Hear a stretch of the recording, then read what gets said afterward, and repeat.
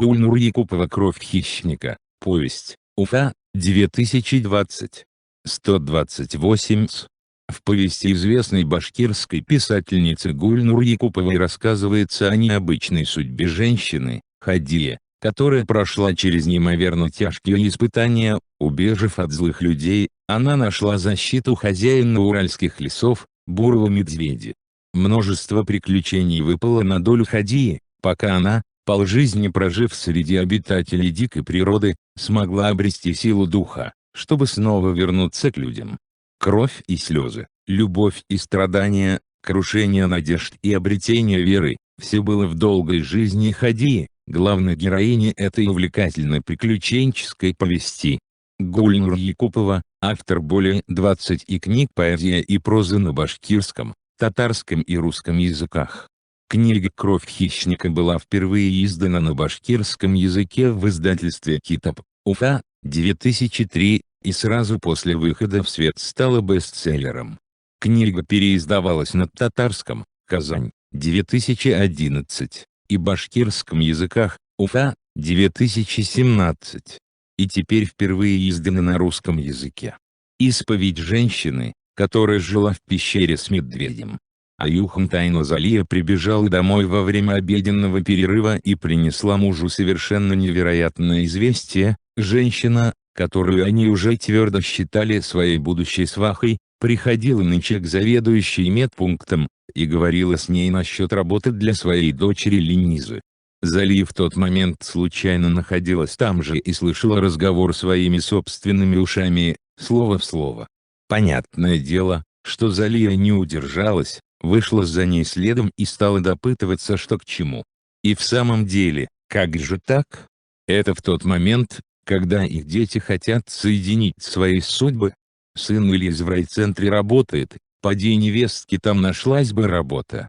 Аюхан, до того безмятежно занимавшийся заготовкой катыши из воска, аж подскочил от неожиданности. Как так?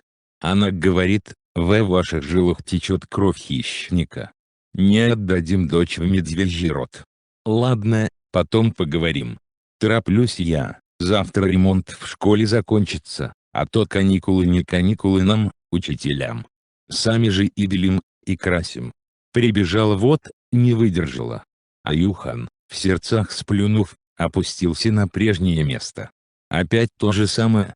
Шевельнулось почти забытое чувство тревоги, ютившееся в закоулках души уже много лет. Когда, с чего, зародилось оно, это ощущение какой-то тайны, которая, казалось, никогда не будет им раскрыта полностью. Аюхан, уж в который раз в жизни, попытался найти ответ на мучивший его вопрос, пытаясь в потоке памяти отыскать осколки воспоминаний. А вас что-то вспомнится, поможет. Воспитывали Аюхана две бабушки. Хадия, мать его матери, и Зубайда, названная бабушка. С детства Аюхан почему-то со сверстниками не шибко ладил. Ребята его не то чтобы терпеть не могли, но в свою компанию принимали крайне неохотно. И при этом ущербным себя он не чувствовал, мальчиком рос спокойным и рассудительным. А обе бабки всегда встречали его с улицы радостными восклицаниями: вот и наш домосед отвернулся. Провожая гулять, напутствовали: возвращайся цел невредим, деточка, будь осторожен. Продолжалась эта относительно размеренная жизнь до тех пор, пока Аюхан не начал входить в пору юношества. Вот тогда и стал чувствовать, что жизнь порой преподносит неприятные сюрпризы. В школе по всем предметам он обнаруживал средние способности, и только по физкультуре был одним из лучших в классе. А по лыжным гонкам и вовсе никому не уступал первенства. Возможно, поэтому девушки стали рано обращать на него внимание, когда он еще и не думал о них. Но этого оказалось достаточно, чтобы пацаны, которые считали его чужаком, стали точить на него зуб. Аюхану тяжело было смириться с этим, жить с ощущением какой-то невнятной вины. Бывало, он не находил себе места, и в такие минуты некая непреодолимая сила тянула его в лес. И зимой и летом он ощущал в себе эту тягу к уединению. Часами бродил по лесным тропам, возвращался домой только когда успокаивался. Однажды случилось так, что он пришел домой уже за полночь. Понимая, что бабушек это не обрадует, решил посидеть какое-то время на скамейке возле ворот, подумать, как смягчить свое появление, чтобы не видеть встревоженные глаза бабушек. И решил дождаться, пока они уснут, а уж потом потихоньку зайти и устроиться на ночлег в чулане. Но бабушки не собирались ложиться. Растворив выходящее на улицу окно, они о чем-то беседовали. А в ночной тишине хорошо было слышно каждое их слово. Тем более, что они не снижали голосов, не подозревая, что Аюхан сидит на скамейке. Видно, и впрямь есть в нем доля звериной крови. Ой, Господи, этот ребенок! Иначе с какой бы стати часами он бродил по лесу как бирюк? Люди зря говорить не станут. В голосе бабушки Зубайды слышались нотки откровенной обиды на кого-то. А обычно спокойный голос бабушки ходил и дрожал, похоже, она с трудом сдерживалась, чтобы не закричать: «Кто говорит?» «Что говорит?» «Это я, глупая, тебе проговорилась. А ты и рада стараться», — растрезвонила. Бабушка Хади внезапно смолкла на полусловие, словно опасаясь сказать лишнего. Эх, и надо же было Аюхану чихнуть именно в этот момент. Ведь сдержись он, наверняка мог услышать и больше.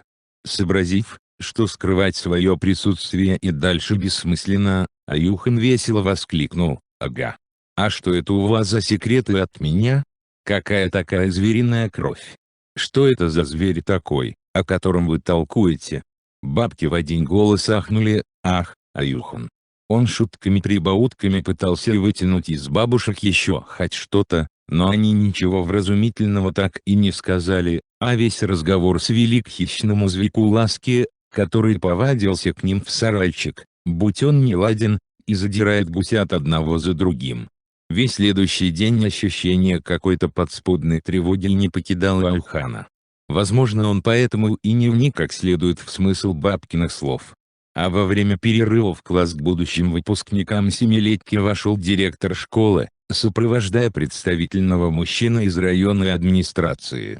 Важный дядя стал рассказывать о природе их деревни, о Санае, о его густых лесах и полноводных реках, словно сельские жители и без того не знали истории своего края. А потом разговор как-то плавно сместился на тему подготовки специалистов лесного хозяйства, и вопрос был поставлен ребром: кто хочет стать лесничим? После столь категоричной постановки вопроса весь класс как по команде уставился на Аюхана. Тот уже и сам хотел выкрикнуть «Я», но его опередил Салим, самый язвительный из всех мальчишек: «Как раз то, что тебе надо, Аюхан. Станешь ханом своих косолапых сородичей». Наверное, он рассчитывал, что после его слов класс взорвется хохотом, но, напротив, в кабинете повисла гнетущая тишина. Сидевший позади Салима Хамди звучно шлепнула шутника портфелем по спине. Только после этого послышались редкие смешки. И все же конец дня был скрашен для Аюхана приятным событием. Когда солнце, все больше тускнее, садилось за горизонт, он встретился с Хамдией на речке Каранзелга. Была пора, когда только что отцвели и завязались ягоды. Стройные ивы, склонившись к воде, ополаскивали в реке свои кудряшки и завитки. Ох, и холодная вода в Каранзелге, не зря ее и назвали так незамерзающая речка. Сбегая с гор, несет она свою прохладу и свежее дыхание в Асанайские рощи. Вдалеке, в голубоватой дымке, виднеются горбатые отроги Урала. Вон Акбиектау, белая высота, Караултау, сторожевая гора. С одной стороны они кажутся гнездовьем грозной силы, с другой – представляют собой надежную опору и защиту. А еще дальше, едва различимый, маячит вершинный силуэт горы Уктау. Издали она похожа на гигантскую стрелу, Ука. Один склон ее упирается скалами в большую реку Зилем, и создается впечатление, будто каменный богатырь встретил на своем пути красавицу реку и преклонил перед ней колени. Аюхан впервые увидел Уктау вблизи во время одной из экскурсий и был очарован ее могучим видом. На скалистой стороне, почти в самой середине, есть пещера. Говорят, что по козьим тропам к ней можно пробраться. Но учительница тогда не разрешила мальчишкам пойти к пещере, опасаясь несчастного случая. А как мальчишки пытались уговорить ее. Мол, там растет много дикого лука, и еще там есть озеро удивительной красоты. Аюхан, куда ты уставился? Отогнув воспоминания, Аюхан негромко ответил: да, Хамди, на Уктау смотрю. Что, уктауская кикимора машет рукой, к себе зовет. Разве в такой прекрасный вечер позволительно говорить о какой-то там кикиморе? Аюхан взял руки Хамди в свои ладони. Казалось, в изящных пальчиках девушки отдается биение ее сердца. Только ведь это его собственное сердце колотится, готовое выскочить из груди. Он всегда чувствовал теплое отношение Хамди к себе, но это было их первое свидание. И девушка сама назначила его, велев прийти к Сукайта торчащему камню. Это по сути разноцветный диковинный валун, лежавший на берегу реки, единственный в своем роде, такой огромный и приметный. Значит, твердо решил в лесники поддаться. Да. А ты что надумала? Я? Ну, только не смейся. Я поеду в Стерлитамак, поступать в училище, где артистов готовят. Если, конечно, примут. Скоро в райцентр приедет комиссия, попробую подготовить декламацию. Ну уж если тебя не примут. Аюхан, я ведь хочу диктором стать.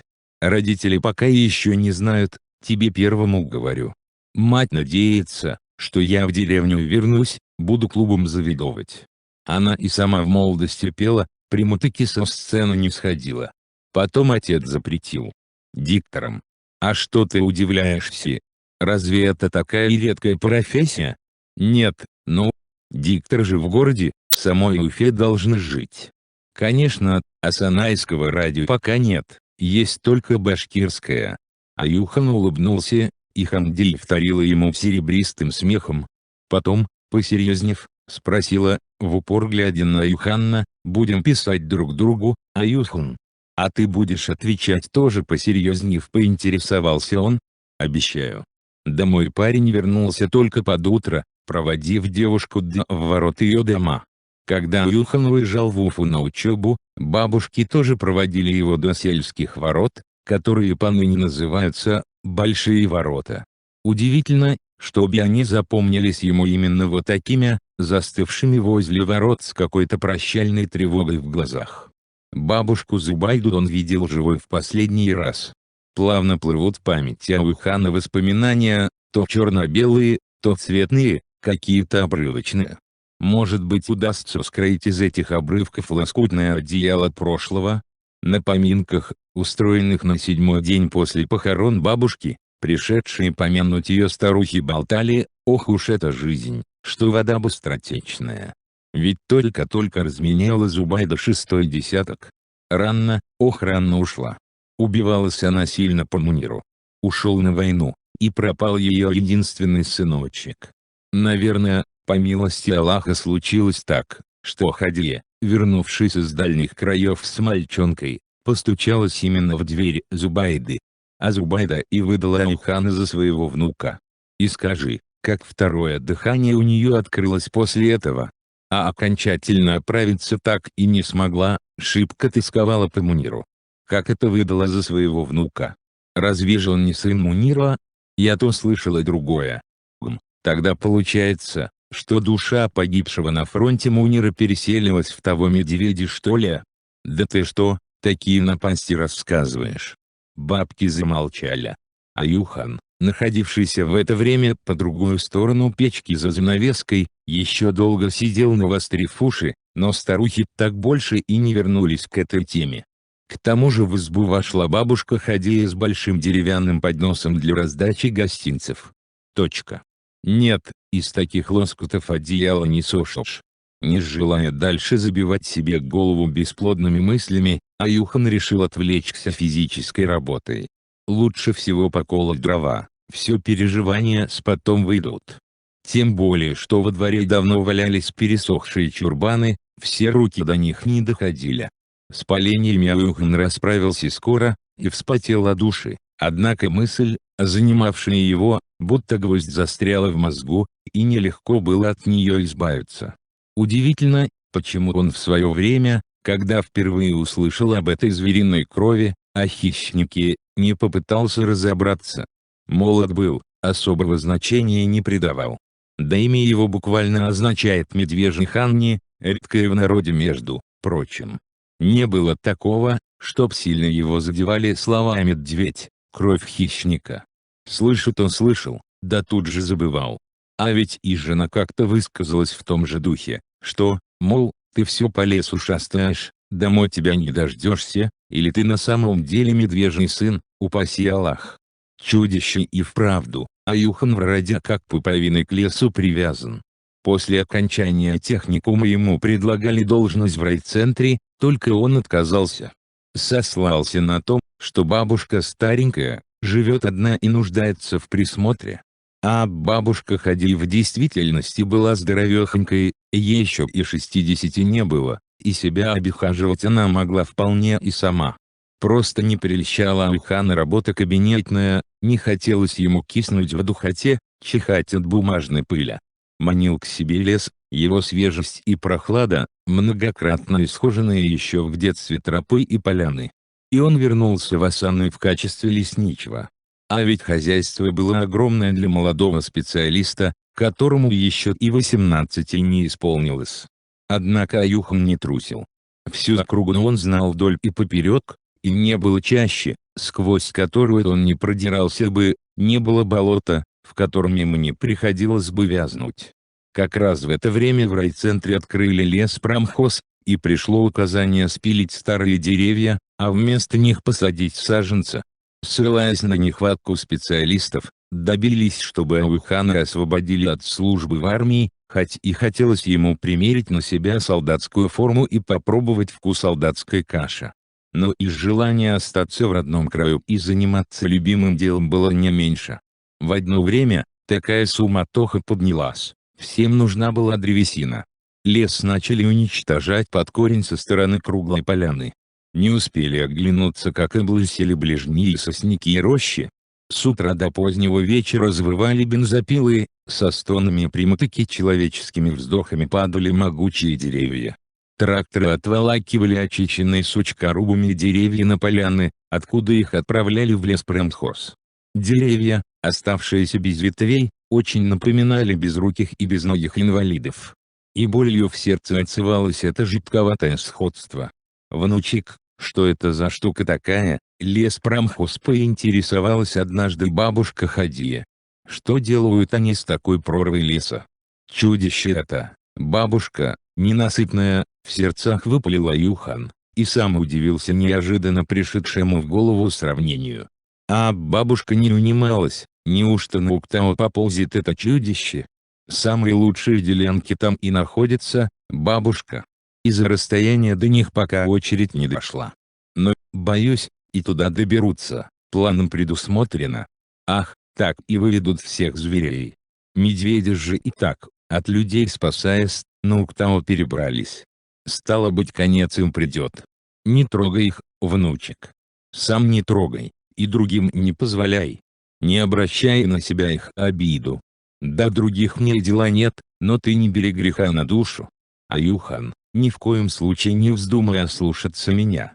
Бабушка, взволнованная до крайности, крепко вцепилась в руку Аюхана, словно тот уже прицелился в медведя. Перехватив удивленный взгляд внука, она отпустила руку. Постояла некоторое время, обхватив голову руками, тяжело вздыхая. Потом наклонилась, подняла оброненное на пол веретено и продолжила сучить шерсть. Замкнулась бабушка, подумал Аюхан, и не стал к ней приставать с дальнейшими расспросами, зная, что это бесполезно. Не зря же ее прозвали замкнутая Хамдия. И еще мелькнуло в голове, снова все вертится вокруг этого медведя. Будто нет других зверей в лесу, все разговоры упираются именно в Косолапого. По спущенному сверху плану началась повальная вырубка асанайских лесов. Нельзя сказать, чтобы Аюхан не пытался воспрепятствовать этому, предпринимал он такие попытки. Но кроме людского головотяпства и климат наносил немало урона лесам. В один год вымерз молодой дубняк, что на склоне горы. Свирепые морозы бывали раньше, но тогда дуб находился под защитой хвойного леса, которого теперь не стало, вырубили под корень. Весной дубы не выбросили ни одного листочка. Деревья, выросшие на благодатных соках здешних почв, и простояли бы еще сотни лет. Морозы добрались в этот раз до самой сердцевины стволов. Единственное, что теперь оставалось — свалить их. Сколько гектаров ценной древесины, прочнее которой не бывает, погибло. А план требовал: давай, давай. Теперь очередь была за липовым лесом, который находился ближе. Липняк. Кудрявый липовый лес, который во все времена радовал жителей Асаная ароматным медом. Нет уж, решил Аюхан, пусть хотя бы еще годик простоит. Хватит того, что дубняк пропал, и теперь пойдет под пилу. С такими намерениями Аюхан отправился в Уфу. Доказывал, что от мертвого дубника только болезни будут распространяться, убеждал в первую очередь пилить его и поберечь липу. Убедил. Вернулся домой с решением, согласно которому липняк вообще не подлежит вырубке. Чудище пожирало леса гектар за гектаром. Сосны сплавляли вниз по Зелиму. Неисчислимое количество бревен ушло во время половодья под воду и навсегда было погребено под толстым слоем вязкого ила. А ведь ученые утверждают, что мертвые стволы выделяют ядовитый фенол. На бывших делянках тоже в беспорядке валялось множество бревен, которые просто гнили. Не хватало для их обработки людей, техники и времени. Но ведь если не хватает, рассуждал Аюхан, зачем столько валить? От переживаний за загубленные леса он и так уже находился на грани нервного срыва, а тут случилось еще одно из ряда вон выходящее событие. Как-то был он на курсах повышения квалификации в Уфе, где и видел киножурнал о заграничных леспромхозах. Увиденное произвело на него впечатление неизгладимое, и накрепко врезалось в память. Дерево валит, очищают от веток, снимают со стволов кору, все это потом собирают и пускают в дело, и только после этого отправляют на пилораму. А там, на идеально чистой площадке, бревно распиливают, отбирают доски, горбыль складывают отдельно, и даже опилки не падают на землю, а собираются в специальный бункер и тоже идут в дело. По дороге домой после этого фильма Аюхан чуть не плакал от досады и горечи, вспоминая, как бесхозяйственно губится в их леспромхозе колоссальное количество драгоценного материала. На утро следующего дня он пришел в школу. Асанное село большое и учеников в школе много. Со своей идеей Аюхан заглянул к директору, поговорили, и директор поддержал лесничего. Вскоре старшеклассников собрали в общем зале, и Аюхан высказался: «Ребята, асанайские леса нуждаются в вашей помощи. Давайте вместо формальных игр в друзей природы и зеленых займемся серьезным и конкретным делом. На место спиленных деревьев необходимо посадить новые. В моем распоряжении всего 10 человек, которые осенью и летом занимаются посадкой, но этого недостаточно. Понадобится еще десятки лет, чтобы 10 человек смогли восстановить те площади леса, которые были вырублены за пару лет сотнями лесорубов. Короче, вы поможете». «Поможем, поможем». Школьники как муравьи облепили распаханные склоны горы. На площади, где росли дубы, посадили дубки, где стоял березняк, березовые саженцы. «Всякое дерево растет на своем родном месте», говорится в народе. Эти заботы в какой-то степени успокоили душевные раны Аюхана. А лесорубы переместились на новое место, чтобы продолжить свою работу. До Уктау, которую так горячо защищала бабушка, пилы не дотянулись. Видимо, все-таки есть Аллах на свете. Казалось, вот-вот дойдет очередь до вековых елей, но тут открылся всемирный симпозиум спелеологов. Оказалось, что пласты на скальном склоне горы, которые издалека казались разноцветными полосами, имеют структуру земной коры в разрезе. Это одно. Кроме того, ученых заинтересовала пещера на Уктау, в которой обнаружились стрелы и колчаны, домашняя утварь и посуда, кострище, а замысловатые настенные рисунки вовсе стали сенсацией. Уж не от первобытных ли людей все это осталось? Вернувшись как-то домой в приподнятом настроении, Аюхан весело сообщил: «Все, бабушка, теперь твоим медведям воля обеспечена. Не тронут Уктау, принято специальное постановление. А ты боялась. На что бабушка отреагировала очень серьезно: «Спасибо, внучек, не взял греха на душу. Велика милость Аллаха». Аюхан неловко подшутил: «Бабушка, если встречу дядю Медведя, передам привет от тебя. Это и дядя твой, и...» Так вот. Взволнованная бабушка внезапно смолкла, всем видом показывая, что разговор окончен. После по обыкновению замкнулась, и добиться от нее пояснений, что означают эти слова, Аюхану так и не удалось. Стремительно появившаяся Залия прервала его мысли: «Ну что, отвел душу?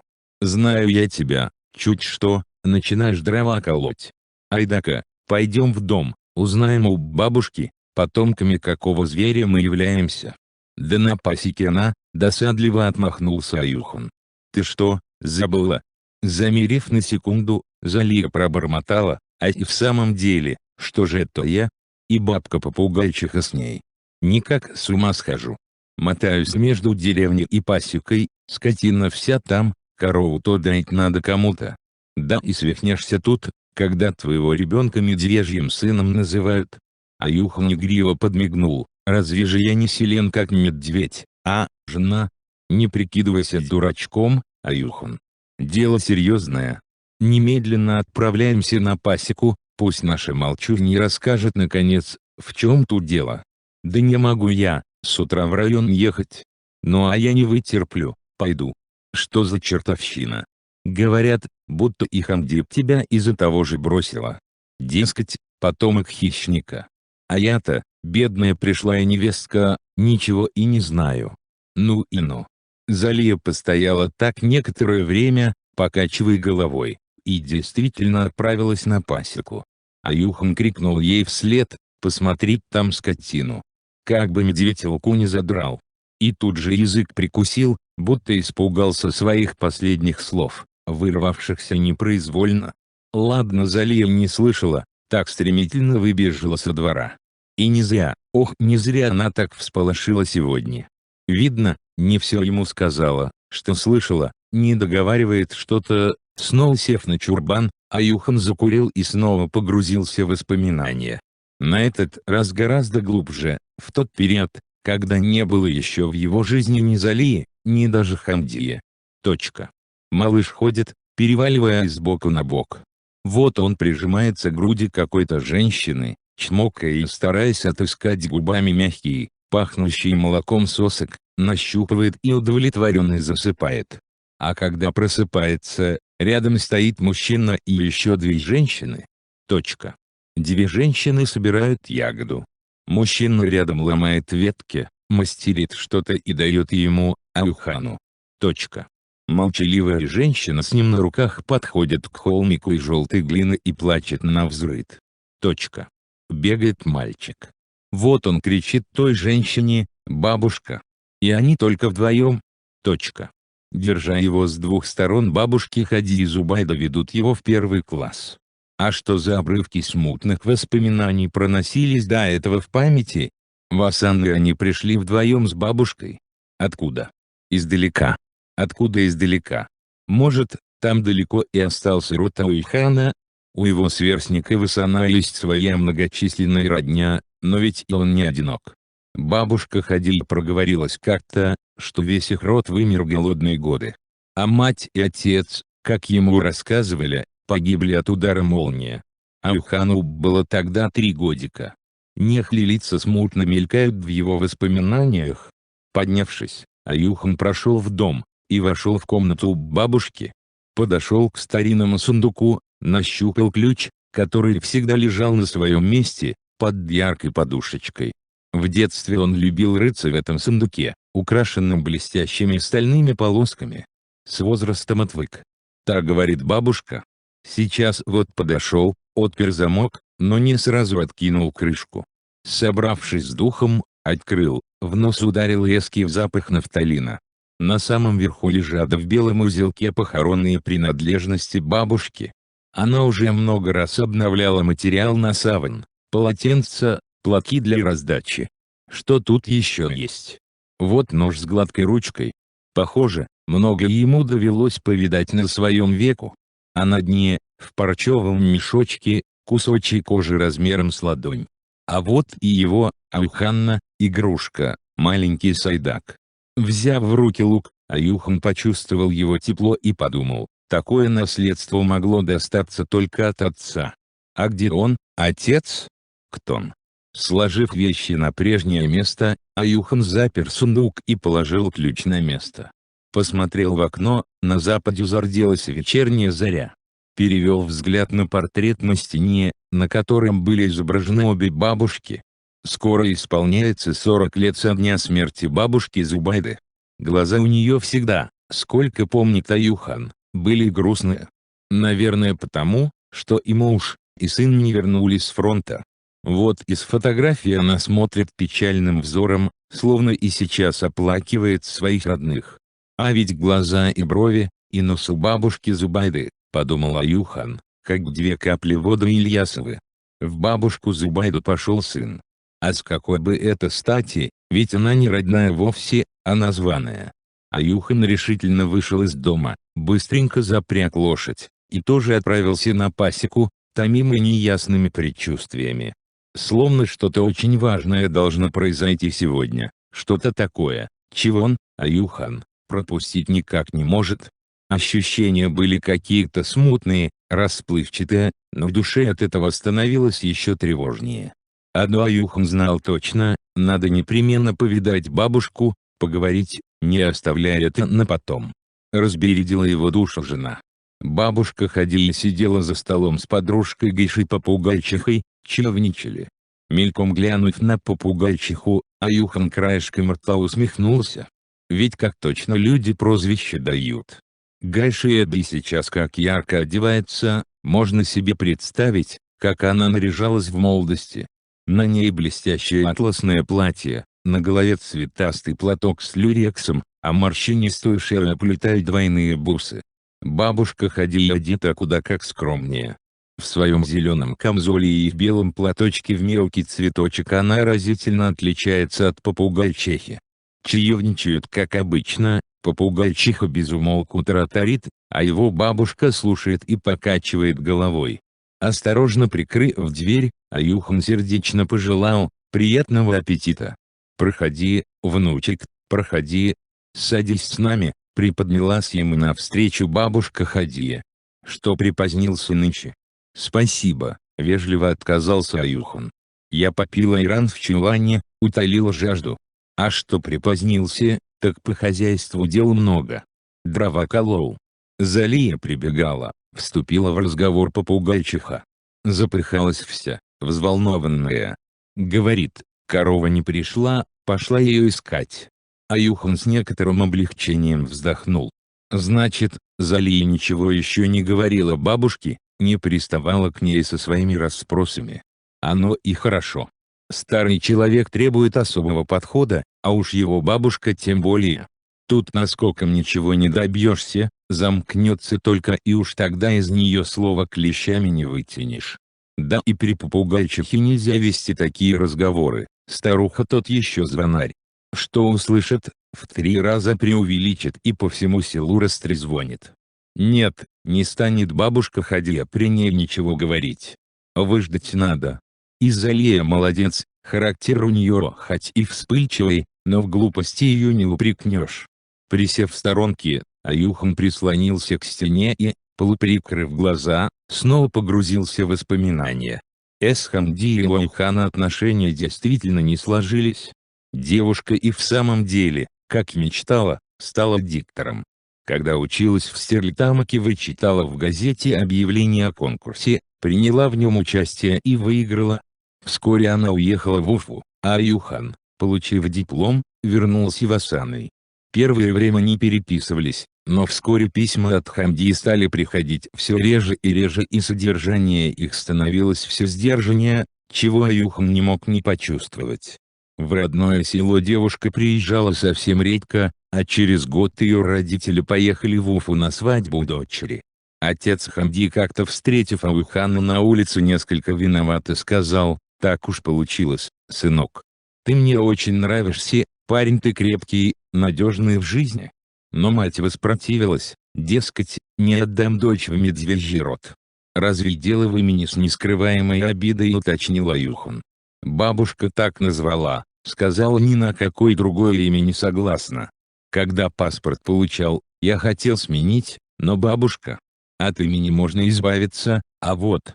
Прервавшись на полусловие, отец Хамдии нахмурился и закончил. «Девушки в деревне не перевелись, сынок, достанется и тебе твоя ягодка». Впрочем, попереживав какое-то время, Аюхан постепенно залечил эту душевную рану, с головой уйдя в работу. Но ягодка невесты скоро тоже не встретилась. За хлопотами с лесным хозяйством, а оно было немало, шли годы. Пока освоился, пока научился рачительно управлять, возраст постепенно подошел к 30 годам. А он все еще холост. Не раз бабушка ходила и упрекала его, что нужно не только растить лес и заботиться о нем, но и о продолжении собственного рода подумать. Тем более, что за последние годы Аюхан на месте старенькой бабушкиной избушки, уже изрядно покосившейся, поднял добротный дом и хозяйственные постройки. Да кроме того заимел собственную пасеку, из-за чего за ним даже закрепилось прозвище «Кулак». Словом, все есть для создания крепкой семьи, не только невесты. А ведь жених тот завидный. Прощупать почву к бабушке стали наведываться сельские старухи-сводницы. С самим женихом поговорить не удавалось, он все время пропадал в лесу. В клуб ходил редко, а когда заглядывал, юные девушки не упускали случая подшутить над ним: «Ты что, дядя, с дочками кикиморы шашни водишь?» А каждая из девушек на выданье моложе Аюхану лет на 10. Мало того, еще юнцы ходят петушаться, стараясь вытеснить старика-конкурента. Словом, сплошные проблемы с этой женитьбой. Почему до сих пор нет залья? Уже и сумерки сгустились, а лес он и есть лес. Как бы и на зверье какое ни наткнулось. Выйдя во двор, Аюхан направился к вышке, много лет назад построенной им на пасеке. Сын Ильис называет ее разведбашней, старики сельские минаретом. Аюхану она кажется похожей на морской маяк. Лес ведь тоже море, только зеленое. На маяке установлен керосиновый фонарь, чтобы ночью было видно издалека и можно было ориентироваться. Снаружи башня обшита досками, внутри — лестница. Все как на настоящем маяке. Поднявшись наверх, Аюхан осмотрел окрестности Асаная.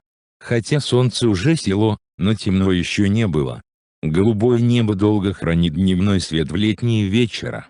Качнув рукой фонарь, Аюхан подумал, что следовало бы его заправить, понадобится может в любой момент. И еще этот фонарь отчетливо напомнил вдруг о первой их встрече с Зальей. Зальей бабушка, ходя при каждом удобном случае, старалась напомнить Аюхану о женитьбе. «Суставы болят, к бурану должно быть», — бормотала она, пока Аюхан собирался в лес. «Вот ты уходишь, а я остаюсь одна. А была бы невестка, внуки бы вокруг меня бегали, все веселее было бы на душе. Ухо чешется, снег будет», — попытался отшутиться Аюхан, отлаживая лыжные крепления. «Мне, бабушка, пчел на пасеке проверить надо, как бы не померзли вам шаники. Не доженись бы мне сегодня». «Ой», — Аюхан рассердилась бабушка. «Сегодня же воскресенье, сходи в клуб. Вон какие молодые студентки на каникулы приехали, может, приглядишь кого. Хоть посмотрю на невестку, а потом и помирать можно». «Бабушка», — рассмеялся Аюхан, — «они же дети для меня, а ну как бородой моей играть начнут, то-то смеху будет». Замкнулась бабушка, не ответила. Обиделась. Взяв с собой съестного на пару дней, Аюхан отправился на пасеку. Пока добрался уже и буран начался, права оказалась бабушка. Быстро осмотрев улья, Аюхан натаскал из поленницы дров, принес воды в дом, решив переждать буран. Сосны, растущие рядом, загудели как телеграфные столбы, и темнота спустилась на землю внезапно, словно ночь наступила вне графика, средь бела дня. Даже Аюхан, человек опытный, не рискнул бы в такую непогодь идти по лесу. Подумав об этом, Аюхан решил на всякий случай зажечь фонарь на башне. Мало ли, вдруг кто заплутал в лесу в этакой круговерти. Забравшись на башню, зажег керосинку и, вернувшись в дом, устроился на топчине с накопившимися за последнее время журналами, просмотреть которые прежде было недосуг. В какой-то момент Аюхану вдруг послышалось отдаленное «а», словно кто-то протяжно кричал в лесу. «Почудилось», — подумал поначалу Аюхан. У бурана характер такой: плачет, хнычет, ревет, голосит на все лады. Тут всякое может померещиться. Но почти сразу вслед за криком кто-то отчаянно забарабанил в дверь сеней, это Аюхан расслышал отчетливо. Торопливо поднявшись с топчина, он вышел в сени, громыхая дверным засовом, прокричал: «Кто шляется по лесу в такой буран, когда хороший хозяин и собаку из дома не выгонят? Это мы, дядя. Откройте скорее, замерзаем». Распахнув дверь, Аюхан увидел перед собой две белые фигуры, сплошь залепленные снегом. С трудом можно было рассмотреть, что вошедшие — две совсем молоденькие девушки с перепуганными личиками. Аюхан помог им снять верхнюю одежду, налил горячего чая. Чуть отогревшись, одна из девушек объяснила: «Дядя Аюхан, заблудились мы.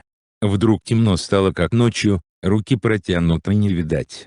Чуть было в другую сторону от села не ушли. Ладно, ваш фонарь заметили. Если бы не вы, нашли бы нас по весне, когда снег сойдет». И заплакала, не в силах больше сдерживаться от пережитого. Аюхан теперь признал ее. Это была дочка шофера Хабира, приехавшая из города на каникулы. Вторая девушка была незнакомой, явно не асанайская.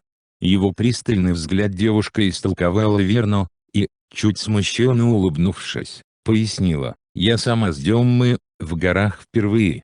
Когда Танзили пригласила меня к себе на каникулы, я так обрадовалась. Очень хотелось подняться в горы. Ну и уговорила подружку пойти на лыжах, а вот ведь как получилось». И, перебивая друг друга, девушки рассказали, что им пришлось пережить за последние пару часов. На завтра, когда буран утих и небо прояснилось, Аюхан проводил девушек до деревни. Спускались пешком, лыжи несли в руках. Прошли несколько километров по свежевыпавшему снегу, но усталости не чувствовали никакой. Зали все расспрашивала Аюхана, где какое стоит дерево, словно никогда лесов в жизни не видела, непрестанно вертела головой, восхищенно ахала и удивлялась: «Какие замечательные у вас места!» Права была Танзиля. Аюхан, немного снисходительно поглядывая на восхищенную девушку, предложил: «А ты приезжай летом, еще не то увидишь. Свожу тебя на вершину Акбиекту, покажу источник, который выбивается прямо из камней. Приеду и летом. Очень хочется увидеть вон те ели, погладить их по лапам. Там, наверное, белки шустрые так и прыгают с ветки на ветку. Да у нас много всякого зверя водится. Вчера, в буран, могла и волчья стая появиться. Я уж не стала говорить, чтобы тебя не пугать. Есть у нас и медведи, и лисы, и куницы. Все есть в асанайских лесах». Зали рассмеялась: «А у нас нет таких». «Да и откуда же им взяться, если у вас кроме тольника ничего не растет? Зверь в густом лесу водится». «Знаешь», — капризно надула губы Зали, «если хочешь знать, на свете нет прекрасней дерева, чем плакучая ива, которая растет на берегах Демы». Аюхан сменил тему разговора: «Танзили, а ты где учишься?» «Мы с Залией в педучилище, в Салавате. В этом году же заканчиваем. Выходит, будете преподавать в начальных классах?» «Ага. Вот Залия хочет стать учительницей пения. Знал бы, дядя, как она на мандолине и баяне играет. А уж поет. А я вот не способна ни на что, кроме как учить малышню писать буквы». Зали, вторе подружки, тоже похвасталась: «Танзили у нас отличница, ее фотография на доске почета висит». Так, за разговорами, незаметно добрались до села. А через 5 или 6 дней зашел отец Танзили Хабир приглашать Аюхана в гости. Аюхан попытался было отнекиваться, но Хабир был настойчив и отказа не принял. «Разве можно не оказать честь человеку, который спас мою дочь? Она как раз друзей собрала знакомить с подругой-однокурсницей», — сказал он и почти насильно затащил к себе и Аюхана, и бабушку. Танзиль и Зали встретили гостей радостно. Аюхан чувствовал себя с девчатами своим человеком, да и они его не стеснялись, как это бывает с людьми, пережившими общую беду. Да и остальная молодежь, человек 10, приняли Аюхана как своего. Весело проводили время, оживленно разговаривали. Аюхан даже танцевал с девушками под магнитофон. А когда Танзили попросила подружку спеть, Аюхан вдруг взволновался, словно это ему самому сейчас придется петь при большом скоплении народа. Азали, немного поломавшись для вида, красивым и звучным голосом спела народную протяжную мелодию про чернобровую Салимакой. И пока она пела, Аюхан не мог отвести глаз от девушки, думая, что эта песня словно про нее и сложена, про ее сосмоленные черные брови, изогнутые словно ласточкины крылья. Наутро бабушка рано разбудила Аюхана, накануне пообещавшего отвезти девушек на станцию. Наспех попив чаю, он запряг лошадь в парадную кошовку, вместо саней. Все-таки в город молодых девушек провожает, не в лес едет. А бабушка, словно угадав его мысли, вынесла из дома и постелила в кошовку яркий палас. Хабер, встретивший Аюхана у ворот, не упустил из виду нарядный вид кошовки и подшутил: «Иге-ге, братишка, можно подумать, за невестой прибыл. А что? Пожалуй, что и отдам за тебя дочку. Вот прямо сейчас посажу и увезешь. Я уступлю ему подружку, отец», — подхватила шутку Танзиля. Зали зарделась и сделала обиженный вид: «Сама иди», но глазами, прикрываясь платком, стрельнула с нескрываемым интересом на Аюхана, тоже малость смущенного таким оборотом. Прошла зима, миновала весна.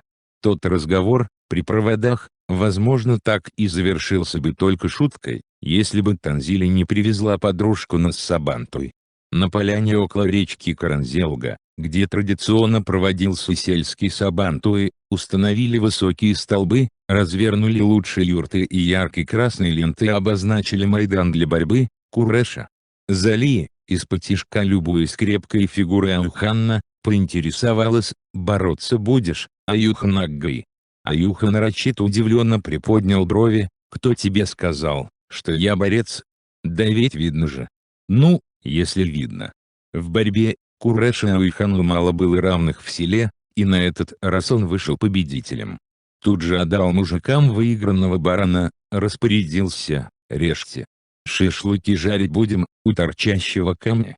Мы уже туда направляемся. Надо бы, конечно, под традицией бешбармак делать, но у молодежи свои вкусы. Да и удобнее на природе шашлык». Аюхан повел девушек к торчащему камню. И вот идут они на речку, по бокам от Аюхана две молодые красивые девушки, и он чувствует себя на седьмом небе от счастья, и сердце готово выскочить из груди и взмыть в небо стремительным жаворонком, чтобы пропеть сверху всему свету, как прекрасен в мир, и как сейчас счастлив он, Аюхан. И от новых, прежде незнакомых чувств парень дивится сам себе.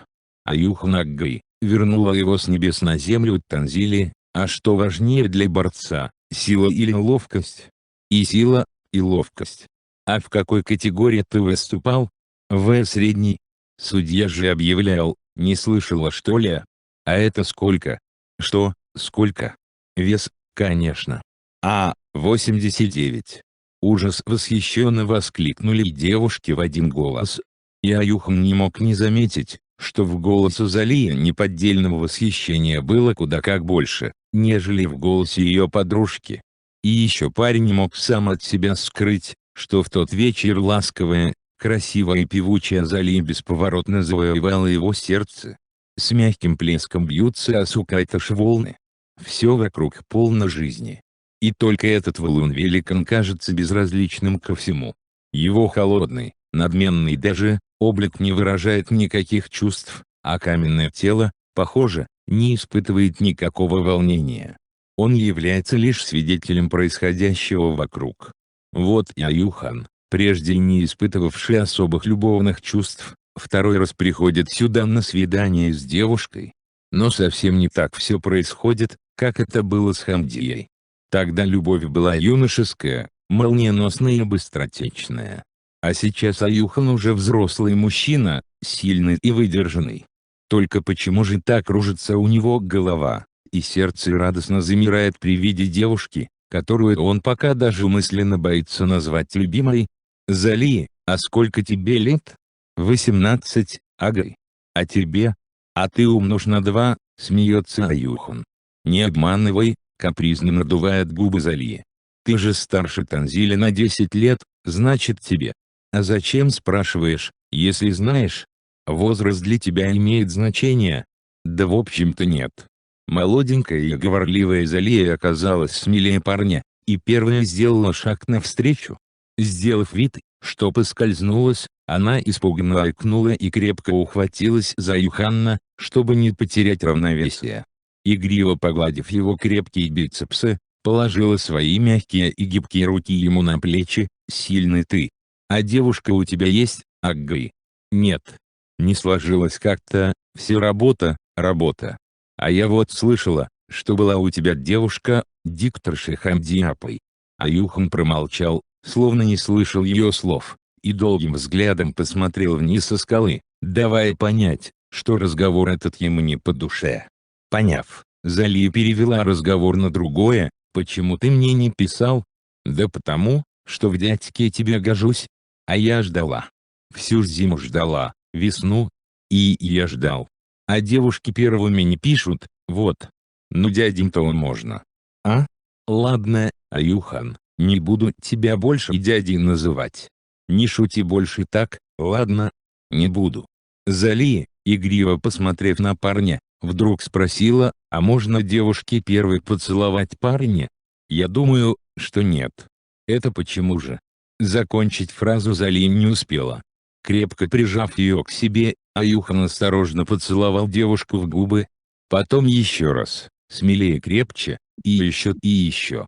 Первая опомнилась Залия.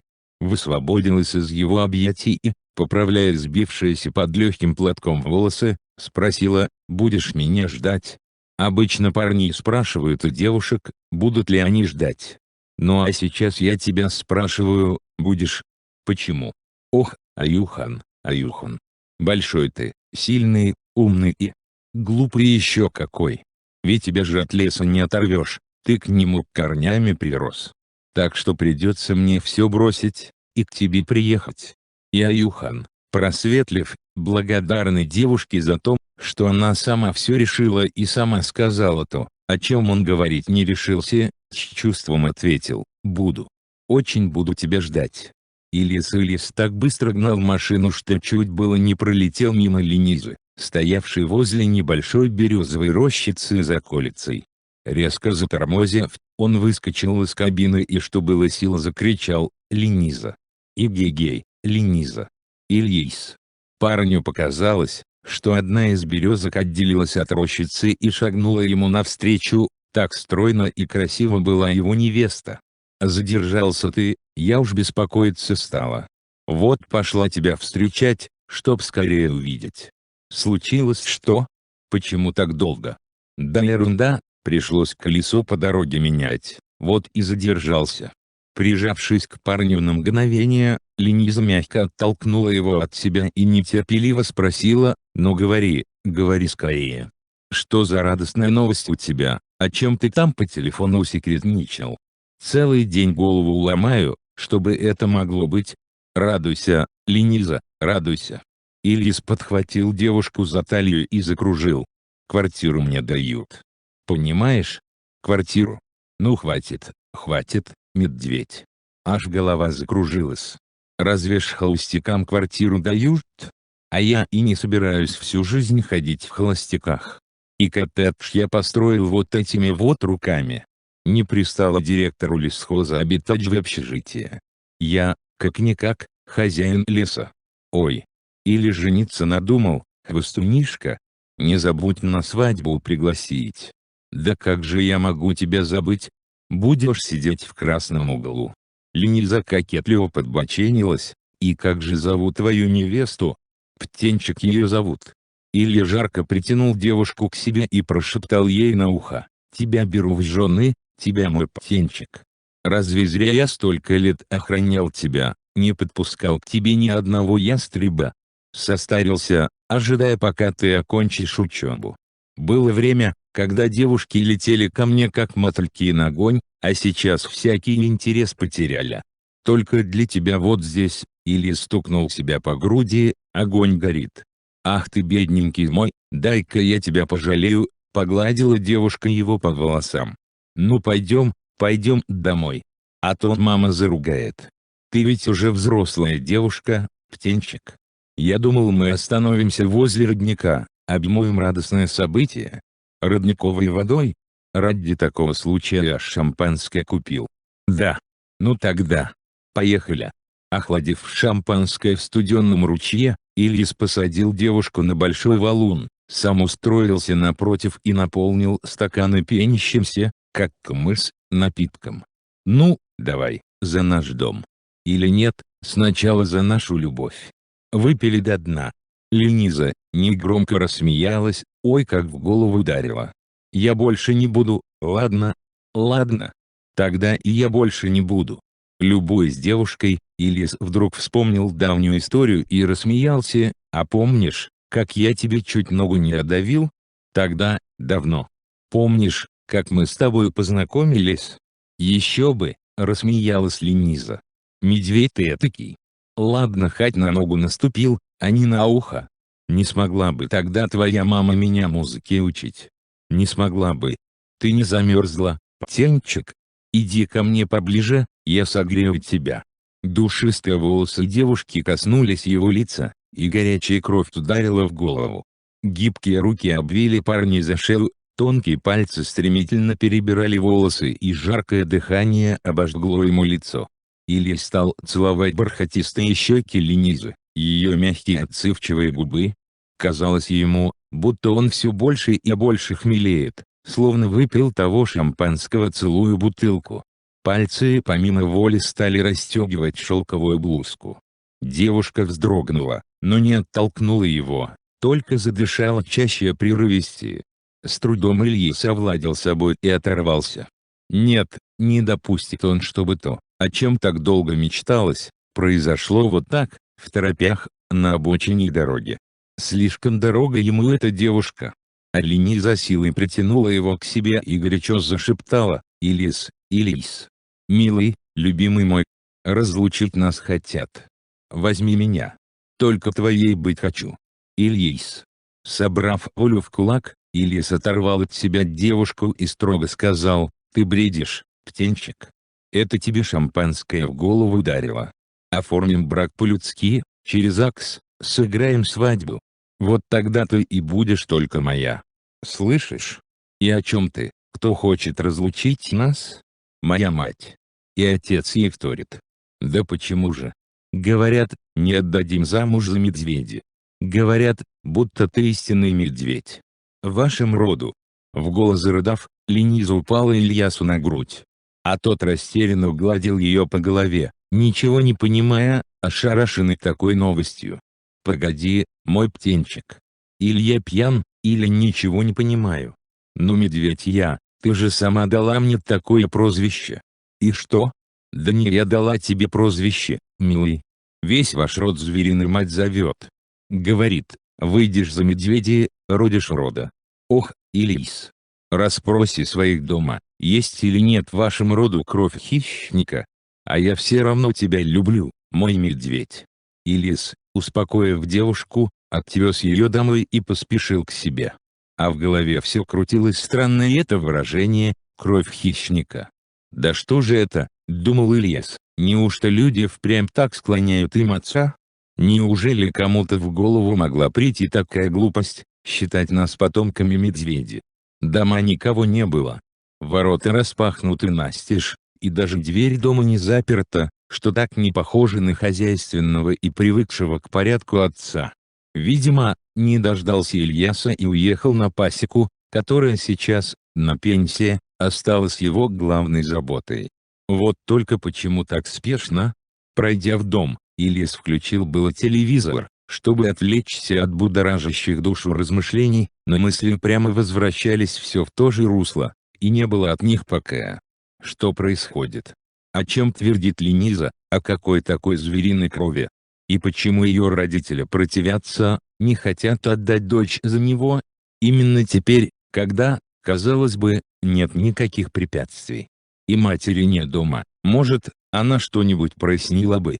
И теперь уже Ильяс, подобно Аухану, погрузился в воспоминания, пытаясь в далеком прошлом отыскать ответ на мучившие его сейчас вопросы. Точка. На пасеку навестить прабабушку Хадию пришли старушки и подружки. Сидят за чаем, байки рассказывают. Одна говорит, раньше в этих местах недалеко хуторок стоял. После первого голода, в 21 году, там никого не осталось, а в пустующих домах изредка останавливались охотники. Зашел как-то один такой охотник в дом, только улегся на нары, как дверь с грохотом распахнулась и на пороге стоит огромный медведь. Охотник, бедолага, крепко струхнул. А медведь прошлепал до нар, наклонился, схватил топор с пола и был таков. Как человек на двух ногах ушел. Другая вторит, говорят, снова видели у Ктаева кикимору. Дед один шел из леса с заготовками для коромысел, вдруг береза перед ним, трах, и упала. Ни с того, ни с сего свалилась, только корни вывороченные торчат. Дед замер с перепуга, и слышит шум какой-то, возню и как будто бы девичий смех из-под корней той березы. И видит он такую картину, три дочки кикиморы резвятся, играют друг с другом. Мало того, и сама кикимора с горы напротив спускается. Идет вся такая из себя, в волосы распустила, грудями голыми манит, деду того соблазнить норовит. Да ну, глупости, решительно прервала ее прабабушка Хадия. Не существует ее, кикиморы. А сама покрепче прижала к себе Ильяса, чтоб не пугался. Точка. Ильяс учится в 4 классе. Урок только начался. Вдруг заплакала одна из девочек, у меня ручку крали. Учительницу велит девочке получше посмотреть под партой, а сама продолжает что-то писать на доске. И вдруг один из ребят, кивнув на Ильяса, со смехом сказал, это, не иначе как медведь языком слизал. Все засмеялись. А у Ильяса и в мыслях нет обижаться, он весело хохочет вместе со всеми. Они идут с отцом на пасеку, Илья старательно стремится шагать в ногу с отцом, приноравливаясь к его широкому шагу. У ворот одного из домов сидят мужики, курят, лясы точат. Здороваются, провожают их с отцом долгим взглядом. Один говорит негромко, глядите-ка на маленького медвежонка. Вылитый отец. Шагает о как. Отец, услышав эти слова, осматривает Ильяса с головы до ног, и не понять, рад он или расстроен. Странно. Так как даже к нему, Ильясу, прилипло это прозвище. Друзья редко называют его по имени, все чаще Аю. До сих пор ему это даже нравилось. Кстати, он широкоплеч и крепок, благодаря отцу, который с детства таскал его с собой по лесам. Мало того, что ему нравилось это прозвище, он еще и гордился им. Но чтобы вот так повернулось, из-за прозвища потерять любимую девушку? Да и только ли из-за прозвища? Только ли в имени отца дело? Ничего не приходит Ильясу в голову. Трудно одному в такой момент находиться в одиночестве. Загнав машину во двор, Ильяс сел на велосипед и тоже отправился на пасеку. Час пробил. Со двора послышалось залихватское гоп. И донесся тяжелый удар о землю. Только Ильяс может прыгать через забор, минуя калитку, подумал Аюхан, выходя из дома навстречу сыну. Поднимавшийся в припрыжку по ступенькам Ильяс наткнулся на отца и остановился. Тут показалась Залия с полным ведром молока, рассмеялась, глядя на мужа сыном, вы что, как моралы собрались силами помериться? Они ведь тоже, перед тем как рогами сцепиться, сталкиваются грудью. Поставив тяжелое ведро под ноги, Залия, посерьезнев, категорически велела мужу, вот что, Аюхан, завтра же с утра отвези попугайчиху домой, а в район пока не езди. А ты, Ильяс, отметишься на работе и сразу же, назад. Настало время серьезно поговорить в семейном кругу, пусть бабушка Хадия поведает нам наконец, чему мы обязаны прозвищем «Медвежий род». А сейчас давайте-ка спать ложиться. Утро вечера мудренее. Поутру, за чаем, Залия как бы невзначай сказала, в деревню уже бабки из города стали съезжаться. Видно, на все лето. И без того шустрые глаза попугайчихи от любопытства заблестели еще сильнее. Интересно, кто именно? Миниса? Нет, та подсинокос обычно приезжает. Рамзи? Или Айсылу? А может и обе вместе? Не съездить ли мне в деревню, проведать их? Съезди, бабушка, съезди, нарочито равнодушно посоветовала Залия. Они, поди, соскучились по тебе. Вот Аюхан тебя и отвезет. И когда Аюхан с попугайчихой вышли из дома, Илис, с трудом сдерживая смех, подшутил над матерью: «А ведь детей в школе, наверное, учишь, что врать нехорошо». Залия сухо ответила: «Немало старушек на лето в деревню к родным из города приезжает, так что кто-нибудь да будет. А нам поговорить нужно без свидетелей. А, ты давай-ка, тоже поезжай на работу, отпросись на сегодня. Да возвращайся поскорее». А пока Залия незаметно стала наблюдать за свекровью. Может быть, удастся кое-что из нее вытянуть. Нет, молчит, будто язык проглотила. А бабка шустрая еще, при ясном рассудке, наверное, чует, что надвигается. Свекровь вышла во двор, там свежо, продувает ветерком. Залия собралась наводить порядок в доме. Последнее время все руки не доходили, а надо протереть подоконники, постирать занавески. Прежде, чем зайти в дом, она пытливым взглядом осмотрелась вокруг. Вроде, все по-старому, на первый взгляд, и в то же время, кажется, изменилось что-то. Точка. Во дворе растут две сосны.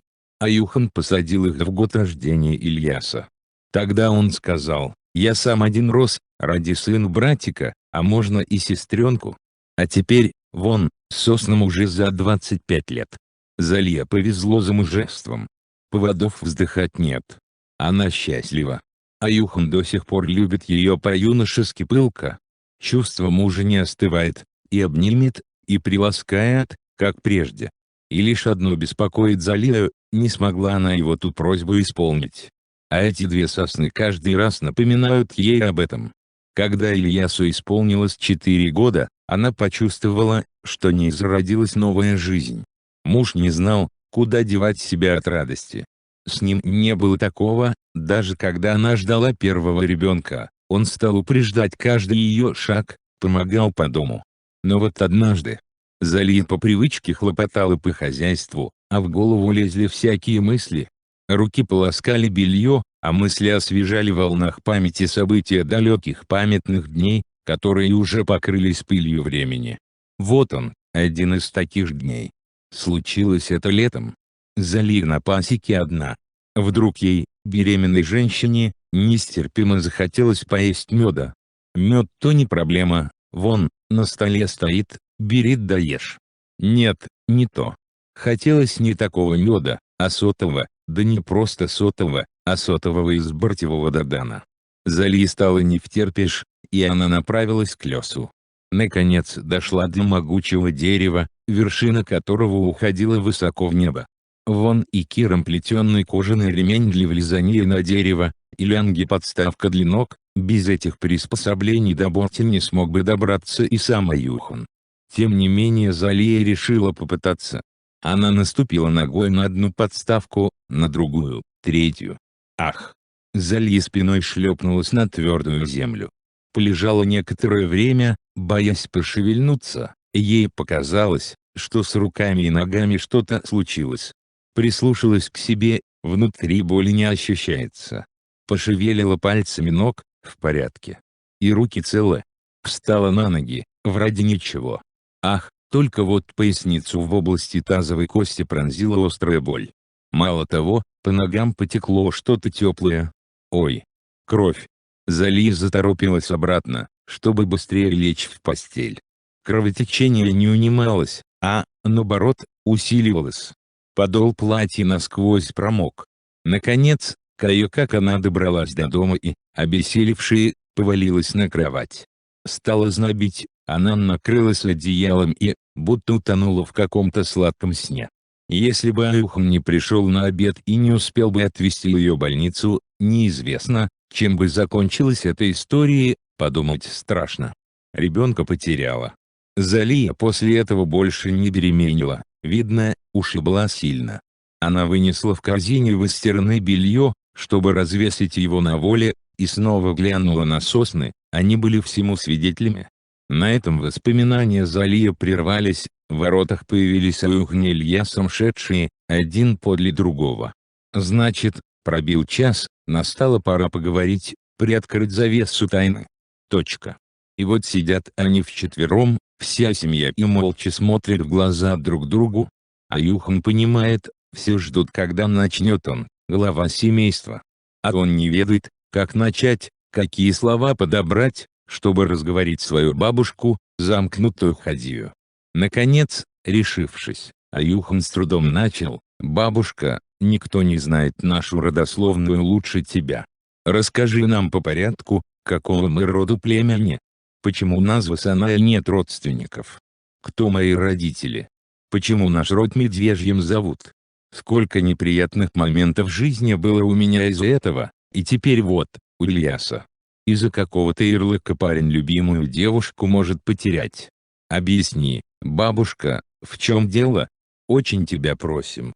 Хадия молчит, полуприкрыв глаза. Илья смотрит на нее с мольбой: «Прабабушка, если уж отец ничего не знает, то я и подавно. А ведь каждый человек должен знать о своих предках». Замкнутая Хадия не думает раскрываться. Залия нервно говорит: «Свекровь, разные слухи о нас по селу ходят. Надоело слушать. Объясни, в чем дело? Есть в нашем роду звериная кровь, или это только досужие сплетни?» На отрешенном лице старухи проявились признаки жизни. Она поочередно оглядела всех троих внимательным взглядом, и с видимым усилием произнесла: «Именно что и есть звериная кровь. Кровь хищника». И, ничего больше не говоря ошарашенным сыну с внуком и невестке, словно бы погрузилась в сон, полностью уйдя мыслями в воспоминания, в то далекое время, когда не было еще на свете ни Аюхана Залии, ни, тем более, Ильяса, а сама Хадия была еще маленькой девочкой с тощими косичками. -2 Хадия на хуторе. Страшно 5-летняя Хадия.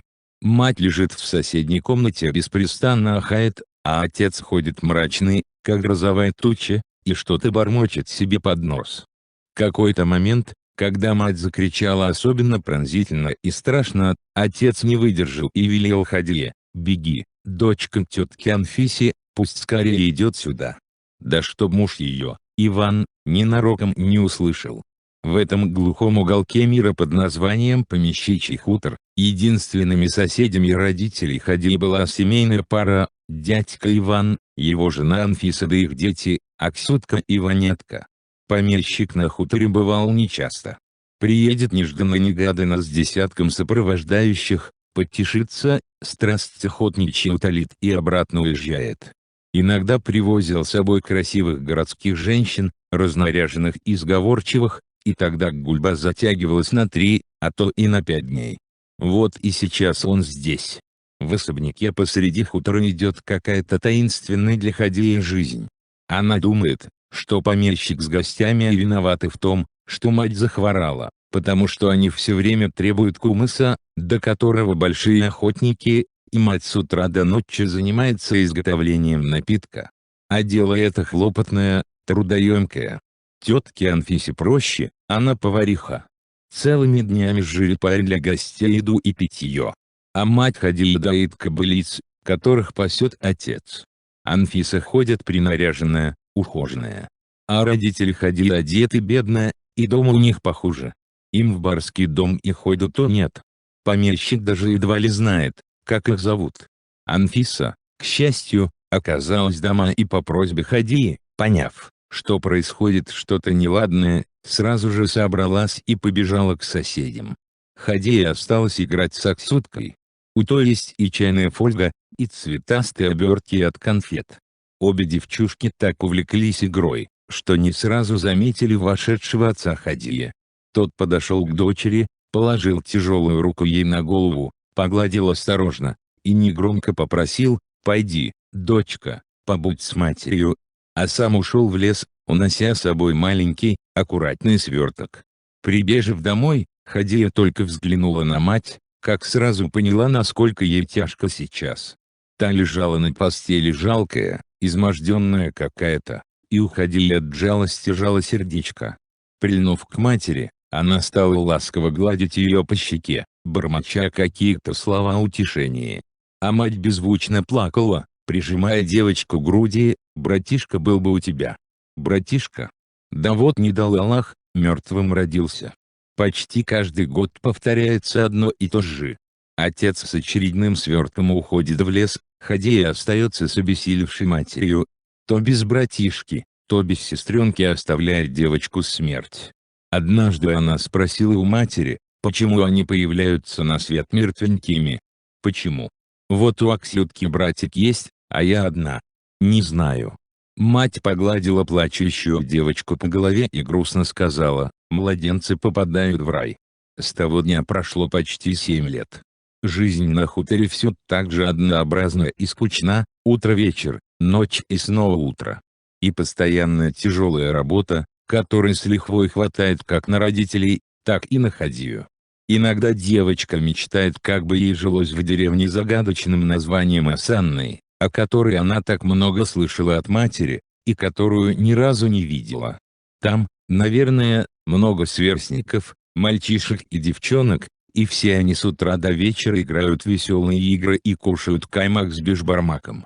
Мама, в очередной раз просит Хадия: расскажи про деревню, какая она. Отложив шитье, мать задумчиво смотрит в окно и рассказывает, словно сейчас перед ее взором далекий Асаной. В Асанае много домов, они стоят вдоль улиц и огорожены резными палисадниками. У меня там двоюродная сестра осталась, наверное, еще жива. А сама я родом из маленькой деревушки. Мои родители и 2 старших брата умерли от холеры, и тогда меня сестра забрала к себе, в Асанной, куда ее отдали замуж. Вот только недолго мне пришлось там пожить. А зачем ты приехала на хутор? Да кто же меня, сироту, спрашивать будет? Взяли да и отправили к твоему отцу. Сам-то он один-одинешенек, татарин с московской стороны.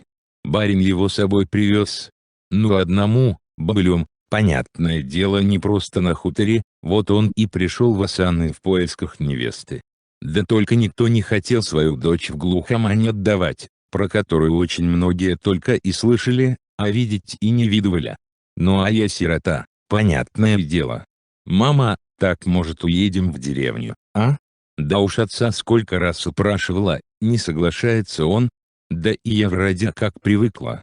Из-за тебя только сердце и разрывается.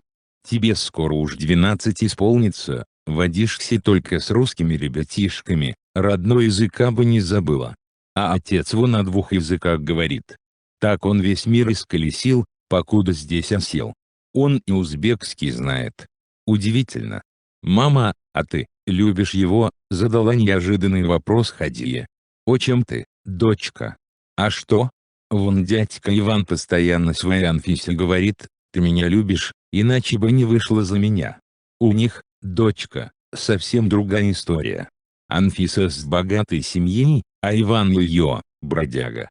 Полюбили они друг друга, и сбежали подальше от Анфисиных родных. Здесь вот у помещика и осели. А отец тебя любит?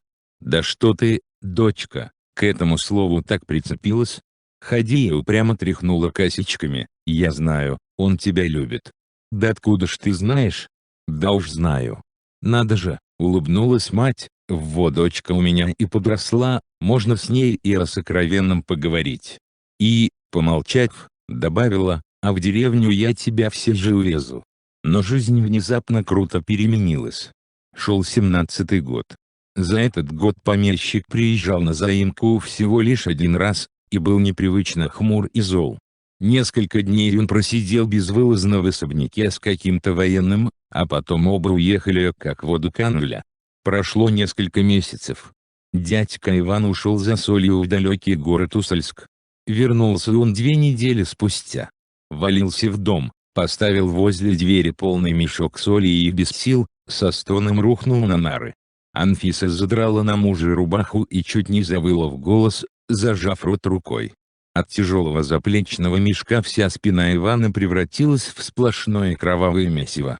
«Это от соли», — пояснил отец Хадия, взяв рубаху Ивана в руки. Натер сильно, вот солью и разъела.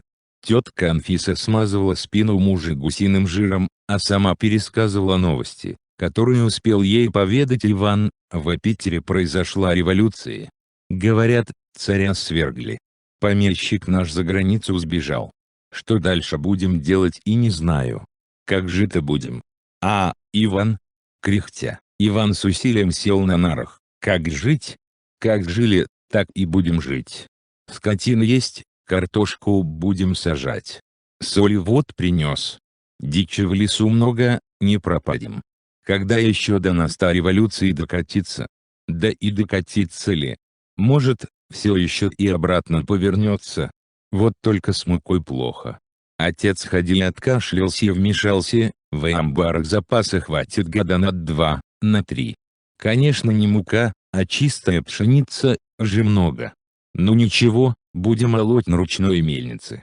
Если экономно расходовать, надолго хватит. Ну и слава тебе, Господи, перекрестилась обычно неунывающая Анфиса.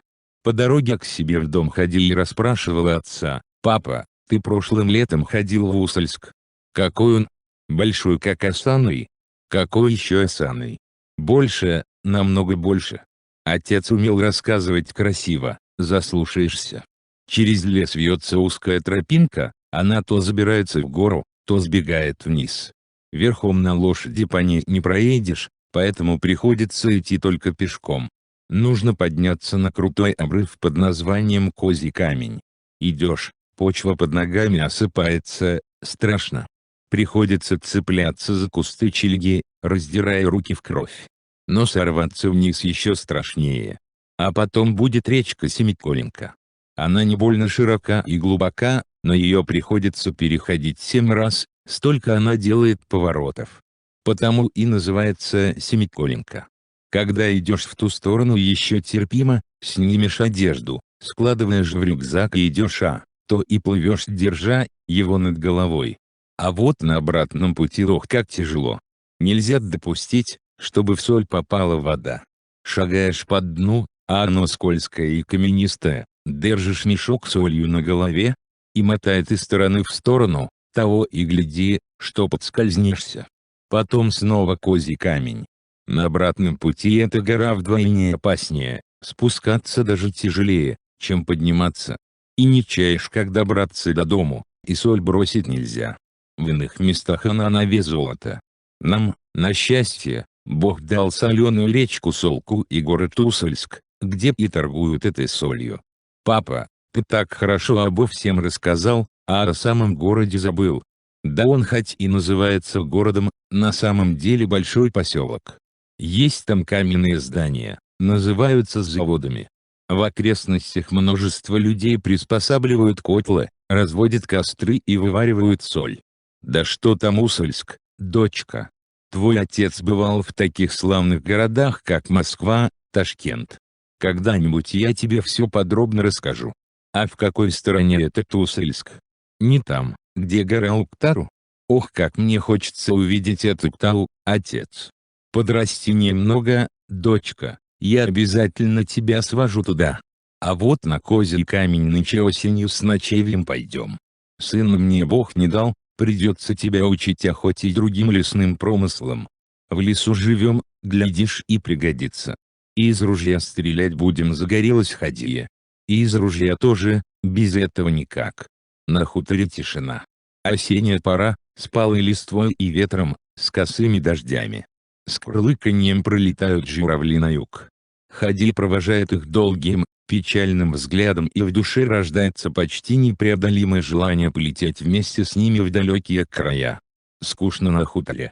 Как-то само собой получилось, что в последнее время Хадия почти перестала водиться с Аксуткой и Ваняткой, ей теперь больше нравилось уединение, и все чаще она в одиночестве уходила в лес, на волю, подальше от надоевшего хутора. Несмотря на возражения матери, отец все чаще стал брать ее с собой на охоту. Хадия окрепла, стала выносливой, и многодневные блуждания по лесу уже не казались ей утомительными. Частенько девушка и в полном одиночестве с ружьем за плечами пропадала в лесу. Иногда приносила с озера подстреленных уток, рыбы и самодельных снастей, и почти полностью заменила в этом отца, который в последнее время нашел себе какое-то странное, на взгляд Хадие, занятие. В конце хутора, неподалеку от дома Ивана с Анфисой, он вырыл глубокую яму, опустил в нее сруб и настелил сверху жердины, которые тщательно укрыл лубком, затем дерном. Вход в просторный погреб он тщательно замаскировал ветвями. Хадия все дивилась, для чего? Ведь есть же просторные амбары. А Иван тем временем неожиданно ударился в запой. Целыми днями он только тем и занимался, что гнал медовуху и пьянствовал. И при этом постоянно твердил: «Уеду. Уеду отсюда к чертовой матери». И в один из вечеров, когда Хадия вернулась с охоты, Иван и в самом деле погрузил весь свой скарб на телегу, забрал семью и уехал с хутора, сказав на прощание: «К чертовой матери все.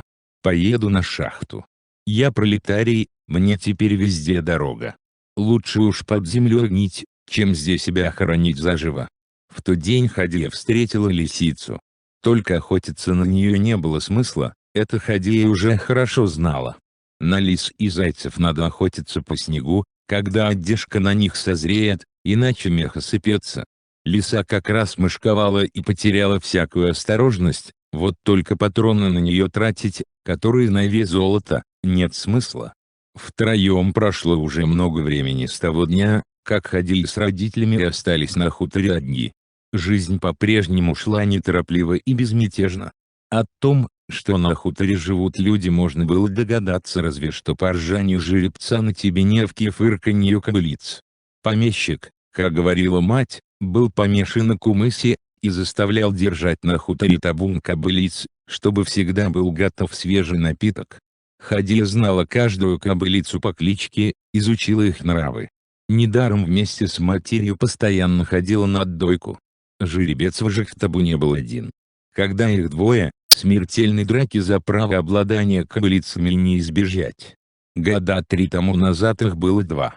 Отец тогда пожалел одного молодого жеребчика и не пустил его под нож, как остальных. Дескать, пусть ходят необъезженный, породу надо поправить, влить свежую кровь. Породу тот жеребец поправил, да уж больно привередлив оказался. А однажды случилось событие, которое запомнилось Хадии надолго. Дело было к вечеру, и солнце падало к горизонту. Хадия с матерью, с ведрами на коромыслах, пошли доить кобылиц. Шли босиком. Дорога пролегала через ливняк, под ногами хлюпала и чевкала вода. Едва они вышли из леса, как послышалось ржание жеребцов, свирепое и раскатистое, будто гром прогремел. Дошли они до тебеневки, смотрит, старый жеребец с молодым сцепились. Дерутся, смотреть страшно со стороны, не то чтобы близко подойти. Лягаются, кусают друг друга, а то вдруг грудь в грудь сходится так, что кости трещат и пена с морд хлопьями летит.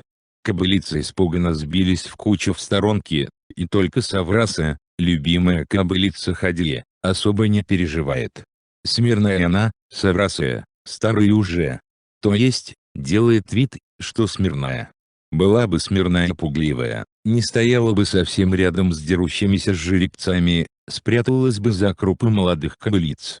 А молодой жеребец тем временем стал одолевать старого. В клубах пыли было видно, как старый жеребец припал к земле, но ему удалось подняться на дрожащие ноги. А молодой пошел на него в последний раз одним желанием – растоптать, чтобы самому стать вожаком в табуне. И в этот момент Савраса громко заржала и решительно встала между соперниками, понимая, что старому жеребцу приходит конец, и защищая его собой. И сразу жеребцы остыли, только фыркали недовольно от того, что им помешали закончить поединок. Молодой, искренне, а старый, не желая показывать свои слабости, дескать, если бы не эта старуха. А сам, словно невзначай, вскользь потерся мордой о шею Саврасой, благодаря ее за спасение. И все же это было поражение старого жеребца, бесповоротное и окончательное. Его кастрировали и приучили ходить в упряжке, а вожаком табуна стал рыжий, по масти прозвище. Отец как-то сказал матери: «Приходи, Рыжий разборчивый оказался, не торопится покрывать любую кобылу, предпочитает смугленьких. Не зря говорят, каков хозяин, таков и его скот. Верно, мать, похож он на меня? И хитро подмигнул. А мать сердито отчитала его: ты что несешь, старый дурак? Дитя вон сидит, слушает. Так Хадия росла на лоне природы, среди лесов и полей, постигая нехитрые житейские премудрости от родителей и животных. Но чем взрослее она становилась, тем больше испытывала в душе смутную тревогу и печаль, навеянные острым желанием быть поближе к сверстникам, с которыми можно было бы пообщаться. Мать, чувствуя состояние дочери, много раз говорила отцу: пора оставить этот лес да и перебраться поближе к людям, в Осаной. Помещик, похоже, не вернется уж, что мы тут сидим как привязанные. Вот перезимуем. Мать даже и не ожидала таких слов, и мысленно поблагодарила Аллаха. Видно, и отец о судьбе ребенка задумался, понял наконец, что не житье в глухом лесу маленькой девочки. А снег в эту зиму лег рано. И наступил 1921 год, много горя принесший семье. Порядок на хуторе был заведен издавна, даже если закрома полны, скотина все равно на выгоне, пока есть хоть какая-то возможность обходиться подножным кормом. Коровы, овцы, козы, лошади с ранней весны и до поздней осени пасутся на воле. А хозяева тем временем заготавливают корма на зиму, чтобы скот не дох от бескормицы. Да еще одна беда – волки. Не спасали уже и капканы, расставленные отцом вокруг заимки. Однажды зимней ночью волки перерезали почти всех овец в сарае, пролезли через прохудевшую крышу. Отец буквально рассвирепел, собрал патроны, взял ружье и отправился на отстрел серых хищников. Мать напутствовала его: только будь осторожен. Снега много, не провались в яму, не наткнись на медведя-шатуна. Пропадем без тебя. Он ходил, была верная примета: если должно произойти что-то страшное, обязательно резко изменится погода. Вот и в тот день подул резкий ветер, и солнце лишь изредка проглядывало сквозь рваные тучи. К вечеру повалил такой густой снег, какого Хадия давно уже не помнила. Мрачный день сменился темной ночью. Затем наступило безрадостное утро, а отец все не возвращался. Прошла неделя, за ней другая, третья, четвертая. «Мама, разреши я пойду искать отца», — умоляла Хадия. Но мать запретила: и не проси, не пущу. Видно уж такая у нас судьба, пропал наш отец. Одни мы с тобой теперь. Да еще вот я захворала. Ну, ничего, отлежусь, и пойдем мы с тобой в деревню. Иначе сгинем здесь. Однако шла неделя за неделей, вот уж и травка стала проклевываться, весна пришла, а матери все не становилось легче. Напротив, ей было все хуже и хуже. Лицо у нее пожелтело, кашляла не переставая, и в глазах постоянно стояла смертная тоска. Хадия, полагая, что мать сильно простудилась, поила ее чаем с сушеной малиной, медом и душицей, не помогала. К лету мать как-то оклемалась, даже ходила понемногу. Правда, работать уже не могла, и весь тяжкий труд по уходу за скотом и содержанием дома лег на плечи Хадии. Только получалось у нее это неважно. Без твердой мужской руки скот совсем отбился от рук, одичал, и однажды рыжий жеребец собрал табун и увел его в неизвестном направлении. Лето стало тяжким испытанием для Хадии. А к осени мать окончательно слегла в постель, и больше уже не поднималась. Наблюдая, как родной человек угасает, и не в силах помочь, Хадия потеряла сон и покой. Однажды вечером мать попросила: «Дочка, поставь рядом с постелью вон тот медный таз. И что-то холодно, совсем печка не греет, мерзну». Хадия поставила таз рядом с постелью, подбросила дров и без того в жарко горящую печь, заботливо укрыла мать тулупом. Устроившись у огня, она незаметно задремала, сидя на корточках, а когда проснулась, в доме было светло от полной луны, и тихо, словно на кладбище. Хадия с тревогой в голосе окликнула: «Мама». Поспешно зажгла лампу изголовья материной кровати. Мать лежала, опрокинувшись навзничь, косы ее расплелись и рассыпались по подушке. Хади снова с испугом воскликнула: «Мамочка!» и заплакала, услышав слабый голос матери: «Ау, доченька!» Вроде полегчало, стошнило меня. Выли во дворе. Хади послушно вынесла таз во двор, выплеснула и ахнула, полный таз крови. И какие-то сгустки, и комочки остались на снегу. Хади хоть никогда и не видела ничего подобного, догадалась, что мать выхаркала легкие, и теперь точно долго не протянет. Тяжело ступая, вернулась в дом. Лицо матери было бледным, как полотно. Она подозвала к себе Хадию, едва слышным голосом спокойно сказала: «Деточка моя, я уж видно не поднимусь. Отжила я свое, надорвалась на тяжкой работе. Выгляжу как старуха, а мне ведь еще и 40 нет. Ты запомни одно: тебе нужно идти в деревню. Сначала иди на гору Ктау, потом повернись в полоборота направо и шагай прямо. Будешь идти примерно сутки и еще день, потом выйдешь к деревне. Осанный, большое село, люди примут тебя, помогут. Я уже не попаду туда.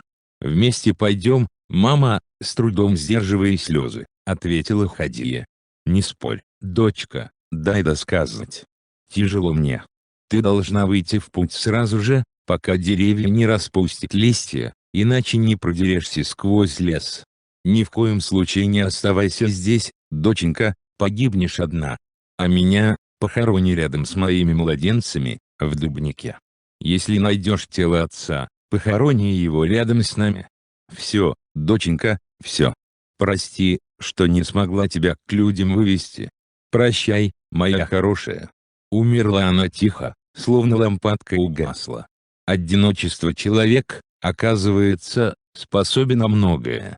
Он очень выносливым становится, когда ситуации ставят перед выбором, выжить или погибнуть. Так думала Хадия, на долю которой выпали тяжкие испытания. Она, как могла, обмыла тело матери, расчесала и заплела волосы в косу, аккуратно завернула в саван.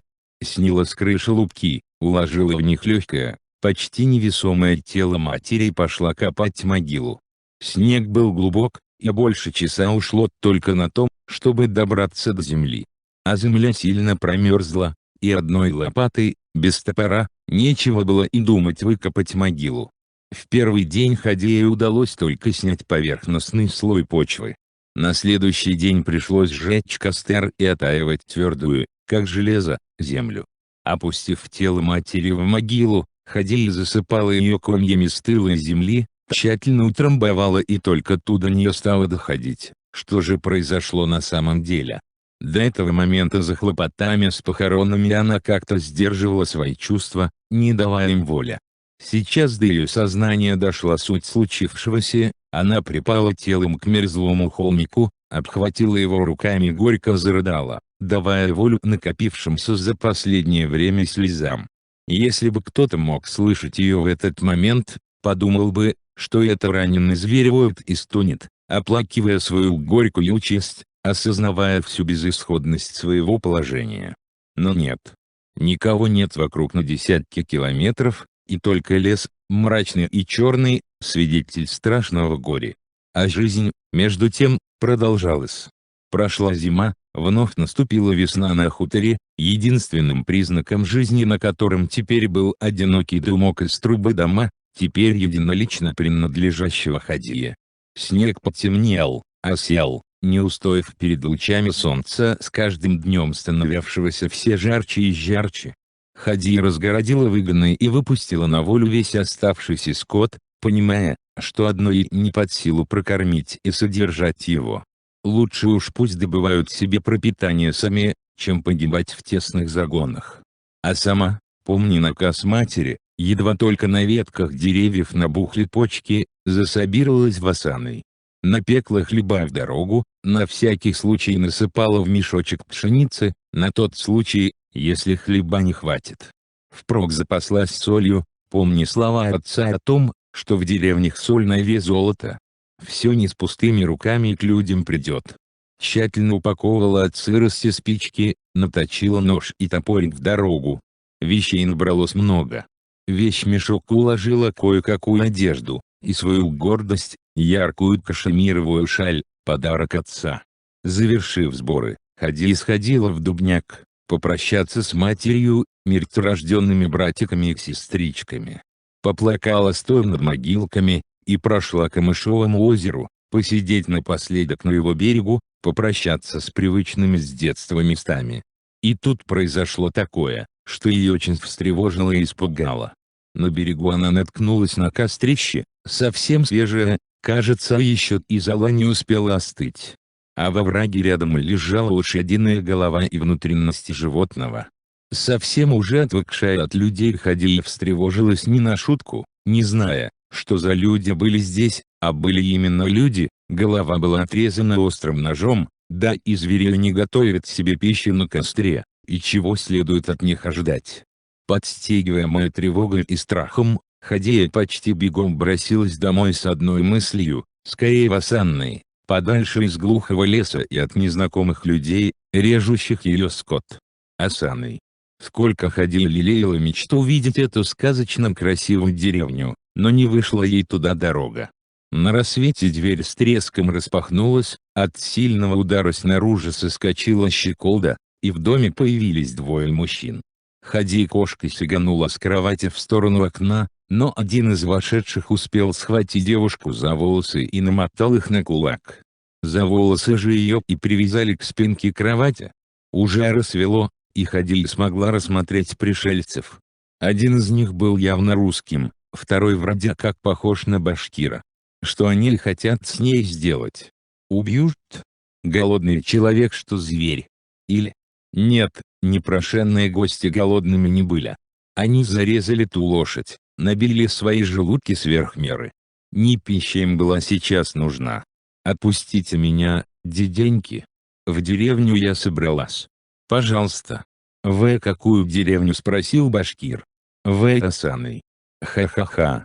Асанайцы и сами-то скоро передохнут с голода, тебя еще там не хватало. Уже и собак, и кошек перерезали и сожрали, даже крыс не осталось. Иди, иди. Они от тебя сожрут. Оттуда мы идем, слышали, будто где-то в этих краях богатая заимка какого-то помещика находится. А здесь, оказывается, ни черта нет, одна сопливая девчонка до полудикая лошадь». Русский, пока его напарник разглагольствовал, маслил Хадию глазами, даже и не пытаясь скрыть своих похотливых намерений. Резко перебил башкира: «Ну-ка, ну-ка, посмотрим, есть ли у нее за что подержаться». Бесстыдно ощупав Хадию, удовлетворенно сказал: «Ничего, вроде плотненькая». Волосатыми лапищами мужик раздвинул сомкнутые на груди руки Хадии и мутно уставился на крохотные еще бугорки, посапывая, облизываясь. А ведь ничего, девка. Одной рукой он отвязал волосы Хадии от кровати, другой стал сноровисто шарить по дрожащему от испуга и стыда юному телу. Молчаливое сопротивление девушки только разодорило насильника. Хадия чувствовала себя попавшим в капкан обреченным зверьком, столько животного желания добиться своего было в глазах мужика. Безжалостные руки стиснули ее, опрокинули на кровать, слюнявые губы противно и тошнотворно чмокали ее по лицу, губам, голой груди. Показалось, что мир перевернулся и небо рухнуло с небес на землю. Хадия потеряла сознание.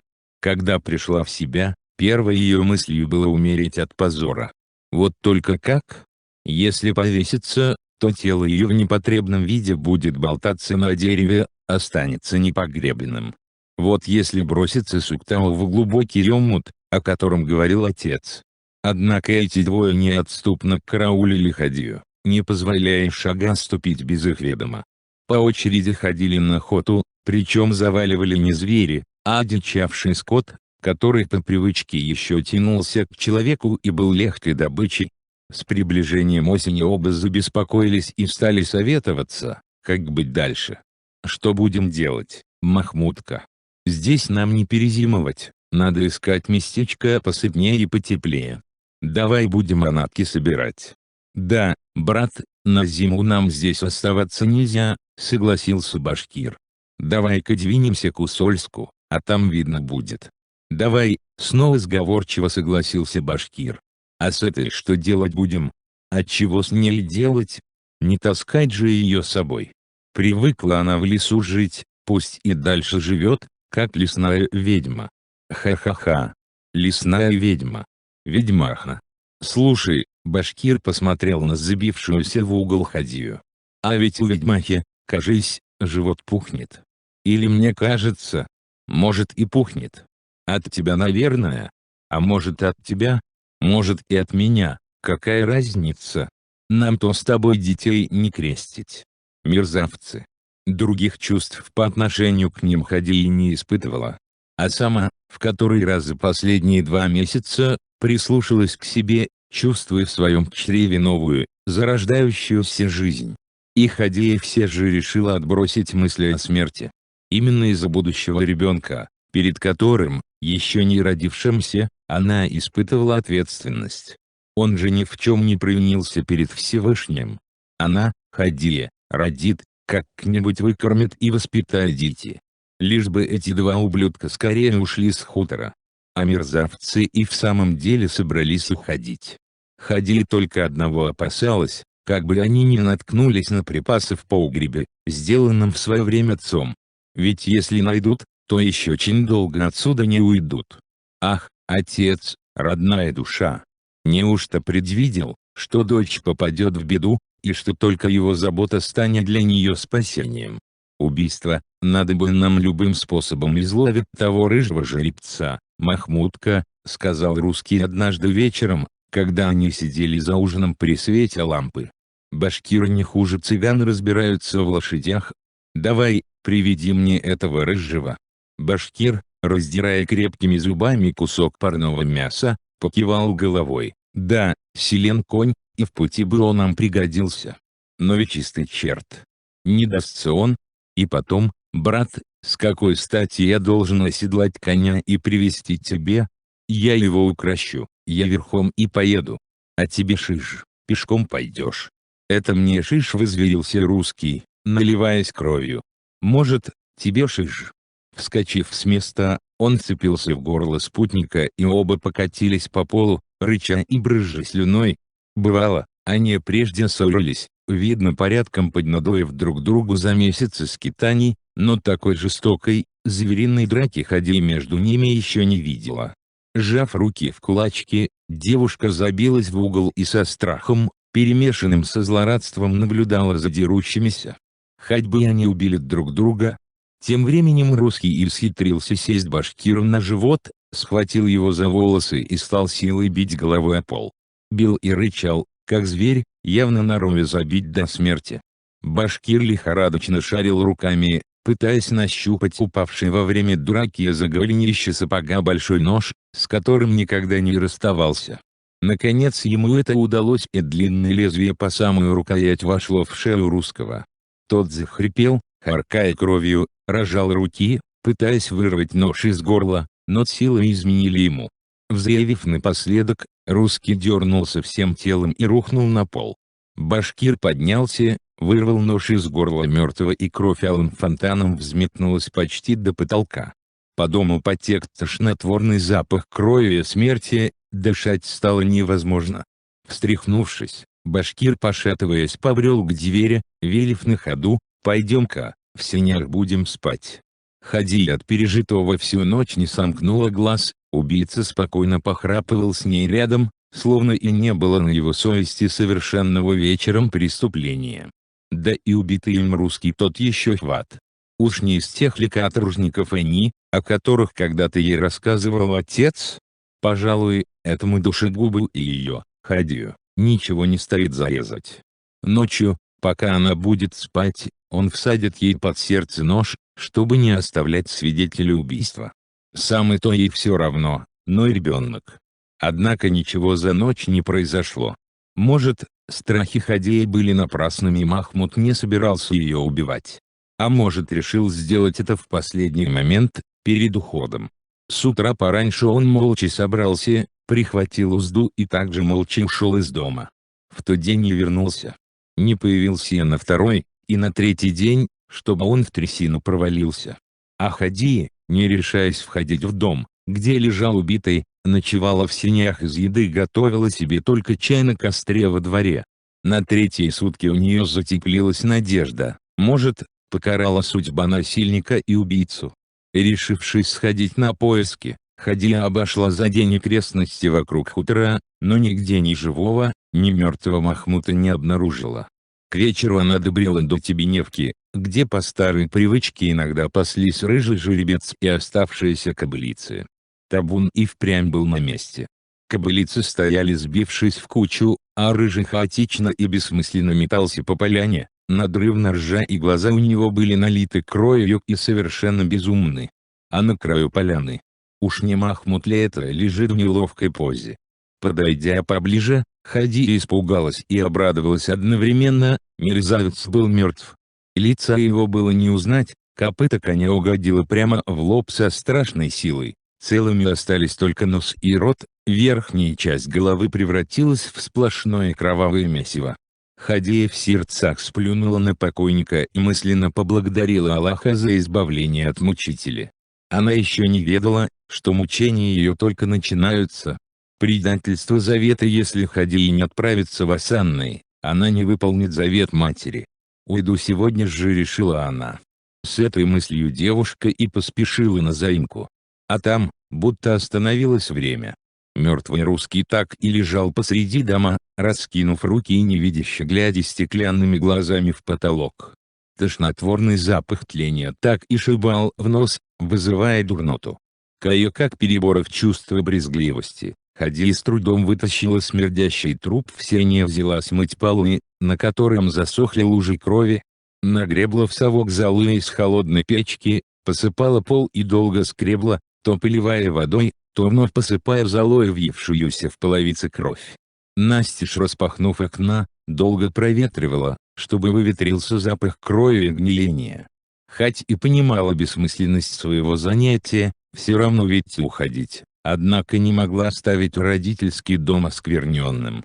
Но прежде чем уйти, необходимо было собраться в дорогу. Припасенное в мешок по весне давно растащили двое мерзавцев, и пришлось укладываться заново. Сложила вещь мешок: соль, спички, хлеб, картофель, веревки и маленькое ведерко, с которым она всегда ходила по лесу. Подвязалась прочным поясом, сунула под него топорик, посомневавшись, брать или не брать нож, побывавшая в горле русского, все же взяла. Глупо было бы отправляться в путь через лес без ножа. Выйдя в сеня, нащупала под матицей крышей двустволку, куда привыкла ее прятать по заведенной отцом традиции. И хорошо, что притала, иначе давно бы присвоили эти бандиты. У ворот остановилась, в последний раз посмотрела на отчий дом, и слезы выступили на глазах. Сколько в нем было пережито, и хорошего, и плохого. И страшно уходить отсюда в чужой незнакомый мир, и нет сил оставаться здесь после позора, насилия и издевательств. Кровь вдруг ударила в голову Хадии, гневом переполнило сердце при воспоминаниях о последних месяцах жизни на заимке. Нет, нельзя оставлять дом на поругание другим пришельцам, может быть еще более страшным и мерзким, чем те, с которыми ей пришлось столкнуться. Почти бессознательно Хадия бросилась обратно в дом, схватила в чулане бутыль с керосином, облила труп русского и, чиркнув спичкой, бросила ее на покойника. Желтое пламя стало медленно растекаться по одежде убитого, сползло на залитый керосином пол и дальше, на стены, плавно поднимаясь к темному потолку. Хадию обдало жаром, и она выбежала во двор. Подхватив мешок, ни разу больше не обернувшись на полыхающий дом, пошла наугад, куда глаза глядят. Шла не останавливаясь, пока не осознала, что с трудом продирается сквозь лесную чащу, в то время как рядом раскинулась открытая поляна, по которой идти гораздо легче. Выйдя на поляну, Хадия осмотрелась. Оказалось, что все это время она шла в направлении горы Уктау. Видно, на то воля Аллаха, решила Хадия и продолжила путь. Она не стала даже останавливаться на ночлег, тем более что глаза постепенно привыкли к темноте. А когда высветила луна, идти стало гораздо легче, и Хадия даже прибавила шаг. Шла она всю ночь, но к утру, как показалось, не продвинулась вперед ни на йоту. Все так же далеко была вершина Уктау, все тот же глухой лес окружал девушку.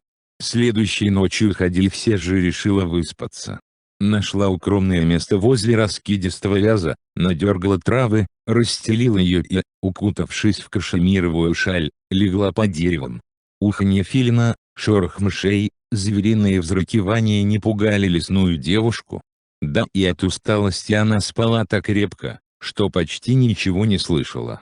Проснулась от того, что крупно капли, сотаявшие от ночной изморози ветки вяза, упали ей прямо на лицо. Поднявшись, Хадия подкрепилась скромными припасами из мешка и вновь тронулась в путь. Она не раскаивалась, что не пошла в Асаны. Свежие еще были в памяти слова головореза Махмута о том, что в Асанае страшный голод. Кто знает, как ее встретили бы там люди, лишний род и лишние хлопоты. А вдруг все в селе от голода стали такими же жестокими, как эти двое? А Уктау, с детства манивший к себе величавая гора, не даст пропасть, даст приют и защиту. Хадия не сомневалась в этом, даже сама не зная, откуда в ней такая уверенность. Она безбоязненно продолжила путь, надеясь на лучшее. Наконец, величавая Уктау встала перед ней всей своей громадиной, заслонив собой небо и тусклое осеннее солнце. С этой стороны Уктау совершенно гладкая и неприступная. Как же разобраться по такой отвесной круче? Да к тому же между Хадией и горой еще раскинулась глубокая и широкая река, и вода в ней холодная даже на вид. Хадия взяла немного вправо и пошла вдоль берега. Она дошла до места, в котором река делала крутой поворот, и снова посмотрела на гору. Здесь Уктау имела совсем другой вид, словно крупный зверь, задрав голову, выпятил широкую грудь, распластавшись в удобной позе. Обнаружив после недолгих поисков брод, Хадия переправилась через реку, и, едва обсушившись у костра, поднялась по спине зверя на самый верх и расположилась на скале. И вот сидит она на верхушке скалы и осматривает окрестности, леса и горы, озера, поля и реки. Необъятные просторы открываются с вершины Уктау. А где-то вдалеке, далеко отсюда, зоркие глаза Хадии рассмотрели какое-то селение. Уж не Осан или? Дома кажутся отсюда совсем крошечными. Если пешком идти, уйдет никак не менее 2 суток. И то если без передышки, отдыха и сна. Налево и направо от Уктау отходят длинные отроги.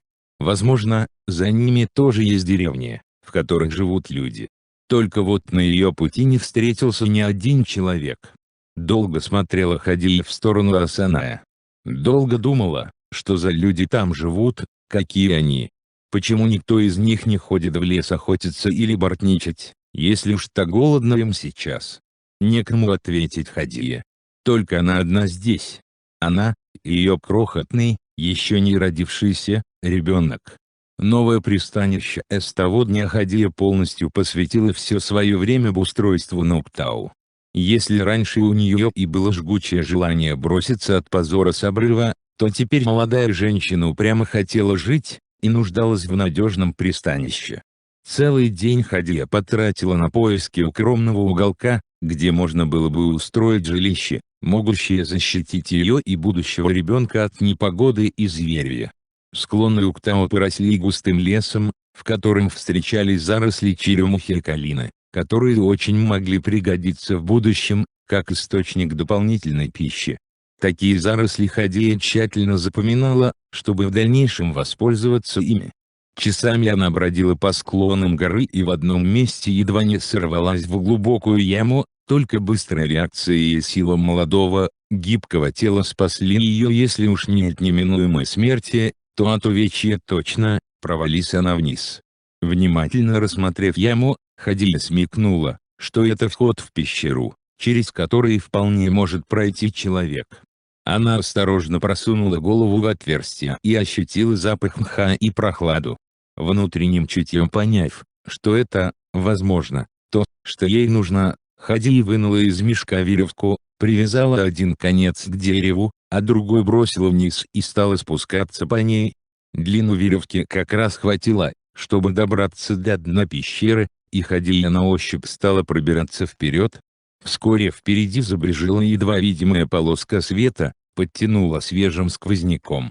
Почувствовав под ногами ровную площадку, Хадия осторожно выпрямилась и убедилась, что потолок пещеры расположен высоко, и можно ходить, не опасаясь разбить себе голову о камни. Двинулась на полоску света, подошла ближе, и увидела в просвете край неба и солнце, бившее прямо в глаза. Присмотревшись, обнаружила, что пещера имеет продолговатую форму, достаточно широка и просторна. Выглянув в отверстие, через которое бил солнечный свет, увидела крутой обрыв, резко уходивший вниз, к подножью скалы, под которой шумела река. Хадия отправилась осмотреть другой конец пещеры. Вход, через который она спускалась, находился как раз посередине. До ее слуха донеслось негромкое журчание. И в самом деле, чуть подаль обнаружился небольшой ручеек. Исчезал он так же внезапно, как и появлялся, в конце пещеры, замыкавшейся глухой стеной. Сняв с плеч мешок, Хадия облегченно вздохнула. Ну вот, кажется, подходящее место для жилья. И еще подумала, что неплохо было бы чайку попить. Это желание сразу же потянуло за собой целый ряд вопросов: чем питаться, в чем готовить еду. Словом, никак не обойтись без того, чтобы снова не сходить на хутор. Выбравшись наружу, Хадия набрала дров, соорудила костерок и, зачерпнув воду в ведерко из того ручейка, вскипятила чаю. Перекусив и согревшись горячим чаем, перешла реку вброд и снова отправилась на хутор. Сон по знакомой дороге идти легче, и кажется она гораздо короче, когда помнишь все ее приметы. Дошла до хутора Хадия гораздо быстрее, чем шла с него до Уктау. А подходя к хутору ближе, почувствовала сильный запах гари. И уже подойдя вплотную еще сквозь деревья увидела, что ее желание очистить огнем обесчещенный дом родителей вызвало непредсказуемые последствия. Сгорел не только их дом, но и особняк помещика со всеми амбарами, конюшнями и псарнями. И только дом и постройки Ивана с Анфисой чудом остались целы. Хадия довольно равнодушно посмотрела на пожарище. Слез не было, перешла уже ту грань, за которой у человека от горя не бывает слез, только сердце рвется на части. Много она их выплакала за последний год. Сначала по отцу, потом по матери. Да и по себе тоже. Поэтому Хадия спокойно прошлась по пожарищу, стараясь определить, в каком именно месте находился тайный погреб помещика, о котором знали только он сам, Иван да отец. Этот каменный подвал Иван с отцом устроили много лет назад, и никому не говорили о нем, даже женам, по строжайшему приказу помещика. Только вот отец, как будто чувствовал беду, перед своим последним уходом шепнул Хадии о больших запасах помещика, которые тот делал, видимо предвидя крутые перемены в стране. Да вот воспользоваться ему самому не пришлось. Зато Хадии запасы теперь будут кстати. Замаскированный вход в погреб обнаружился в том месте, как и указывал отец, в 200 саженях на юг от помещичьей усадьбы, в 10 саженях на восток от Большого дуба. И ключ лежал под камнем, уже покрывшимся мхом.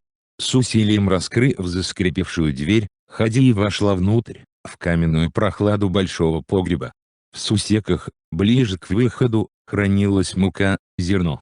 Чуть в стороне стояли жестяные четверти с керосином, фитили для ламп, мыло, патроны для ружья, нитки, новенький алюминиевый чайник, шнурки, веревки, материя в рулонах, почему-то вся красного цвета, и прочие хозяйственные принадлежности. В самом конце погреба хранилось на перекладинах вяленое мясо. Хадия взяла из всего только самое необходимое, добрела под тяжестью груза до заимки, и сложила все богатство на крыльце избы Ивана. Вошла в дом, где еще сохранилось кое-что из вещей, выбрала для себя, что могло пригодиться в пещере. И чувствуя, как от усталости ноет все тело, да и день уже клонился к вечеру, решила выспаться, чтобы поутру со свежими силами отправиться на Уктау. Забравшись на палате, где обычно спали Ванятка с Аксюткой, Хадия свернулась калачиком, плотнее укрылась толстым анфисиным одеялом и провалилась в глубокий сон. Хадия бежит по зеленому лугу среди цветов и вдруг падает, споткнувшись обо что-то толстое и мягкое. Попыталась встать на ноги, но не смогла, придавленная этим толстым нечто, которое вдруг стало обхватывать ее грудь и руки. Приглядевшись, Хадия увидела, что это огромная, отвратительная змея. Изо всех сил пытается сбросить гада себя, освободиться, но сил нет и даже голос пропал, так что и закричать не удается. А у змеи вдруг вместо одной головы появились две, одна мертвого русского, другая — Махмута с изувеченным лицом. Страх, омерзение, ненависть — все смешалось в душе Хадии. Собравшись с последними силами, она протяжно и дико закричала и проснулась. Закрыть глаза она больше не решилась, и просидела до рассвета при керосинке на палатях, чувствуя, как ребенок внутри нее нервно толкается, встревоженный состояние матери. Поутру даже не стала завтракать, все еще испытывая дурноту от ночного кошмара, а сразу засобиралась в дорогу. На этот раз у нее хватило сил остановиться, чтобы бросить прощальный взгляд на родные места. На мгновение в голове ворохнулась мысль, что можно бы остаться и в Ивановом доме, но каждый раз по ночам она будет просыпаться в холодном поту от кошмарных сновидений, а пепел родительского дома будет напоминать о позоре и бесчестии. Не раздумывая более, она резко повернулась к сгоревшей заимке спиной и отправилась к себе домой, как уже стала привыкать называть пещеру Нуктау. Дом, когда наступила слякотная пора осени, у Хадии уже был готов вполне уютный и надежный дом. Пол и потолок, две стены каменные, а две других выложены из толстых жердин, обмазанных глиной, так что даже ветер из открытого лаза со стороны обрыва не проникает внутрь. В небольших сенях лежат припасенные на зиму дрова, к стенке загородки привязаны пучки душицы, ветки рябины и калины, коренья разных трав. В выемках стены хранятся орехи, черемуха и шиповник. В небольшом очаге горит огонь, и дымок от него тянется вверх, в специальное отверстие, сделанное для тяги. В чайнике на огне кипит вода, вплотную к огню на возвышении расположены нары, через маленькое оконце на стене и жерди свет падает на ложе из высушенных камышей. Хадия принесла с хутора много красной материи и нашила из него кучу полезных вещей. Сделала матрац и подушки, набив их сухой травой, сшила занавеску на оконце. Жить в таком жилище, во всяком случае Хадии, привыкшей к суровому лесному быту, можно. Да к тому же в самом дальнем углу пещеры обнаружились две достаточно глубокие выемки, в которых можно было хранить запасы воды, в том числе и для купания ребенка. Вот только с охотой не слишком ладилось, а запасов мяса не было. Последние попытки Хадия подстрелить какую-нибудь дичь закончились неудачей, да к тому же все чаще стали вблизи появляться волки, расплодившиеся в этом году неимоверно. И хоть мысли о голоде продолжали тревожить очень сильно, на охоту Хадия ходить перестала, снежный покров становился все толще, да и сроки родов неумолимо приближались. Первая волна схваток началась однажды утром, сразу же после пробуждения. А может быть, именно из-за них Хадия проснулась, вскрикнув от резкой боли в пояснице. Едва только боль немного отпустила, Хадия еще раз проверила, все ли готово для родов, огонь в очаге есть, вода греется, пеленки и кашемировая шаль аккуратно свернуты и нож прокален на огне, чтобы было чем отрезать пуповину. Не раз слышавшая от матери, как правильно принять ребенка, сделала все как положено. Родилась девочка. Но прошло дней 7 или 8, и ребенок начал непрерывно плакать и просить есть. Хадия пробовала и массировать усохшие груди, и побольше пить чай, но молока не прибавилось. Тогда Хадия натолкла ореховых зерен, перемешала с хлебным мякишем, завернула во влажную тряпицу и сунула девочке в рот. Та, причмокивая, помурыжила соску и, успокоившись, уснула. Однако без материнского молока ребенок просто погибнет, это ясно. Хадия мучительно искала выход из создавшейся ситуации, и не могла придумать, как же пережить эту зиму. Если удастся, твердо решила молодая мать, весной она обязательно пойдет в Осанны, к людям, и там будь что будет. Только теперь до Хадии стало доходить, на какой риск она пошла, решившись провести с новорожденным младенцем зиму в этом каменном мешке. Этим вечером, когда девочка спала, до слуха Хадии долетел какой-то невнятный шорох, словно кто-то еще появился в пещере. Насторожившись, Хадия на всякий случай приготовил ружье. Жилище вроде крепкое, но мало ли что. А тревога за себя и малышку все нарастала, по мере того, как отчетливее становились непривычные и чуждые звуки. В какой-то момент Хадия показалось, что это было похоже на чье-то тяжелое прерывистое дыхание. Или это у Хадии с головой стало что-то неладное от длительного одиночества? Но нет, она в ясном сознании. Действительно кто-то стонет, словно жалуется на боль. Сняв жердину, отгораживающую вход, Хадия прошла в сеня, отодвинула большой камень, заслонявший выход, прошла несколько шагов и, наткнувшись на что-то большое, мягкое и волосатое, испуганно отскочила.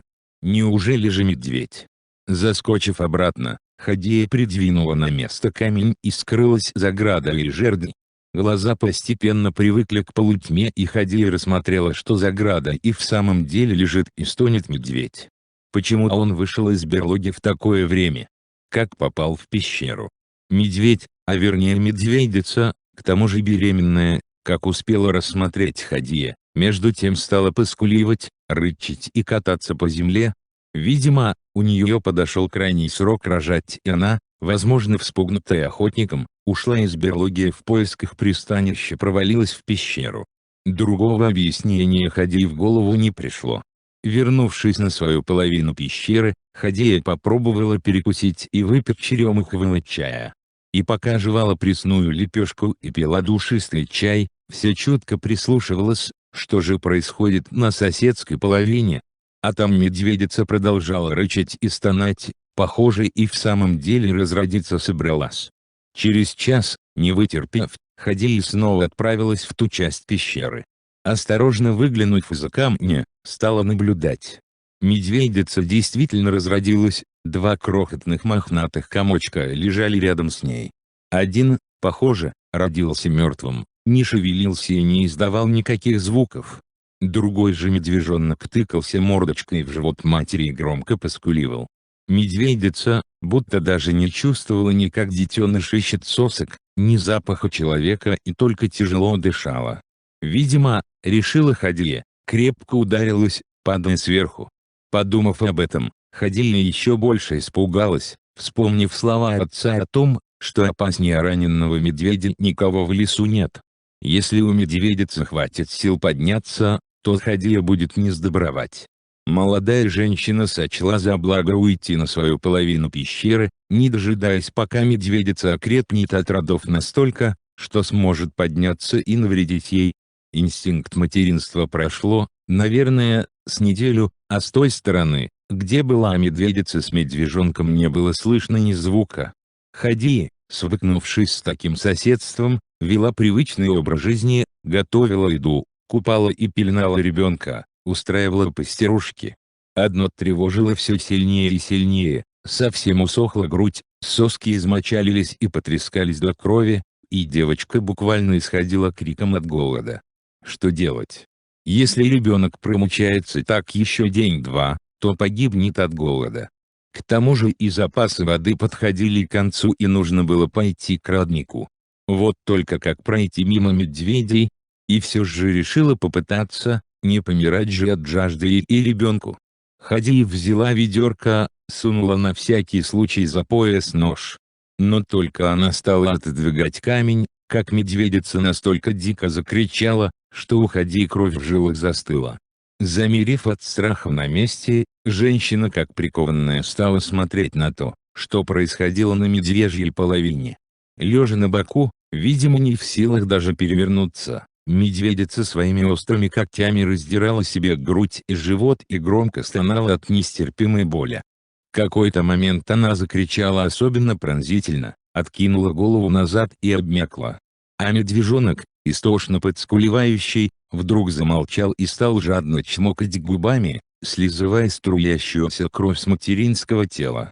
Уже не отдавая себе отчета в том, что делает, Хадия с грохотом отшвырнула от себя ведерко и с воплем бросилась обратно.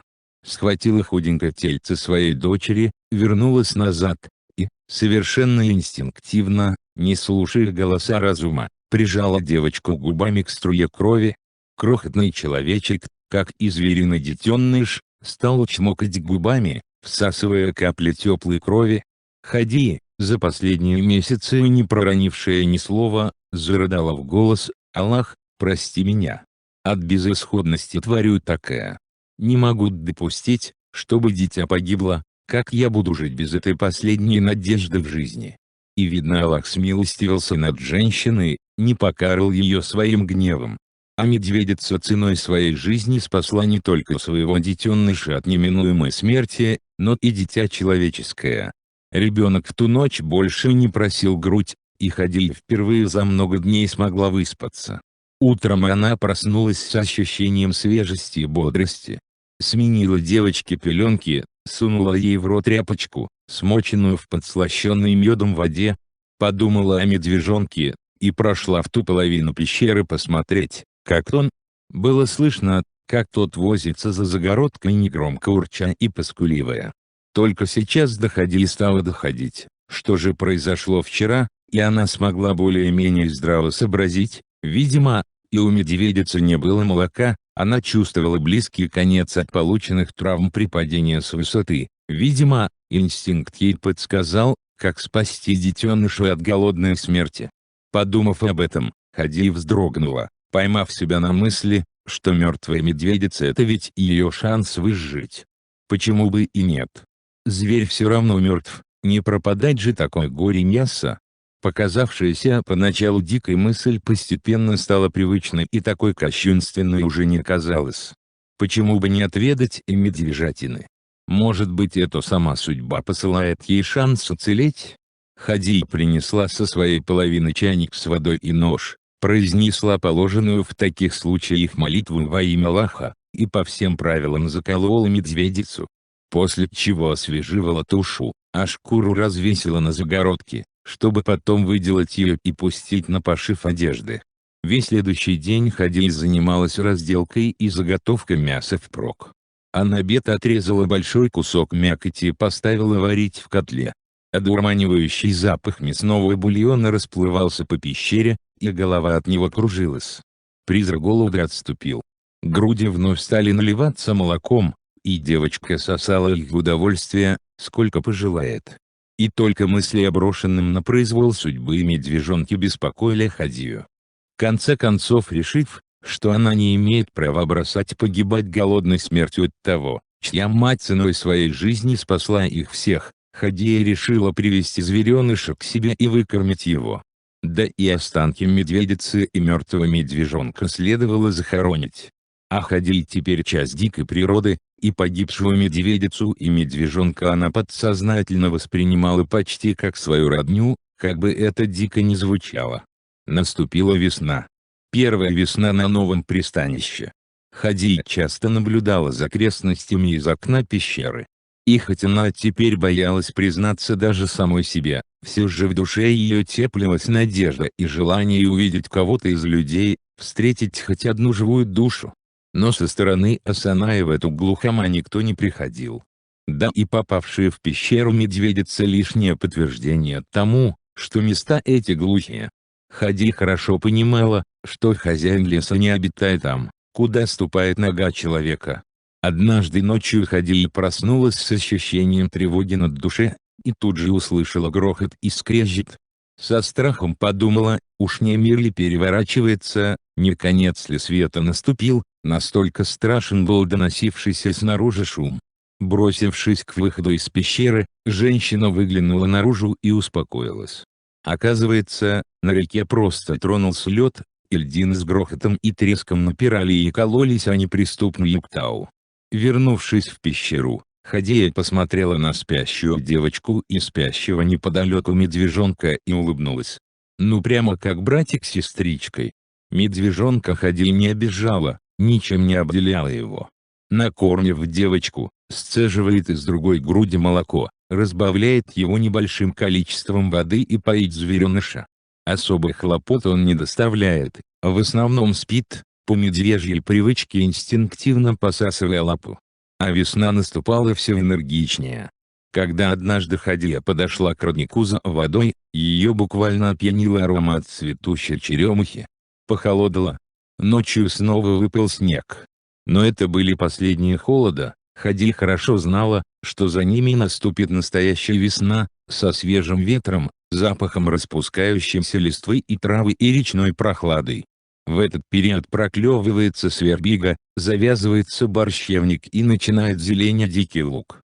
Надо будет не пропустить этот момент и заготовить зелени впрок, чтобы было чем поддержать ослабший за зиму организм. Мысли ее прервал проснувшийся медвежонок. Подняв мордочку, он принюхался к запахам и прямиком направился на то место, где Хадия захоронила останки медведицы и ее мертвого детеныша.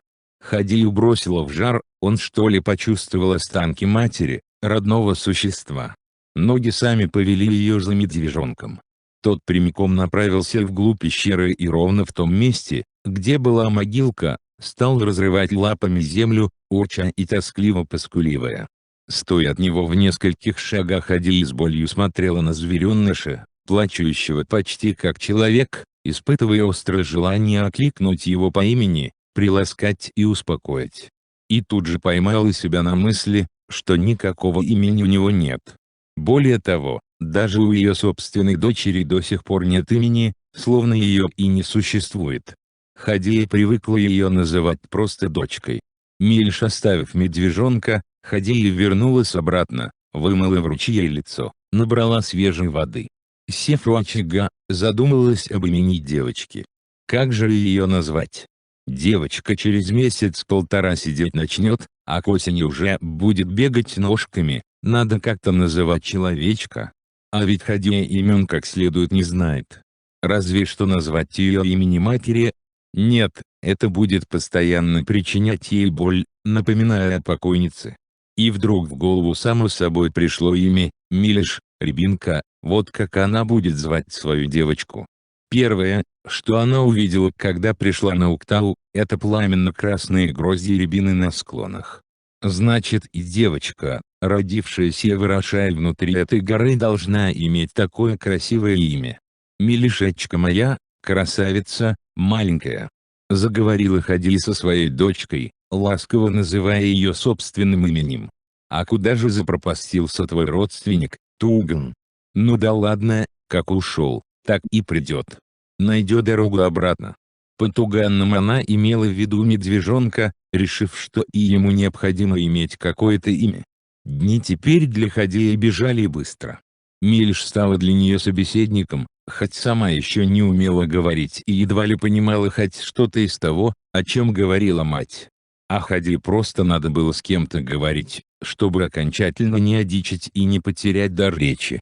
После нескольких месяцев почти полного молчания она с трудом возвращала себе живость речи, чтобы девочка училась слушать и говорить, и не выросла бы совершенным зверенышем в этой пещере.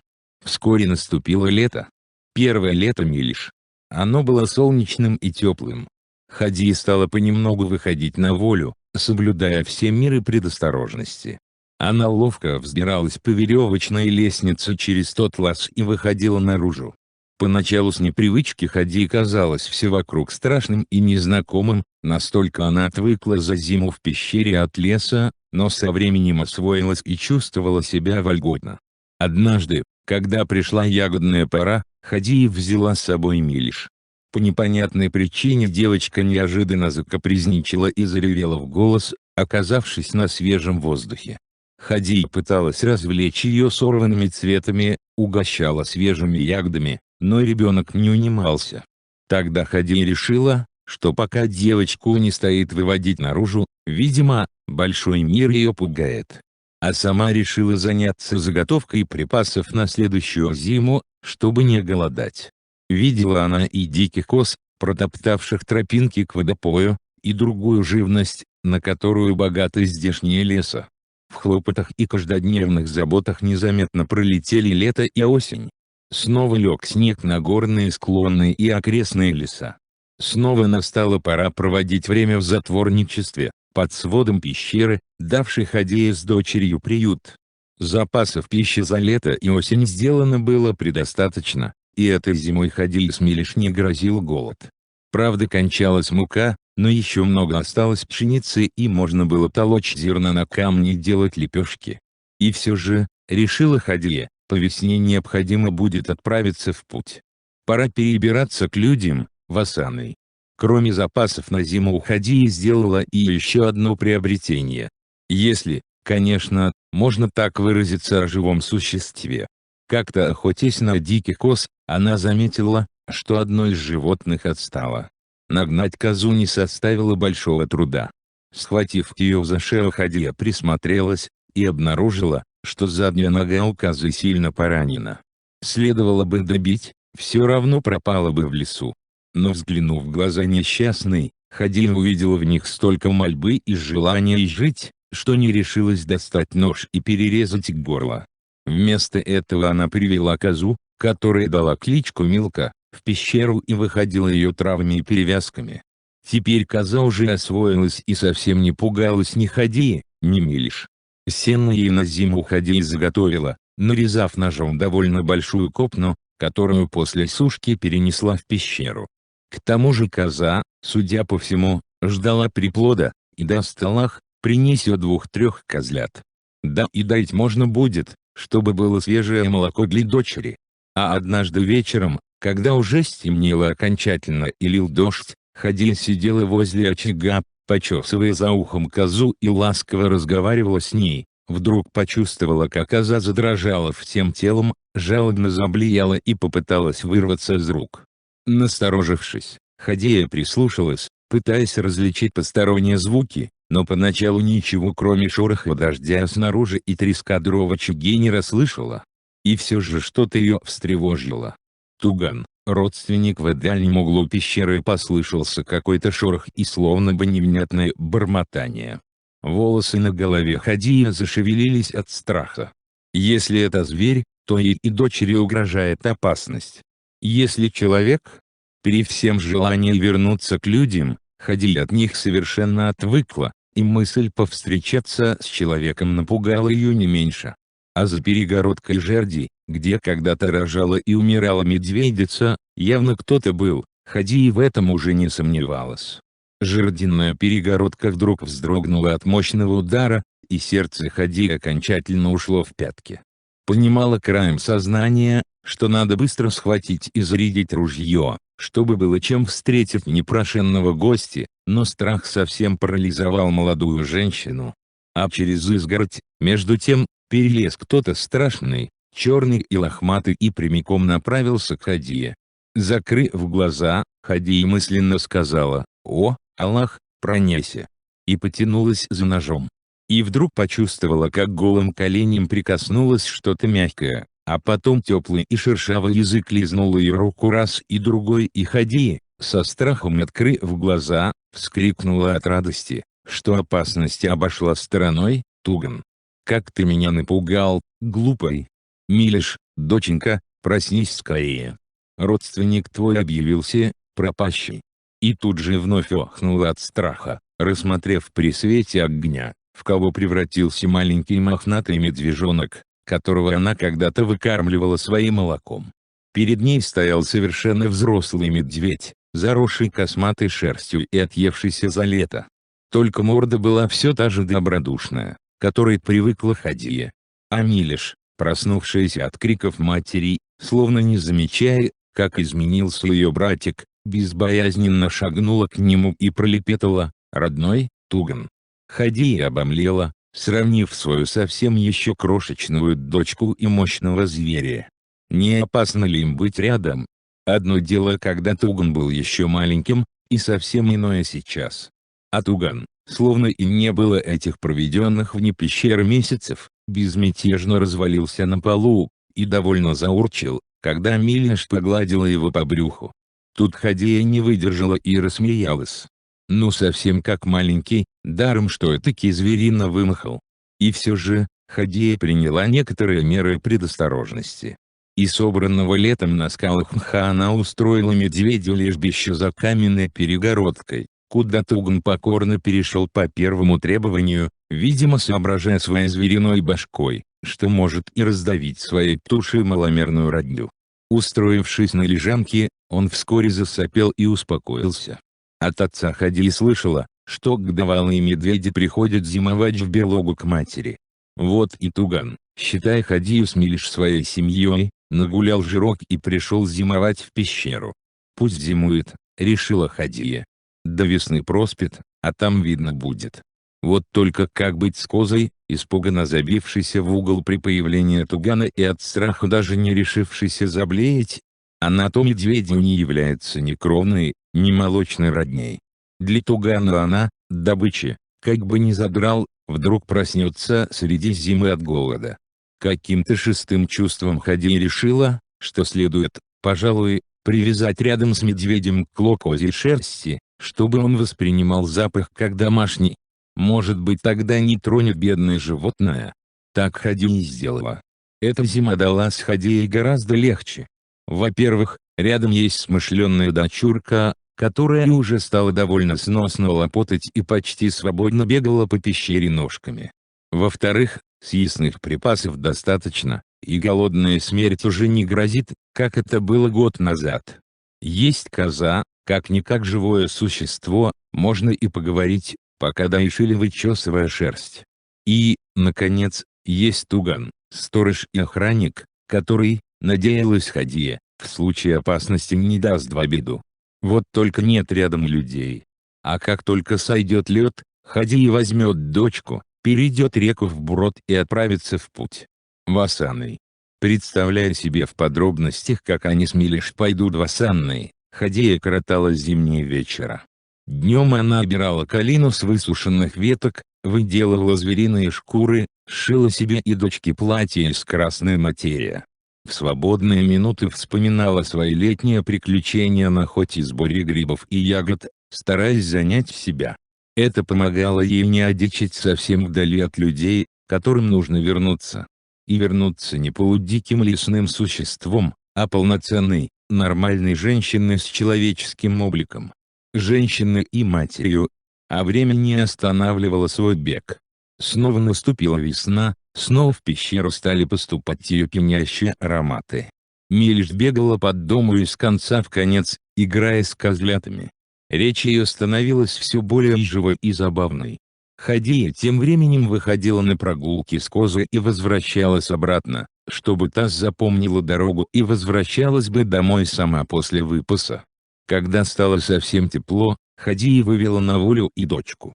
В этот раз она учла прошлый печальный опыт и повела ее из пещеры, когда солнце село и не слепило так ярко, сообразив, что именно яркий солнечный свет так напугал в прошлый раз Милиш. Коза бежала впереди, радостно блея, довольная, что снова оказалась на воле. Милиш бежать за козой не торопилась, как это было в пещере. Вцепившись в платье матери, она чуть подрагивала худеньким тельцем и молчала.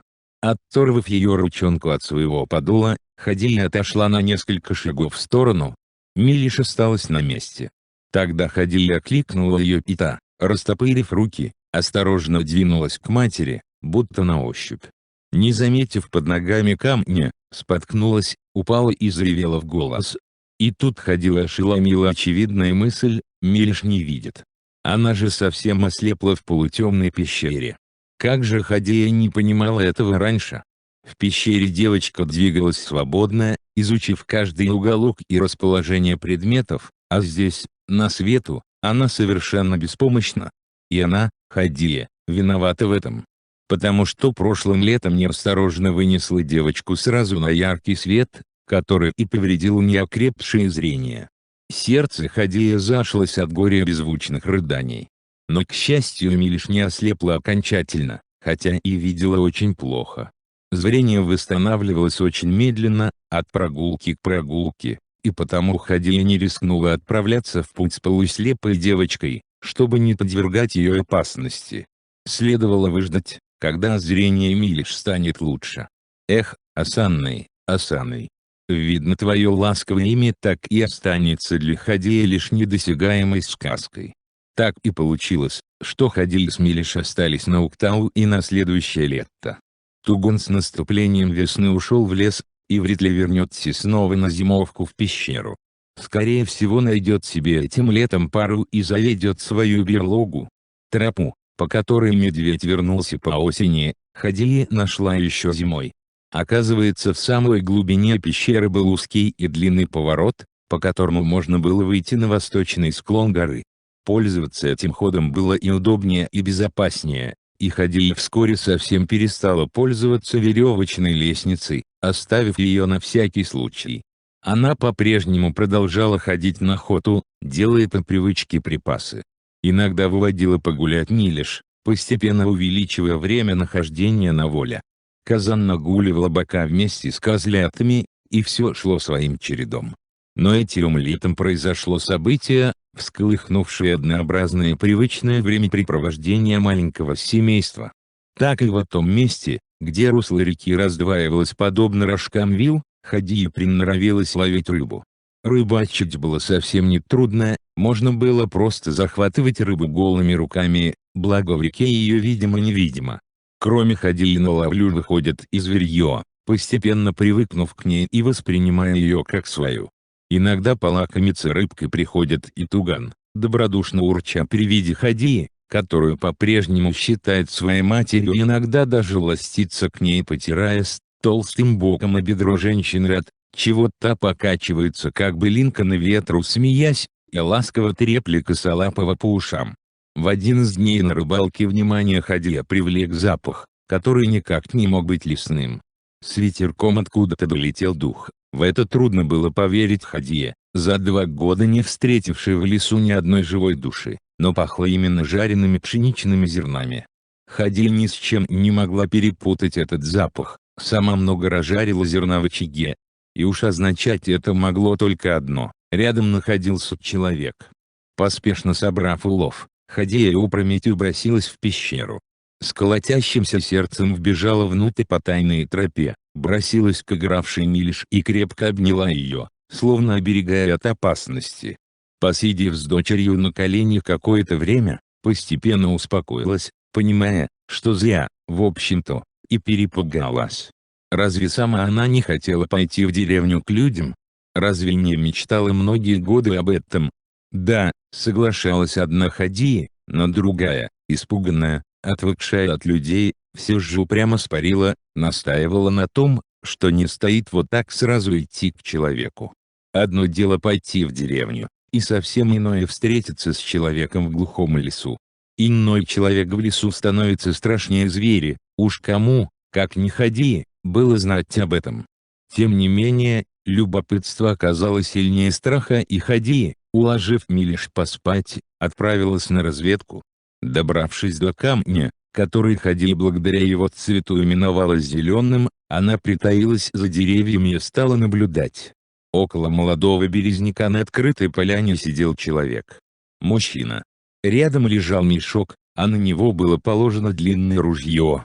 Вскоре мужчина поднялся на ноги, загасил костер, забросил на плечо мешок и ружье и отправился в путь. Хадия долго провожала его взглядом, а тот прямиком направился к трехглавой горе, которую Хадия нарекла так за то, что верхушка ее делится на 3 части. Когда мужчина уже далеко отошел от костра, Хадия осмотрела место, где он останавливался. В том, что это охотник, сомнений не было. С ружьем он обращается ловко, держит его привычно. И походка у него осторожная, лесная, уж это-то Хадии знакомо. Костер он разводил возле широкого камня, на котором были рассыпаны зерна пшеницы. Хадия покачала головой о такой нерадивости. У нее самой ни одно зернышко не пропадает зря, а этот рассыпал целую пригоршню и даже не собрал, беспечный.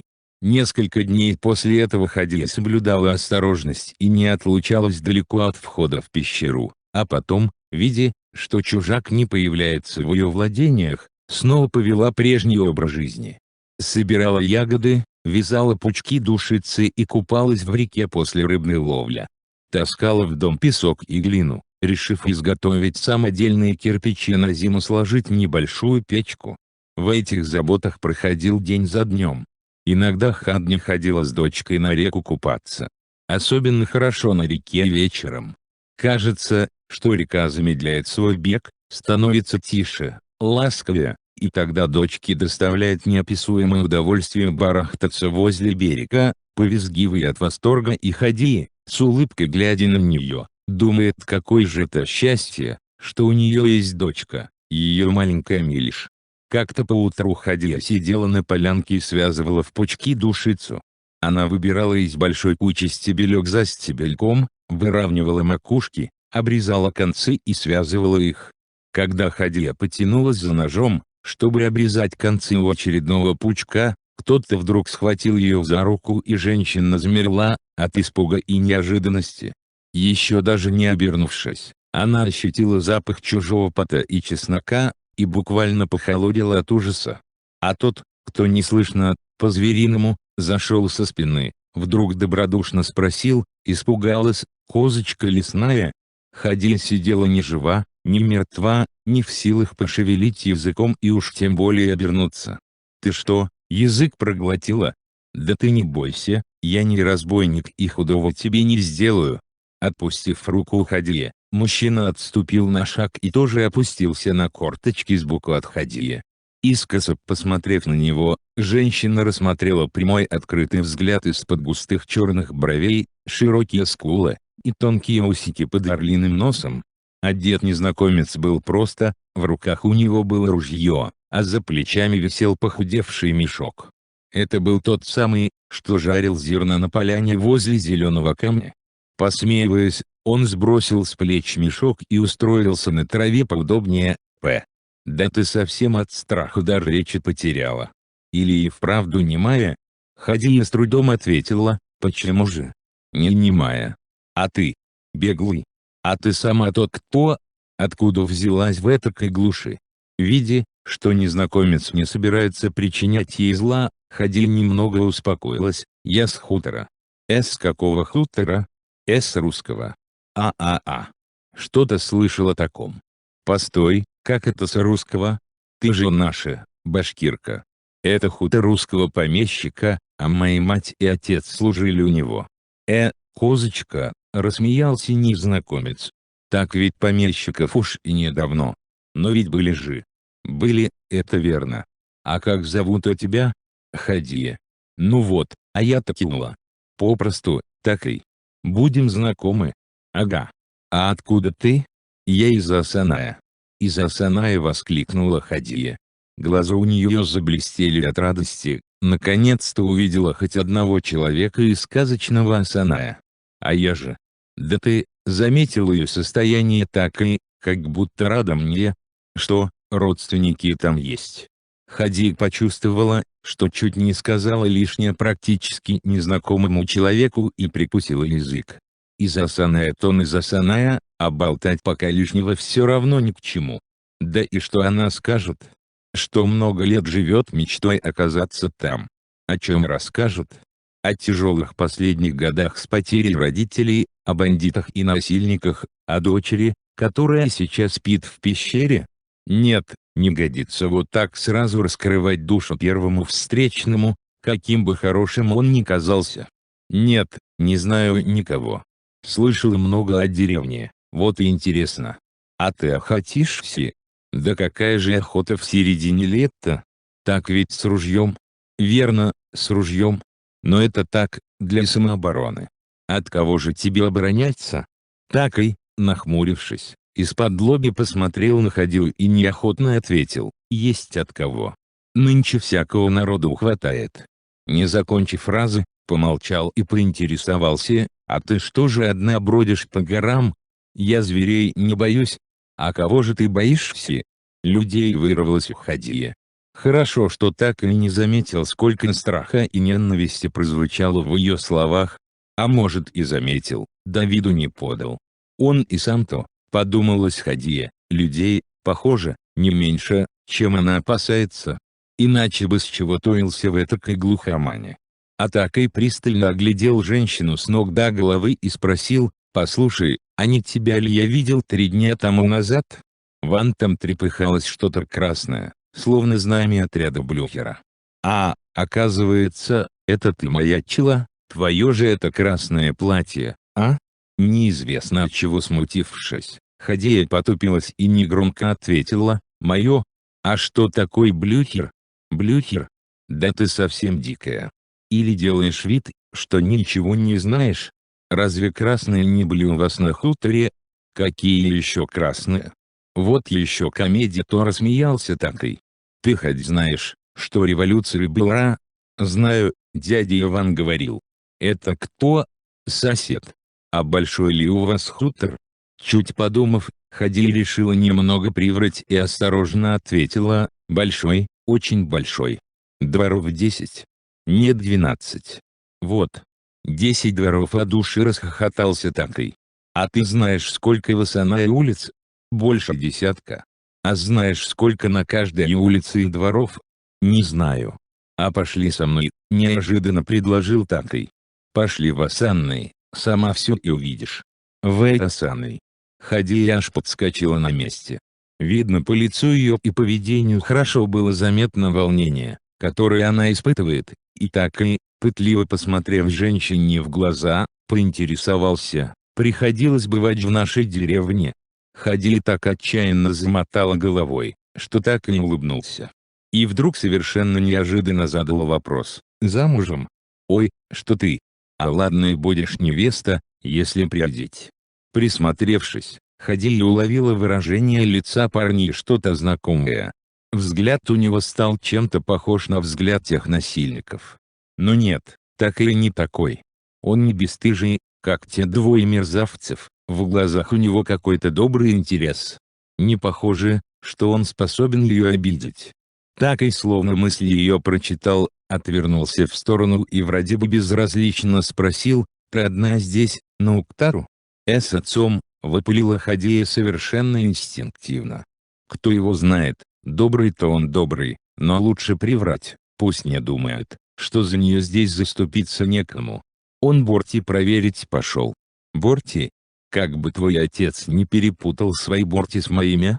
Ладно, красавица, пора мне. После жатвы снова сюда приду. Если еще будешь здесь, может и свидимся. Я вон там привал делаю, указал так и в сторону того места, где он разводил костер. Приходи туда, ладно? Придешь? Хади кивнула. Их глаза встретились. Так и смотрел на женщину потеплевшим взглядом, с веселым прищуром. Да, и она уже успела оправиться от испуга, от которого поначалу холодела спина и мурашки бегали по телу. Ну, будь здорова. Мне еще топать и топать. На полпути у меня шалаш устроен, надо бы засветло до него добраться, чтобы не в лесу ночевать.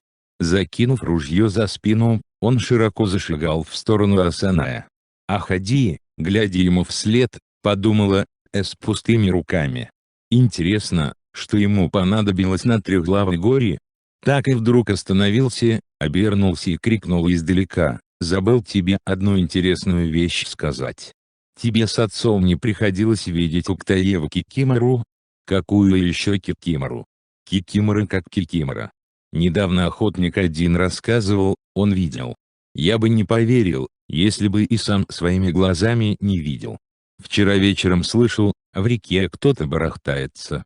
Поднялся я на Уктау, да так и застыл на месте. В реке абсолютно голая Кикимора купается со здоровенным медведем.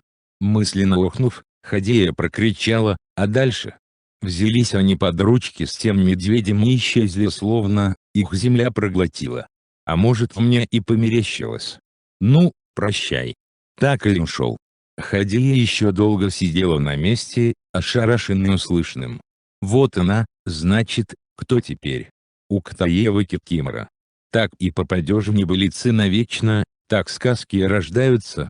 В Асаная, наверное, начиналась жатва, и Хадия пришло время задуматься о пропитании на зиму.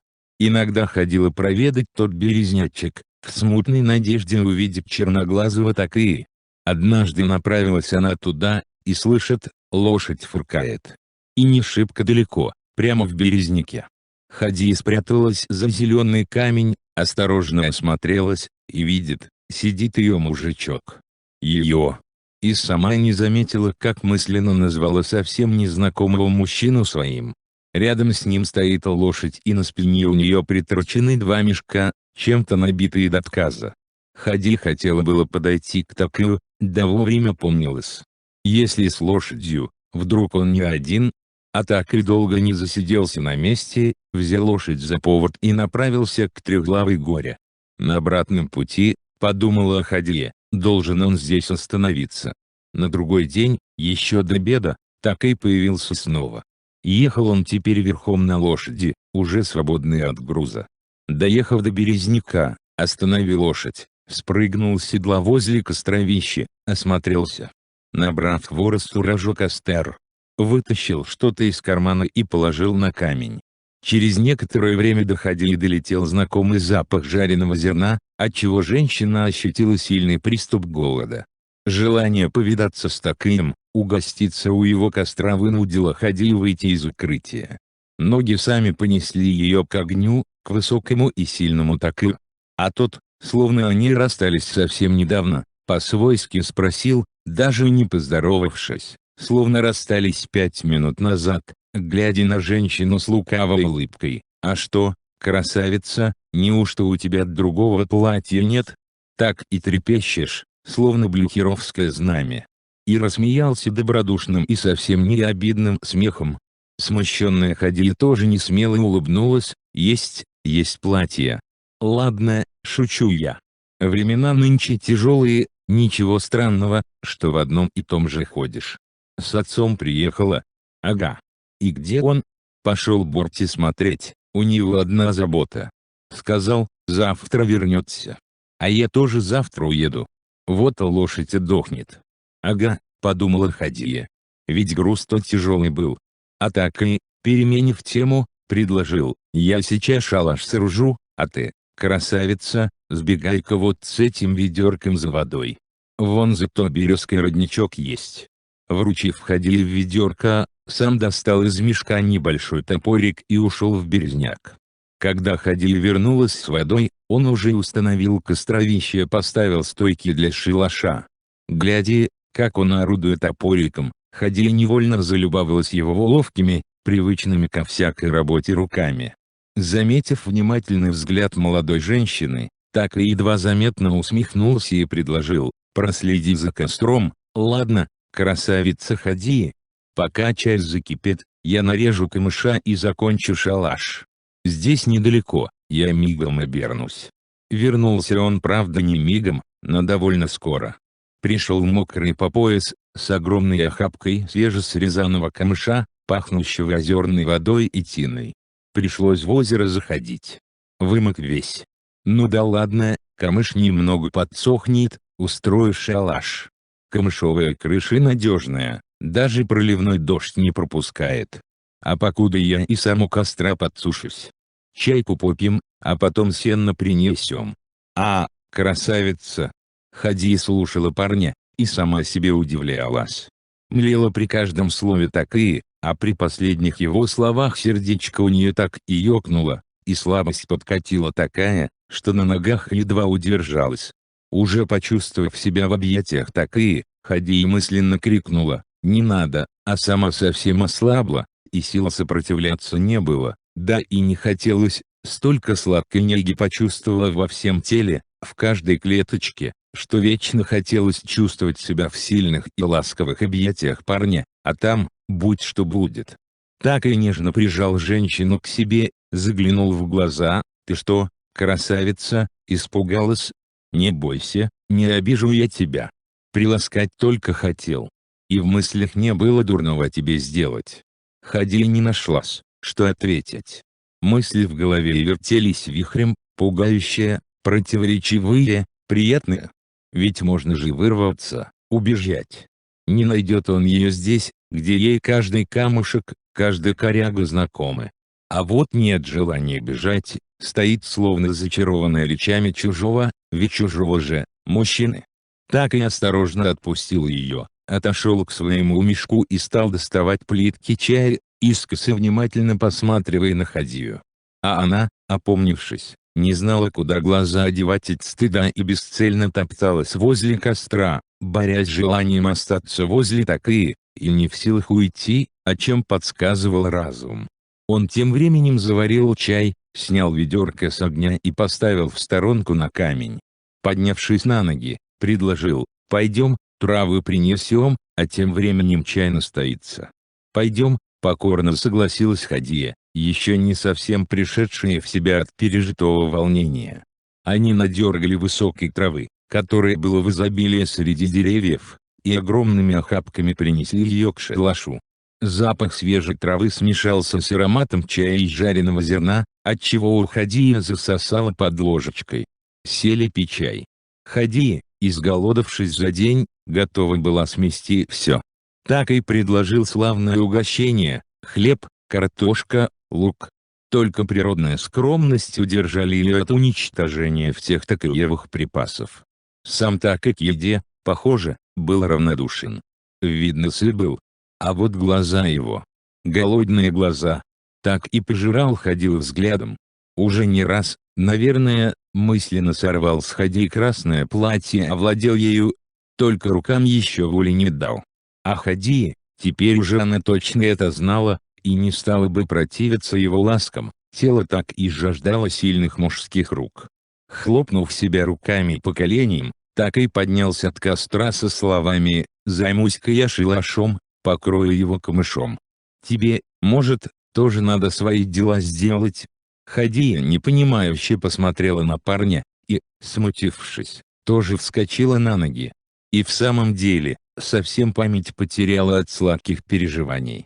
Ведь надо же сходить проведать Милиш, уже сколько времени девочка одна. Так и сказала совсем другое: «Пойду искупаюсь. Да ведь река не близко». «Ничего, я скоро, ноги у меня быстрые. Ты, жди, ладно?» Произнося эти слова, Хадия густо покраснела от своей решимости, от того, что сама дала мужчине повод надеяться. А тот спокойно ответил: «Ладно», хотя голос у него предательски дрогнул от понимания тайного смысла вроде бы безобидных слов женщины. Если бы кто-нибудь наблюдал за ними со стороны, непременно решил бы, что эти двое давно живут вместе, с полуслова друг друга понимают.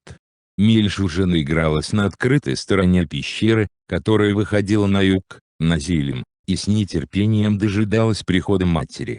Протянув к Хадии ручонки, пролопотала: «Мама, дай ням-ням». Хорошенько накормив дочь, Хадия уложила ее спать, подумав, что сытенькая она не проснется до самого утра, и не испугается, не обнаружив ночью мать рядом с собой.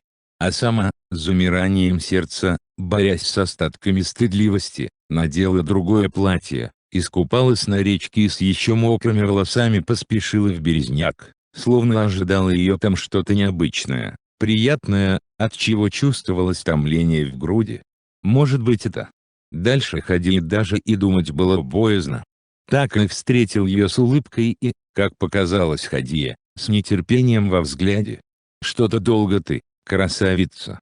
«Да нет, вроде. А я тоже в ручье искупался, покуда тебя ждал». «Ну что, пойдем?»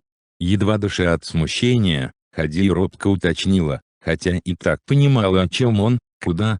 «В шалаш». Взяв Хадию за руку, так и нагнулся и шагнул в низкий шалаш. Хадия покорно шагнула следом. Внутри шалаш оказался на удивление просторным и уютным.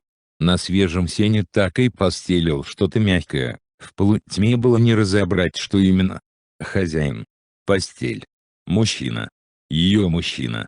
Мысли Хадии путались, кружилась голова. Слова были какие-то незнакомые, но приятные. Приятно. Как хорошо он целует, как нежно. Дальше Хадия ничего не помнит, словно в омут провалилась. Проснувшись, она обнаружила, что лежит совершенно голой рядом с Такеем. Случилось. Но разве можно сравнить то, что было сегодня, с тем мерзким, грязным, что было некогда в жизни Хадии?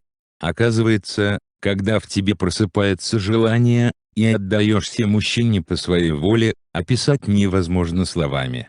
Так и спит, раскинув руки, богатырским сном. Хадия никогда не рассталась бы с этим мужчиной, ставшим ей таким близким в эту ночь, но ведь у нее есть Милиш. Пора было возвращаться к ней, уже забрезжил рассвет. Хадия осторожно погладила Такея по волосам, положила на мгновение голову ему на грудь, вдыхая терпкий запах мужского пота. Дух молодого, сильного тела, смешанный с ароматом свежего сена, дурманил. Расслабленное, податливое как разогретый воск тело само прильнуло к Такэу, но тот спал крепко и даже не пошевелился. Но это и к лучшему. Иначе не будет сил уйти, оторваться от него, а Милеш там совсем одна. От волны свежего воздуха, принесенного матерью, Милеш проснулась и открыла глаза. Видно, не просыпалась ночью, и не плакала с перепугу, решила Хадия, не заметив следов слез на лице от дочери. Подумав об этом, Хадия испытала невольный стыд от того, что пошла на поводу своего желания и оставила девочку одну. От этой мысли с еще большим усердием взялась за домашнее дело. Сварила еду, постирала, поиграла с дочерью в ладошки, вытрясла у входа в пещеру медвежью шкуру. К вечеру Милеш, утомившись за день, наигралась со своими самодельными игрушками и крепко уснула. И только тогда у Хадия появилась возможность сходить в Березняк и проведать Такэи. Да только не застала его. Костер был потушен и залит водой, шалаш пуст. И только немного жареного зерна на камне напоминали о недавнем присутствии мужчины здесь, и проведенной с ним ночи. Нежданная встреча оставила на сердце чувство какого-то просветления, которое не в силах были омрачить затяжные дожди, начавшиеся со дня ухода Такэи, и не прекращавшиеся много дней подряд. На Хадию нашло какое-то наваждение, она и думать была не в состоянии о хозяйстве, словно не пустели полки в пещере, не таяли день ото дня продукты, словно не надвигалась длинная холодная зима. Одна мысль глодала Хадию: увидит ли она снова своего Такэи? Вновь и вновь женщина вспоминала события той ночи, каждое слово, каждый поцелуй и каждое объятие. Длинными вечерами, когда за стенами пещеры шумели ливневые дожди, Хадия вновь и вновь, сидя у костра, вспоминала свои разговоры с Такэем той ночью, когда они отдыхали после жадной любви друг к другу. Тогда Хадия пыталась выяснить как можно больше у парня, чтобы представить себе, что происходит в том мире, о котором она столько грезила. «Скажи, Такэй, жатву завершили?» «Еще и не начинали. А в мешках у тебя что было? Разве не зерно? Видела, что ли?» «Видела. Экая ты глазастая. Там прошлогоднее зерно было. И куда ты его вез?» Такэй, явно недовольный расспросами, неохотно пробурчал: «Много будешь знать, скоро состаришься». Все же понемногу Хадии удалось его разговорить. И чем больше Такэй говорил, тем жарче становилась его речь, чувствовалось, что говорит парень о чем-то очень наболевшем, не дающем ему покоя ни днем, ни ночью. Почему-то он доверился Хадии и рассказал ей о многом. Может быть потому, что все это долго приходилось скрывать от других. И о какой-то коллективизации, начавшейся в деревне, и о богачах, которых теперь зовут кулаками, и о том, что весь скот и инвентарь теперь заставляют сдавать в колхоз. Кое-кто более или менее зажиточный скрылся из Асаная, а сели кто в Бухаре, кто в Ташкенте, а кулаков собираются ссылать в Сибирь. «Выходит, ты, кулак?» — перебила вопросом Хадия. «Какой я кулак?» — в сердцах выругался Такэй. «Мы, середняки, нас пока не трогают. Но ведь это пока, а что завтра-послезавтра будет, один Аллах ведает». «А кто не трогает?» — снова наивно спросила Хадия. «Советская власть, кто же еще?» «Подожди, и до твоего хутора черед дойдет, и туда доберутся». Время от времени Такэй, видно сильно истосковавшийся по женской ласке, притягивал Хадию к себе, но она ласково, настойчиво принуждала его рассказывать дальше. Дожди, наконец, пошли потихоньку на убыль. Хадия, взяв себя в руки, весь световой день проводила в лесу, заготавливая съестное впрок. Однако лес в этом году не баловал своих обитателей, середины лета почти непрерывно шли дожди, и все, что можно было бы использовать в пищу, пропадало. На третий день после прекращения дождей она заметила Такэи, еще на подходе. На этот раз он снова вел за поводья тяжело груженную лошадь. Дождавшись, пока Такэй остановится и снимет груз лошади, Хадия подбежала к нему. Слабо улыбнувшись, он встретил ее вопросом: «Ты здесь живешь, что ли?» Хадия, Совершенно машинально соврала: «Нет, мы только сегодня пришли». И тут же густо покраснела от невольной лжи. Так и едва заметно усмехнулся, видно почувствовав ложь в ее словах, но разоблачать не стал. Попросил только: «Я сначала хочу добраться до нужного места, а ты меня жди, хорошо?» «Зерно нового урожая?» — спросил Хадия, кивнув на мешки. «В такую погоду какой может быть урожай? Рожь повалилась, проросла, пшеница гниет на корню. Как бы голода не было в этом году. А советы все равно отберут остатки зерна, потому и прячу». Чувствовалось, что явно был не в настроении. Сошел с лица, плечи безвольно опущены. Будто подменили мужика. В прошлый раз как глаза блестели при виде Хадии, а сейчас взгляд тусклый, безо всякого интереса. Стиснув зубы, он пробормотал: «Начали раскулачивать и таких середняков, как я. Соседа моего со всей семьей в Магадан сослали». «В каких краях этот Магадан?» — испуганно спросил Хадия, чувствуя, что за этим названием скрывается что-то страшное. Так и устало махнул рукой: «За 3-9 земель, откуда и возврата нет». «Ай-яй-яй! Вот тебе и ай-яй-яй, красавица! Страшные дела происходят в Асанае. Ладно, я передохну немного и дальше тронусь. Скоро обернусь». В этот раз так и ни о чем не спрашивал Хадию, да его не нужно было ни о чем расспрашивать, сам все рассказывал. Говорил с горечью, с прерывающейся болью. Но ночь в шалаше была такой же горячей, как и в прошлый раз. Ни так и ни Хадии ничего не говорили о своих отношениях, но оба чувствовали, что здесь, в этом маленьком шалаше, будто обрели очаг, согревающий их души. И отдавали друг другу всю страсть и нежность, на которые были только способны. «Ходи», — сказал как-то так и между ласками, — «пошла бы ты со мной в Асану. Да ведь у тебя, наверное, есть кто-нибудь. Да и сам говоришь, страшно там сейчас. Оно, конечно, невесты есть, но всей душой я тянусь только к тебе. Не знаю другой такой женщины, которая таяла бы в объятиях словно масло. А то, что страшно, так все, может, еще и переменится». А на утро, прощаясь, крепко прижал Хадию к себе и сказал: «Если не увидимся больше, прости меня, красавица. А жив буду, приду на Уктау снова. Если здесь тебя не застану, на хутор приду. Прощай». Не суждено было им больше увидеться. Прошла неделя, другая, месяц минул, так и не появился. Наступила осень, шорохом нападали пожелтевшие березовые листья. Все обитатели окрестностей Уктау лихорадочно заканчивали последнее приготовление к зиме. И только уходи, все по-прежнему валилось из рук. Что делать? Вроде бы со временем улеглась душевная буря, вызванная встречей с Такием, но тоска по нему вытеснила заботы о хлебе насущном, надолго выбила из привычной колеи. Милка, вернувшись с вольного выпаса, привела с собой козлят, но не было сена. Печка не сложена, кончилась пшеница. Можно было поискать тайник Такии, благо, до Трехглавой горы недалеко, но удастся ли найти? К тому же вся живность пропала, и запасов мяса на зиму не было. Голод.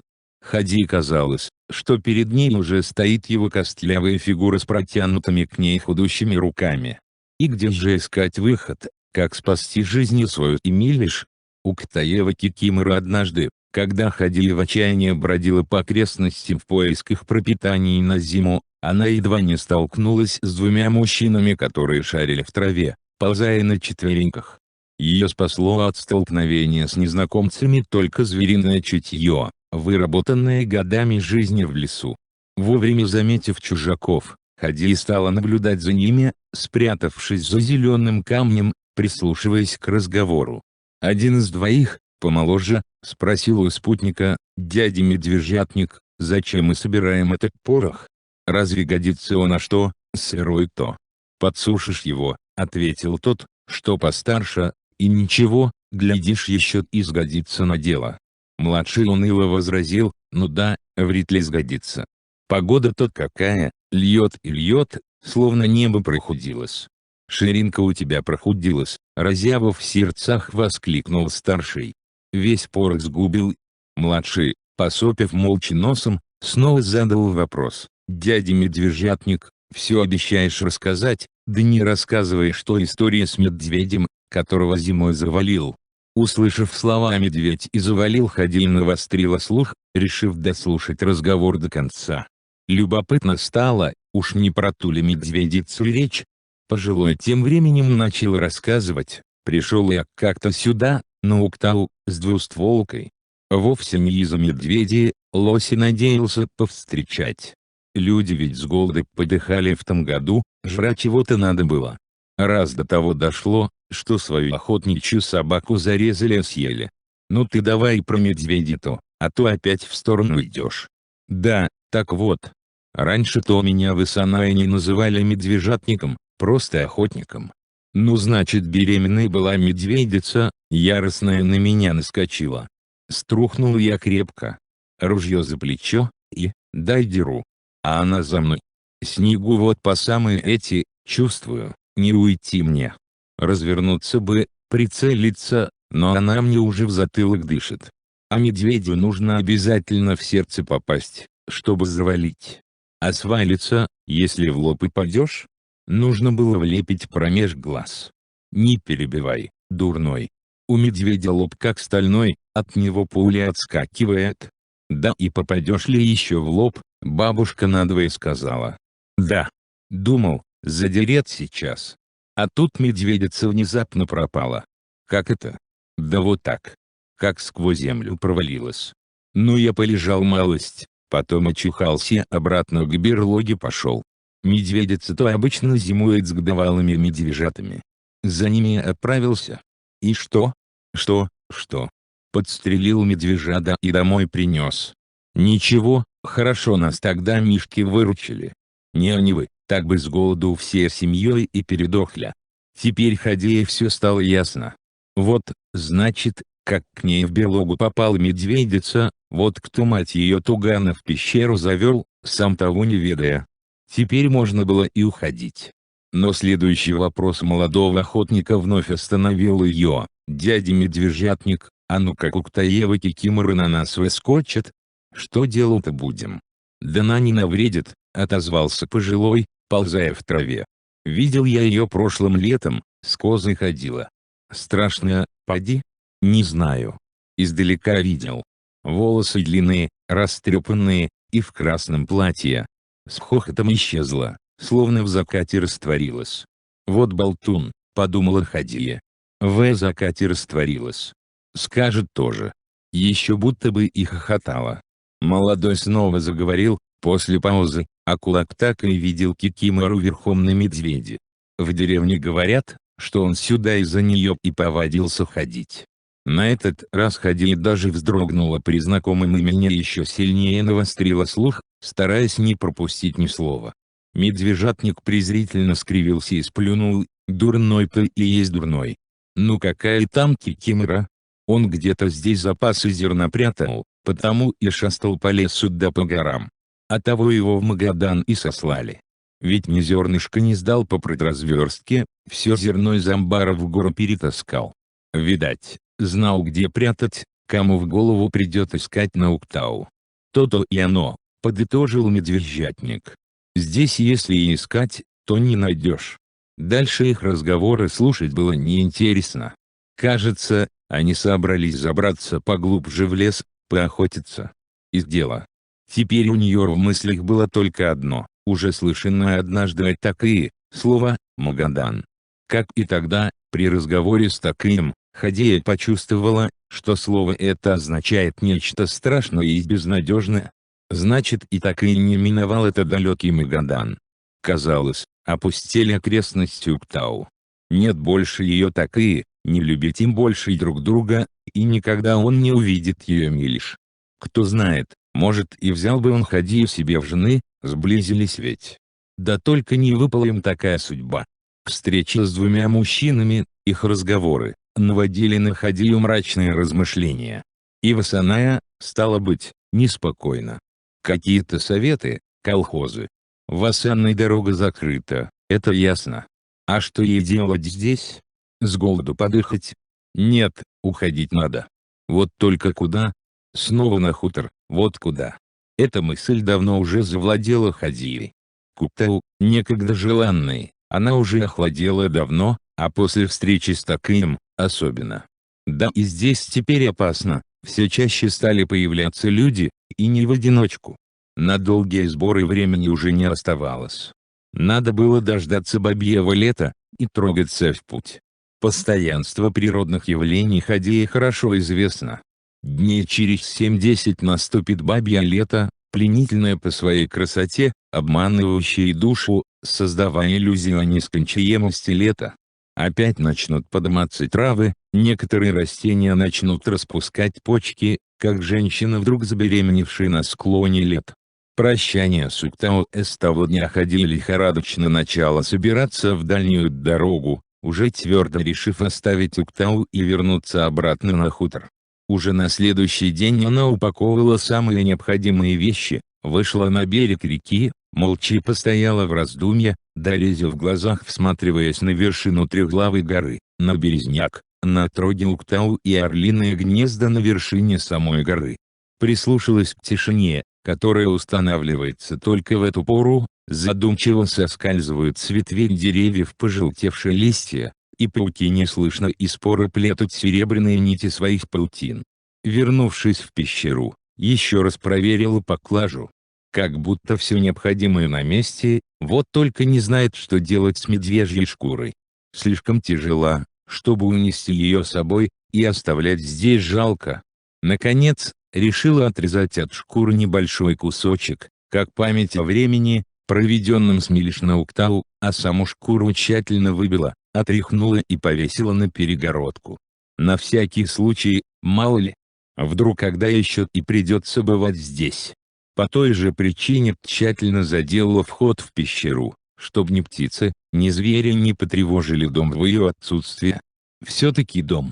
Сколько здесь было пережито, разве можно забыть такое?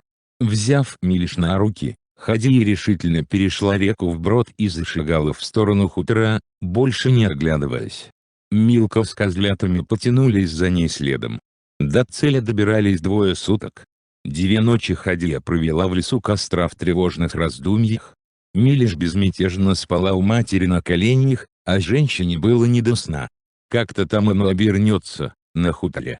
Не разорили ли его окончательно лихие люди?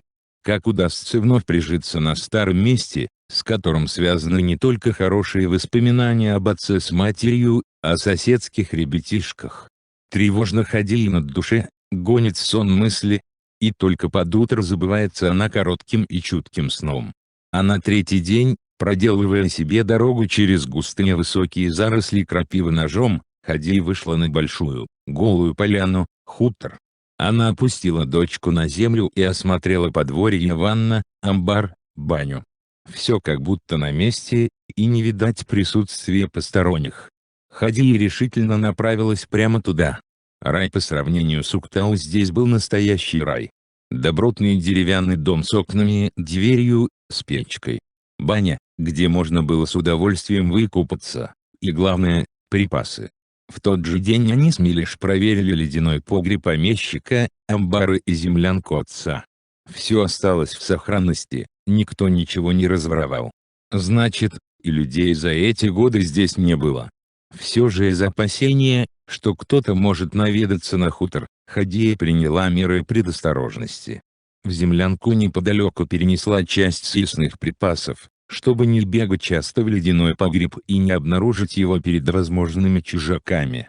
А дом к землянке женщины прокопала подземный лаз, благо тяжелая работа ее не пугала после жизни на Уктау. Не прошло и недели, как достаточно широкий и высокий подземный ход был готов. А чтобы стенки его не осыпались, Хадия укрепила их подпорками. Теперь в случае опасности в землянке можно было и укрыться, благо снаружи она практически незаметна. Бытовых принадлежностей и кухонной утвари в доме Ивана оставалось еще достаточно.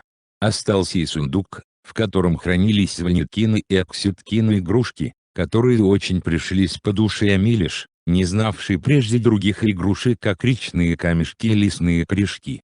И глазки ее вроде стали лучше видеть. Не прошло и месяца со дня их возвращения на хутор, как ударили настоящие морозы.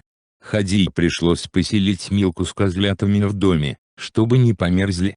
Да и Милиш так веселее. Длинными вечерами дочка играла с козлятами, Милка хрумкала сеном, которого сохранилось немного в сарае, а Хадия занималась рукоделием. Из того же красного материала шила занавески и прикрыла окна, чтобы не испытывать постоянного ощущения, что кто-то заглядывает из темноты в дом сквозь стекло. Начесала пуха с Милки и связала для себя и Милиш носки, пригодились спицы, которые Анфиса забыла взять с собой. Был один из таких вечеров. В доме тихо, тепло, а на дворе завывает ветер. Воет и воет на разные голоса. Иногда даже кажется Хадие, будто где-то неподалеку корова мычит. Прислушавшись, женщина вдруг аж подскочила на месте. А ведь действительно, корова. Вышла на улицу, плотно укутав лицо платком. И тут совершенно отчетливо услышала тяжелый коровий вздох и, вслед за ним, протяжное мычание. За домом, в защищенном от ветра месте, и впрямь стояла корова с телкой. При свете луны их силуэты выделялись на фоне бревенчатой стены. Хадия подошла поближе, безбоязненно обняла шершавую коровью морду, погладила по щеке. Та тоже потянулась к женщине и лизнула руку теплым языком, словно узнала. Хадии в морде животного тоже как будто показалось что-то знакомое. Будто молнией высветила в ее памяти, как тетка Анфиса звала перед ойкой: «Маруся, Марус, Марус». Вполголоса позвала Хадия. Корова протяжно замычала, услышав свою кличку, и послушно пошла вслед за Хадией в хляв. Радости Хадии не было предела. Видно, Аллах решил облегчить ее мучения и послал в хозяйство корову, чудом пережившую последние годы скитаний по лесу, да еще и принесшую приплод.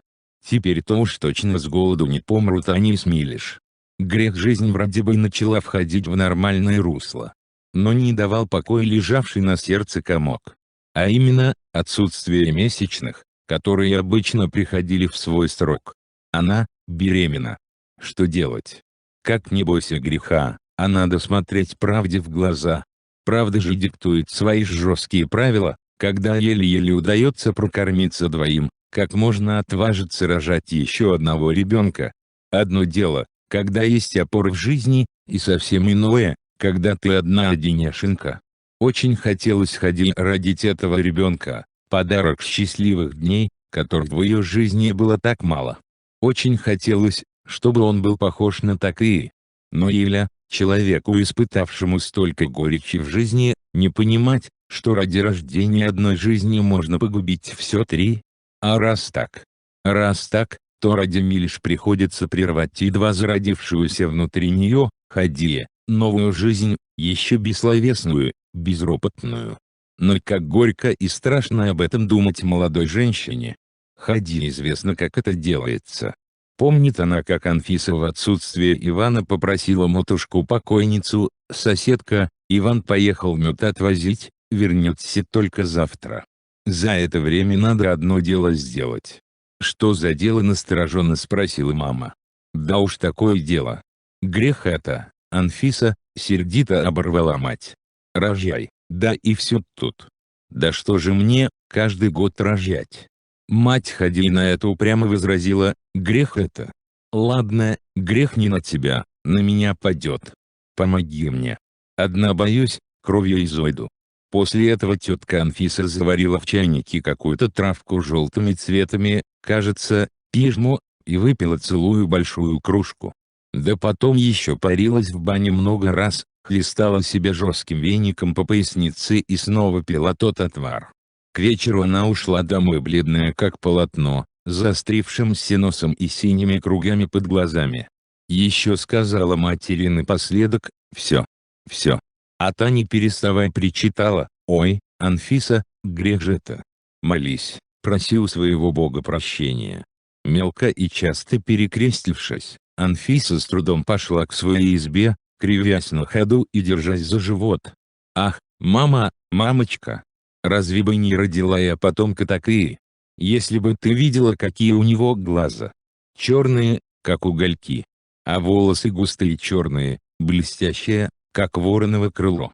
Кажется, жизнь бы отдала, только бы еще раз побывать в его объятиях, мама. Но не могу, не могу. Ради Милиш. Прости меня, мамочка. Так мысленно просила Хадия прощения у покойной матери, но от принятого решения не отступилась. Слишком уж назойливо попадались на глаза пучки желтой травы, висевшие на жердине в сенцах. Вставали зоря, наступали вечера. День сменялся другим днем, шел месяц за месяцем, на смену одному времени года приходило другое. Хадия привыкла к новому ритму жизни, который ее вполне устраивал и не осложнялся излишними переживаниями. Милиш росла, вытягивалась в рост, и уже почти догнала мать. Ущербной она себя не чувствовала и жизнью, казалось, была вполне довольна. Не переживала, что живут они одиноко, что нет рядом других людей, не сетовала на том, что одинокая их жизнь проходит в глухом лесу. Ведь она и не знала иной жизни, не представляла, что есть где-то на свете большие деревни огромные, по сравнению с их затерянным в глухомане хуторком, города, полные людей. И все же Бог одарил человека не только инстинктами, но и разумом. Однажды дочка спросила Хадию: «Мама, а где мой отец?» Хадия что-то невнятное пробормотала и перевела разговор на другое. Но про себя подумала: когда-никогда все же придется отвечать на такой вопрос, придется рассказать Милиш ее историю. Девочка видит, что птицы и звери живут парами, и у каждого зверька, у каждого птенчика есть не только мать, но и отец. А раз так, значит и у нее, Милиш, тоже где-то есть отец.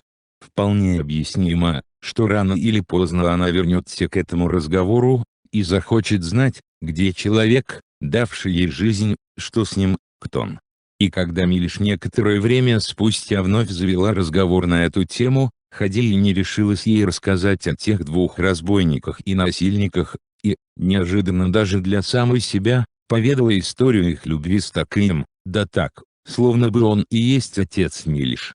А со временем и сама стала почти верить в эту историю. Милиш помогала матери во всех делах, вместе они собирали ягоды, сажали картофель, каким-то чудом, в отцовской землянке сохранились десяток незасохших клубней, и заготавливали сено. Хадия научила дочь выпекать хлеб и, по ее просьбе, научила вязать. Плохо только, что зрение у девочки так полностью и не восстановилось. Человек устроен так, что он в любых условиях старается скрасить свое существование, найти опору для души, внести в свое бытие что-то духовное. Хадия тоже стремилась уйти от ощущения одиночества. А кто в лесу может находиться рядом с человеком? Конечно же, другие дети природы, меньшие братья. На подворье Хадии и Милиш теперь есть коровы и козы. Милка каждый год приносит приплод. Наверное, где-то у козьего камня бродит отец ее козлят, который никогда не показывается Хадии на глаза.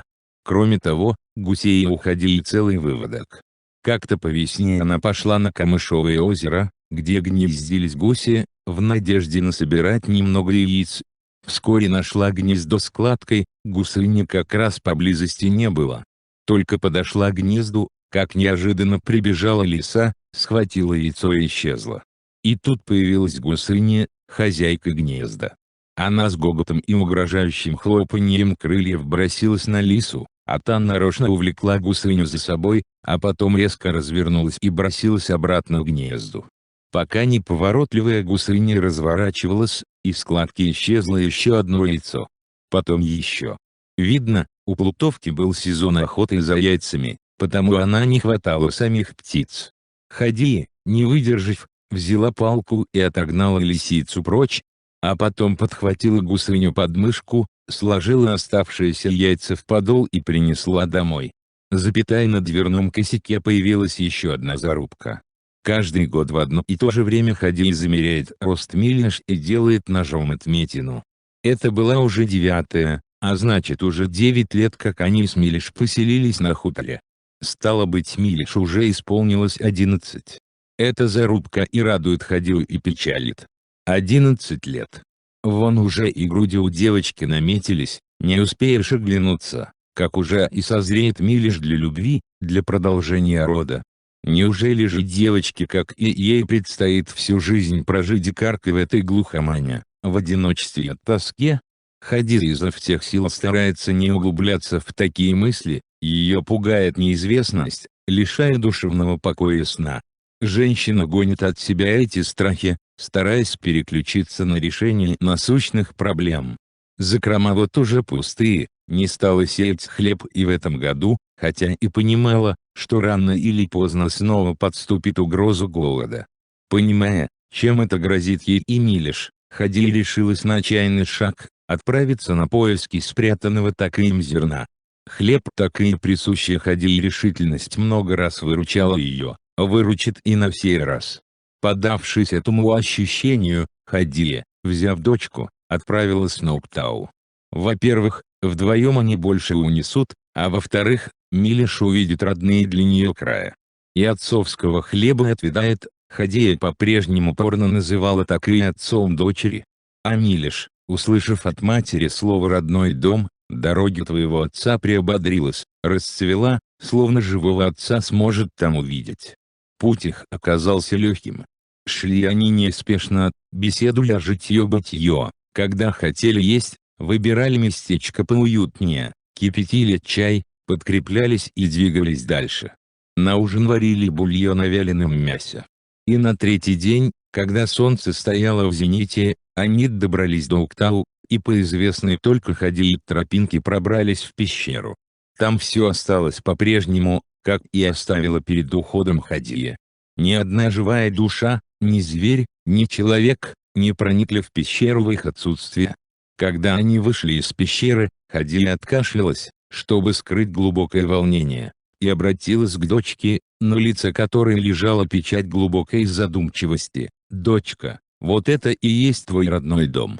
В этой пещере ты появилась на свет, здесь мы с тобой прожили 2 зимы». «Ой, мама», — вздохнула Милиш, — «до сих пор не могу поверить твоим рассказам до конца. Неужели в этой убогой пещере ты меня родила и растила? Теперь, когда увидела своими глазами, веришь?» «Теперь верю».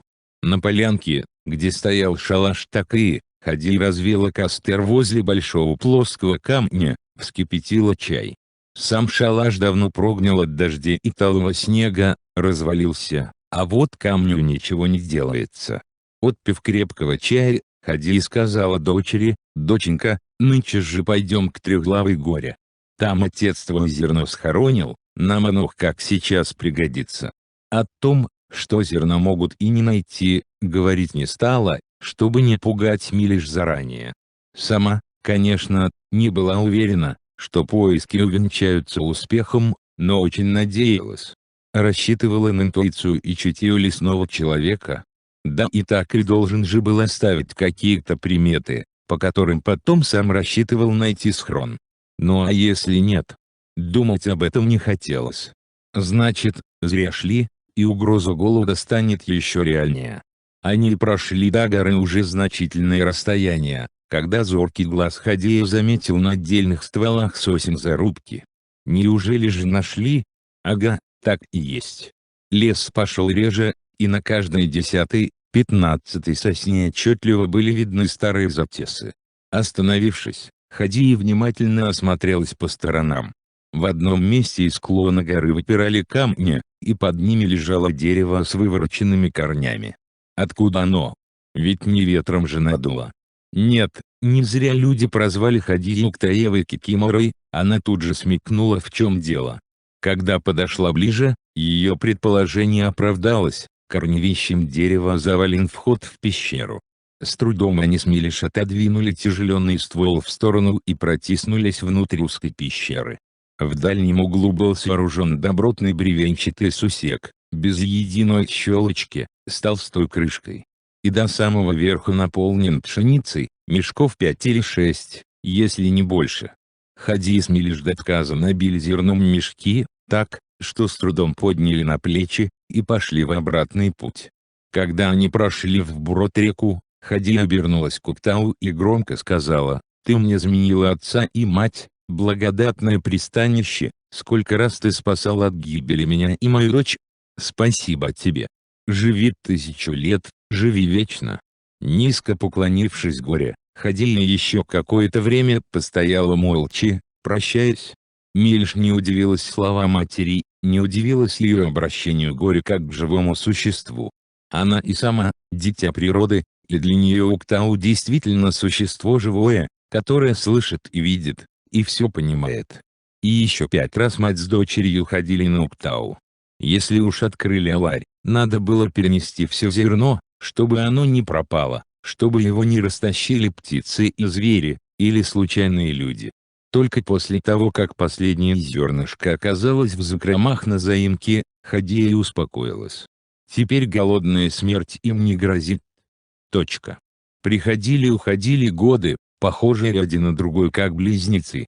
В осколке зеркала, оставленном Анфисой, Хадия каждый день видела свое отражение, замечала каждую морщинку на лице, каждый седой волос на голове, но это не беспокоило ее слишком сильно.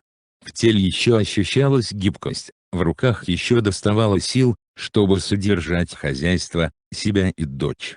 По сути, она еще молодая женщина. Сердце ее волновало будущей дочери. Милош вступила в пору расцвета и девичьей зрелости. Она превратилась в стройную, изящную девушку с красивым лицом. И волосы у нее густые, смоляные, с отблеском вороного крыла. Как у Такии. Только вот течет в ней кровь не Такии, милого сердцу, а того зверя Махмута. В глухой чащобе, на хуторе забытом Аллахом и людьми, жили-поживали 2 человека, мать и дочь. Можно было подумать, что на всем белом свете не найдется человека, который бы забрел на этот хутор. Можно подумать, что от Асаная до хутора не сутки 2-3 пути, а когда сказочный Гарыков. На самом деле никому не было никакого дела до Хадии с Милиш, на страну обрушилась война. Жители Асаная не успели даже убрать небывалый урожай 1941 года, когда все мужское население было мобилизовано на войну, защищать от немецко-фашистских захватчиков неизвестную хуторянам страну под названием Советский Союз. Гость лета 1942 года для Хадии с Милиш ничем особенным не отличалась. Не получали они ни повесток, ни писем-треугольников, ни похоронок. В один из тихих июньских дней, когда солнце перевалило за полдень, они с туристками отправились за ягодами на Крутую гору. Ее склон в виде длинной луковицы уходил в сторону Асаная. Если туда смотреть, на душе становится тоскливо. Но Хадия все равно не могла не смотреть туда, и глядела в направлении села до тех пор, пока в глазах не начинало рябить. В какой-то момент ей показалось. Или же не показалось. Вздрогнув, женщина прищурилась, чтобы хоть немного прекратилось рябь в глазах, присмотрелась и не поверила своим глазам. Из леса появился человек. Окликнув Милиш, которая неподалеку собирала ягоды, Хадия в 2 словах объяснила дочери ситуацию, и обе стремительно зашагали в сторону хутора, прочь, подальше от чужака, который неизвестно с чем пожаловал. Прибежав на хутор, наспех собрали кое-какие пожитки и спрятались в землянке, от греха. Окна в доме закрыли ставнями, заперли дверь и ворота двора. Может быть, этот человек и не зайдет на хутор, но меры предосторожности не будут лишними, рассудила Хадия, имевшая уже горький опыт. Они просидели в землянке остаток дня и всю ночь, гадая, что там происходит наверху. Дымом пожара не пахло, шума погрома тоже не было слышно. И это хорошо. Если зашел чужак на хутор, тот хоть разорением не занимается. Сгорая от любопытства, Хадия пересилила свой страх и решила выйти из землянки, проверить, что там наверху. Пригнувшись, она пробралась к забору, осторожно заглянула через щель во двор и чуть не упала от неожиданности. На крыльце дома сидел молодой мужчина и спокойно дымил табаком. Рядом лежал битком набитый походный мешок. Ворота были не отперты, видно, нежданный гость сиганул прямо через забор. И дверь в дом не открыта. Неужели так и ночевал прямо на крыльце? Надо же, не решился входить в дом без хозяйского приглашения. Хадия чуть было не крикнула: «Ты кто?», но вовремя прикусила язык. Долго наблюдала за пришельцем, будучи им незамеченной. А тот, посидев, обошел дом в круговую, осмотрел двор и снова преспокойно уселся на крыльцо, видимо твердо решив дождаться хозяев.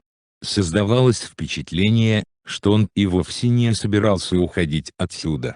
Понаблюдав за чужаком еще какое-то время, Хадия вернулась в землянку. Милиш засыпала ее вопросами, и Хадия вынуждена была рассказать дочери о том, что видела. Милиш, не без дрожи в голосе, спросила: «Он страшный?» «Нет, дочка, он не страшный». В этом Хадия была уверена. Чужак, сидевший на крыльце, и впрямь не вызывал у нее чувства тревоги или испуга. «Я его тоже хочу видеть, мама». «Завтра, дочка, завтра», — ответила Хадия. «Давай сегодня не будем выходить отсюда. Кто его знает, что за человек. А может еще и уйдет? Нам спокойней будет».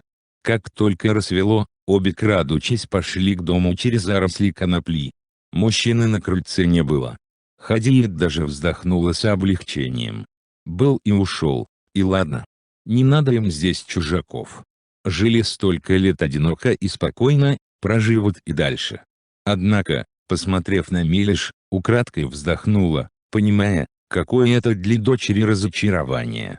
Ведь человек же, другой, из большого мира. А Милиш вдруг улыбнулась, ткнула мать кулачком в бок и молча указала глазами на крыльцо. Рядом с крыльцом, на земле, лежали поначалу незамеченные Хадия и мешок и стеганка. Хадия даже вытянула голову, чтобы получше осмотреть подворье, и вдруг вздрогнула от неожиданности, услышав прямо за спиной незнакомый голос: «Так это вы здесь живете, тетя?» Мать с дочкой, вздрогнув от неожиданности, резко обернулись. Перед ними стоял молодой, крепкого телосложения мужчина. На нем была одежда военного покроя, похожая на ту, в которой, как помнила Хадия, к помещику приходили офицеры. Несколько оправившись от испуга, тем более, что вид у мужчины был совсем не разбойничий, она спросила: «А ты кто, джигит? Откуда будешь?» Я-то прищурившись, мужчина внимательно посмотрел на Хадию с Милиш, и ответил: «А из Асаная». «Из Асаная?» «Ага». Хадия нахмурилась, чтобы скрыть нечаянную радость при упоминании знакомого названия, и строго спросила: «Ружье есть?» «Нет». «А за какой надобностью явился? Как сюда дорогу нашел?» Тряхнув головой, солдат попросил: «Тетя, я все расскажу. Только позвольте сначала в дом войти. Это ведь ваш дом, вы здесь живете?» Я уже обошел все вокруг, других людей здесь нет, и домов нет. Пустое. Выходит, болтали, что на хуторе дворец помещика стоит, в 2 этажа да тесом крытый. Был такой дворец. Так куда же он подевался? Сожгли, нехотя ответила Хадия. Да кто же кто? Не знаю. Болтаешь много, парень. Лучше скажи-ка, как зовут тебя, кто такой будешь и куда подержишь? На вопрос парень ответил охотно, только не совсем искренне, как показалось Хадие. Зовут Муниром, рядовой боец Красной Армии, в отпуске. Сейчас иду. Да иду, куда глаза глядят. А тебя как зовут, тетя? Зови Хадиапой. Мунир кивнул на молчавшую до сих пор Милиш. А эту красавицу как зовут? Это дочка моя, Милиш. Да ты не смотри на нее так, не пугай. Не привыкла она к посторонним. Да разве ж я ее пугаю, широко улыбнулся Мунир. Скажи, Милиш, ты боишься меня? Застенчиво улыбнувшись, Милиш спряталась за спину матери и тихо ответила: совсем нет. Ну вот, еще шире улыбнулся Мунир. Видишь, Хадиапа совсем не боится меня твоя дочь. Ну что, в дом-то пригласите гости. Открыв заваленные камнями ворота, Хадия пригласила гостей в дом. Почему-то он сразу ей показался симпатичным.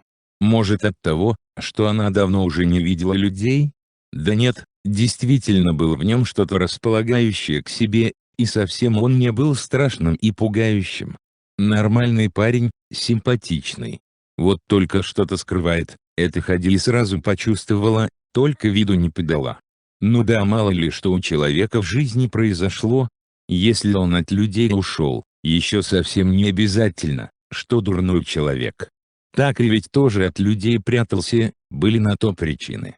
Прошло уже много дней с тех пор, как Мунир поселился у них на хуторе, счет уже пошел на месяцы. Как было заведено, уходили с Милиш, накосили сено, выкопали картофель. Насушили и насолили грибов, собрали скот на подворье, а часть скотины забили на мясо. Заготовили дрова на зиму. Мунир работал, не покладая рук. И не только ради того, чтобы понравиться приютившим его хозяевам, видно, что парень трудолюбивый, никакой работы не боится, все делает в охотку и с душой.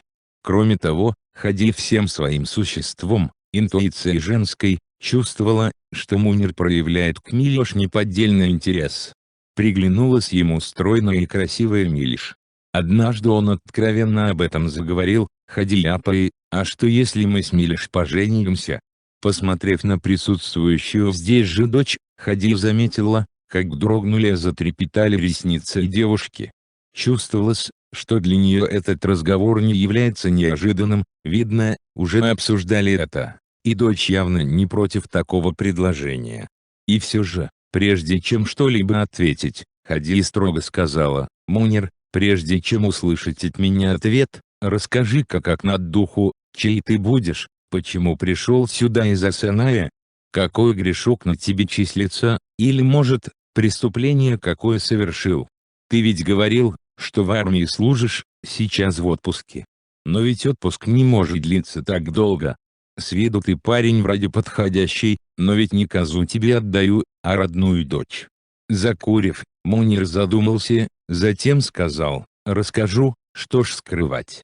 И поведал свою историю во всех подробностях. Оказался он единственным сыном женщины по имени Зубайда, живущей в Асаная. Почти одновременно с отцом был отправлен на фронт, воевал в каком-то Крыму за город под названием Севастополь. Был тяжело ранен, лечился в госпитале. Когда пошел на поправку, дали отпуск на несколько дней. Приехал домой, а мать в безутешном горе: погиб на фронте отец. Мать слезно просила его сохраниться, не возвращаться на фронт, чтобы живым остаться. Она же и присоветовала прийти сюда, на помещичий хутор, о котором многие в Асанае уже стали забывать, и говорили о нем как о какой-то легенде. То ли есть он, этот хутор, то ли существует только в рассказах стариков. Мунир поначалу и не думал следовать совету матери, ведь это же преступление в военное время. Но как-то так само собой получилось, что вместо райцентра ноги его привели сюда, на хутор. Долгими зимними вечерами слушали Хади и Смилиш рассказы Мунира. Именно из его рассказов они и узнали много того, чего доселе знать не могли. Из его повествований в их сознание вошли неведомые прежде имена Ленин, Сталин, которые, по их разумению, были новыми царями. Узнали они такие понятия, как немецкие фашисты, Германия, самолет, танк и многие другие, от которых с непривычки голова кругом шла. Только теперь Хади и Смилиш стали осознавать, какие же они темные, как сильно они отстали от жизни в своей глухомане, в то время как в большом мире произошли немыслимые перемены. В один из вечеров, когда Хади уже легла спать, Мунир с Милиш сидели за занавеской и разговаривали. «А ты на фронт не уйдешь», — услышала Хадия голосок Милиш. «Ушел бы», — отозвался Мунир, — «но...» «Что? Война закончилась?» «Нет, война не закончилась». «Откуда знаешь?» «Да уж знаю». «Ты в эту штуку смотрел?» «Эту штуку, черную, тяжелую, Мунир называет трофейный бинокль». Хади нравится бинокль, она любит подолгу рассматривать через него окрестности, тогда каждое дерево, каждый пенечек кажутся близкими, только руку протяни. А молодые вдруг замолчали, потом перешли на горячий шепот. И, расслышав звуки поцелуи, Хадия поспешно натянула на голову одеяло. Внук. Осенью 43-го года, в самый полдень, солнце над хутором засияло особенно ярко, родился ребенок. Мальчик. Хадия, обращаясь к Всевышнему, творила ему благодарение за то, что у нее появился внук и она теперь бабушка. Она будет оберегать его от всех напастей. В пище у малыша недостатка не будет, часто повторяла Хадия. зерно посеяли и урожай добрый собрали. Слава Аллаху, проживем. Эти слова она произносила не пред дочки, которая еще не оправилась от родов, не при зяте, который ходит по хутору словно пьяный, со смешанным выражением радости и озабоченности на лице, не при ребенке, который безмятежно спит. Говорит она сама собой, наедине, вознося хвалу Всевышнему за то, что не обделил их своей милостью, дал такую радость в дом, поддержал добрым урожаем, и малыш не повторит историю своей матери, выросшей в темной пещере впроголодь. На долю Хадии нет-нет да и выпадали счастливые минуты в жизни, их немало еще будет впереди. Но события, равные этому, вряд ли повторится когда-нибудь. Не оборвался корень рода племени, обитающего на хуторе, не всякли его истоки. Едва научившийся ходить ребенок прутиком отгоняет птиц, которые налетают на корм, предназначенный для гусей. Хозяин, сразу видно. Каждый из троих обитателей хутора окликает его по-своему. Аюхан зовет его бабушка. Махмуд кличет отец. Малыш обращается к нему мать. Мальчик, не раздумывая, бежит в бабушкины объятия. Это у него давно, как только оторвался от материнской груди, сразу же прикипел сердцем к бабушке.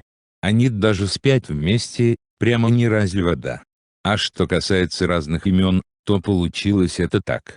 Надо ребенку имя дать, как бы черт его не подменил, завела как-то разговор Хадия. Скоро уж 40 дней с рождения исполнится. Как назовем, мама охотно откликнулась Милиш. Не успела Хадия ответить дочери, как в разговор вклинился Мунир, пусть Махмутом будет. Заметив, как теща побледнела при этом имени, словно бы оправдываясь, пояснил, у матери был родной брат по имени Махмуд. Давно. Ушел как-то из села, с одним русским и пропал. С тех пор ни слуху, ни духу о нем.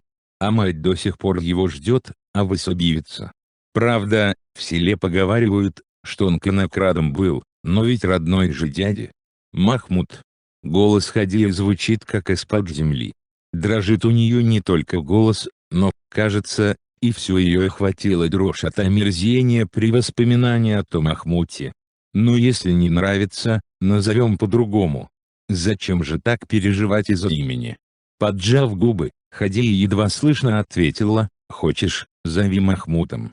А я своего внучка Аюханом буду звать. Не понять Милиш с Муниром, почему Хадия вдруг нахмурилась и замкнулась в себе. Не понять. Не знают они ничего о ее прошлом, о том, кто настоящий отец Милиш. Да и ни к чему им это знать. Надо же такому случиться, чтобы родной отец Милиш оказался дядей ее мужа. Как тесен в мир, как жестоко он устроен. А Мунир тем временем продолжали с Милиш свой разговор. Надо бы, Милиш, свозить тебя в Уфу, глазному доктору. Очки у тебе выписали. А что такое Уфа? О, это очень, очень большой город. Народу там живет целая 1000. Есть большие каменные дома, трамваи, автобусы. Когда-нибудь мы с тобой обязательно поедем туда, ты увидишь, как люди живут там, в большом мире. Вычесывая козу, зажатую между ног, Хадия краем уха слышит разговор молодых, погруженная в свои размышления. Аюхан возится возле родителей, вяжущих березовые веники. Мунир окликает Милиш мужа. Хотела спросить у тебя кое о чем. Так спрашивай. У меня от тебя секретов нет. Ага. Скажи, сильно ты скучаешь по Санаю? А что? Вижу, переживаешь ты сильно. Тянет туда. Вздохнув, Мунир отложил в сторону недовязанный веник и закурил. Скучаю, Милиш, очень. Хорошо бы нам всем туда перебраться, к людям поближе. На людях жить веселее, и умирать тоже, неожиданно мрачно закончил он. Милиш встревоженно спросила, а ну как бросишь нас, и уйдешь домой? Не брошу. Как же я тебя, женушка, брошу? Разве же оставлю нашего Махмута? И Хадию лапой нельзя одну оставлять. Да и не получится у меня, если б и захотел. А ты сходи, неожиданно предложила Милиш. Мать проведай, заждалась ведь она тебя. Поди не знает где ты, как. Только возвращайся, обязательно. Не могу, Милиш. Нельзя мне. Почему? Если вернусь, трибунал не будет. Это суд военный. Я же дезертир получается. Вся страна воюет, а я здесь отсиживаюсь. Как это, дезертир? Беглый, по-другому говоря. А что же будет, если поймают тебя? Расстреляют, жестко ответил Мунир, глубоко затянувшись цигаркой, так, что щеки валились, и сузил глаза, глядя куда-то мимо жены тоскливым взглядом. После страшных слов Мунира все замолчали. Слышно было только, как с хрустом ломаются ветки для веника под руками Мележдо, потрескивает сухой табак в самокрутке Мунира. А в Асанаево эти дни была весна. Необычная весна, весна победы. Люди плакали и смеялись, качаясь на волнах общих радостей и переживаний. Сливались воедино и радость, и печаль. На фоне полуразрушенной без присмотра мужского населения деревни, на фоне вспаханных руками баб, стариков и ребятишек полей, после всех похоронок и известий об увечьях сельчан, люди все же радовались так, как, наверное, не радовались никогда прежде. Настолько было велико счастье от известия о долгожданной победе, от того, что кончилась наконец проклятая война, принесшая столько бед в каждый дом Асаная. А обитатели хутора, живущие в своем замкнутом мире, по заведенному кладу предавались своим каждодневным заботам, не ведая ни о великом людском горе, ни о великом счастье. Волнения ходили по поводу смешения кровей Милиш с Муниром постепенно улеглись. Она уже не сомневалась в том, что ее дочь и зять предназначены друг для друга, настолько дружно и весело они жили, души друг в друге не чая. А Юхан рос крепеньким, сытленьким, и за его дальнейшую судьбу, казалось, можно было не беспокоиться. Но суждено было Хади перенести еще один немилосердный удар судьбы. Такая уж видно у нее доля. Никому, видно, на земле Всевышний не дает безмятежного счастья. Иначе бы люди впали в искушение, и поверили, что и на грешной земле может быть рай.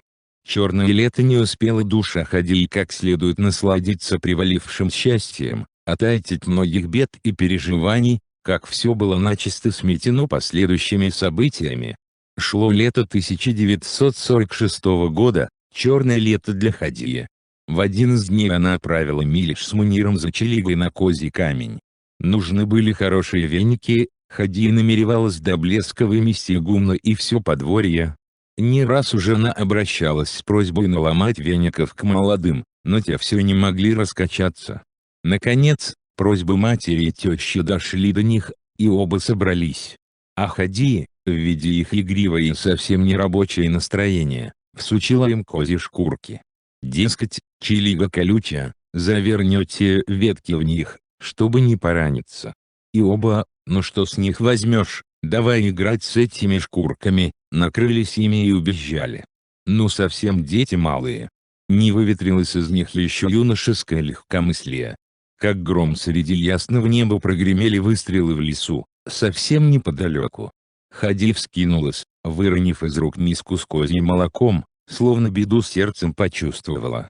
И Аюхан, играющий неподалеку от бабки, насторожился. «Бабушка, пуф повделали», уставился он на Хадию широко раскрытыми глазенками. А почему? А кто это? Что она могла ответить внучонку? И сама хотела бы знать, кто стрелял и почему. Ведь Милиш с Муниром ушли без ружья. Выстрелов больше не последовало. Только Хади все никак не могла успокоиться, сердце словно стронулось с места и ныло, не давая покоя. Вот уже перевалило за полдень. А детей все нет и нет. За это время можно было бы сделать уже 2-3 ходки до Козьего камня обратно.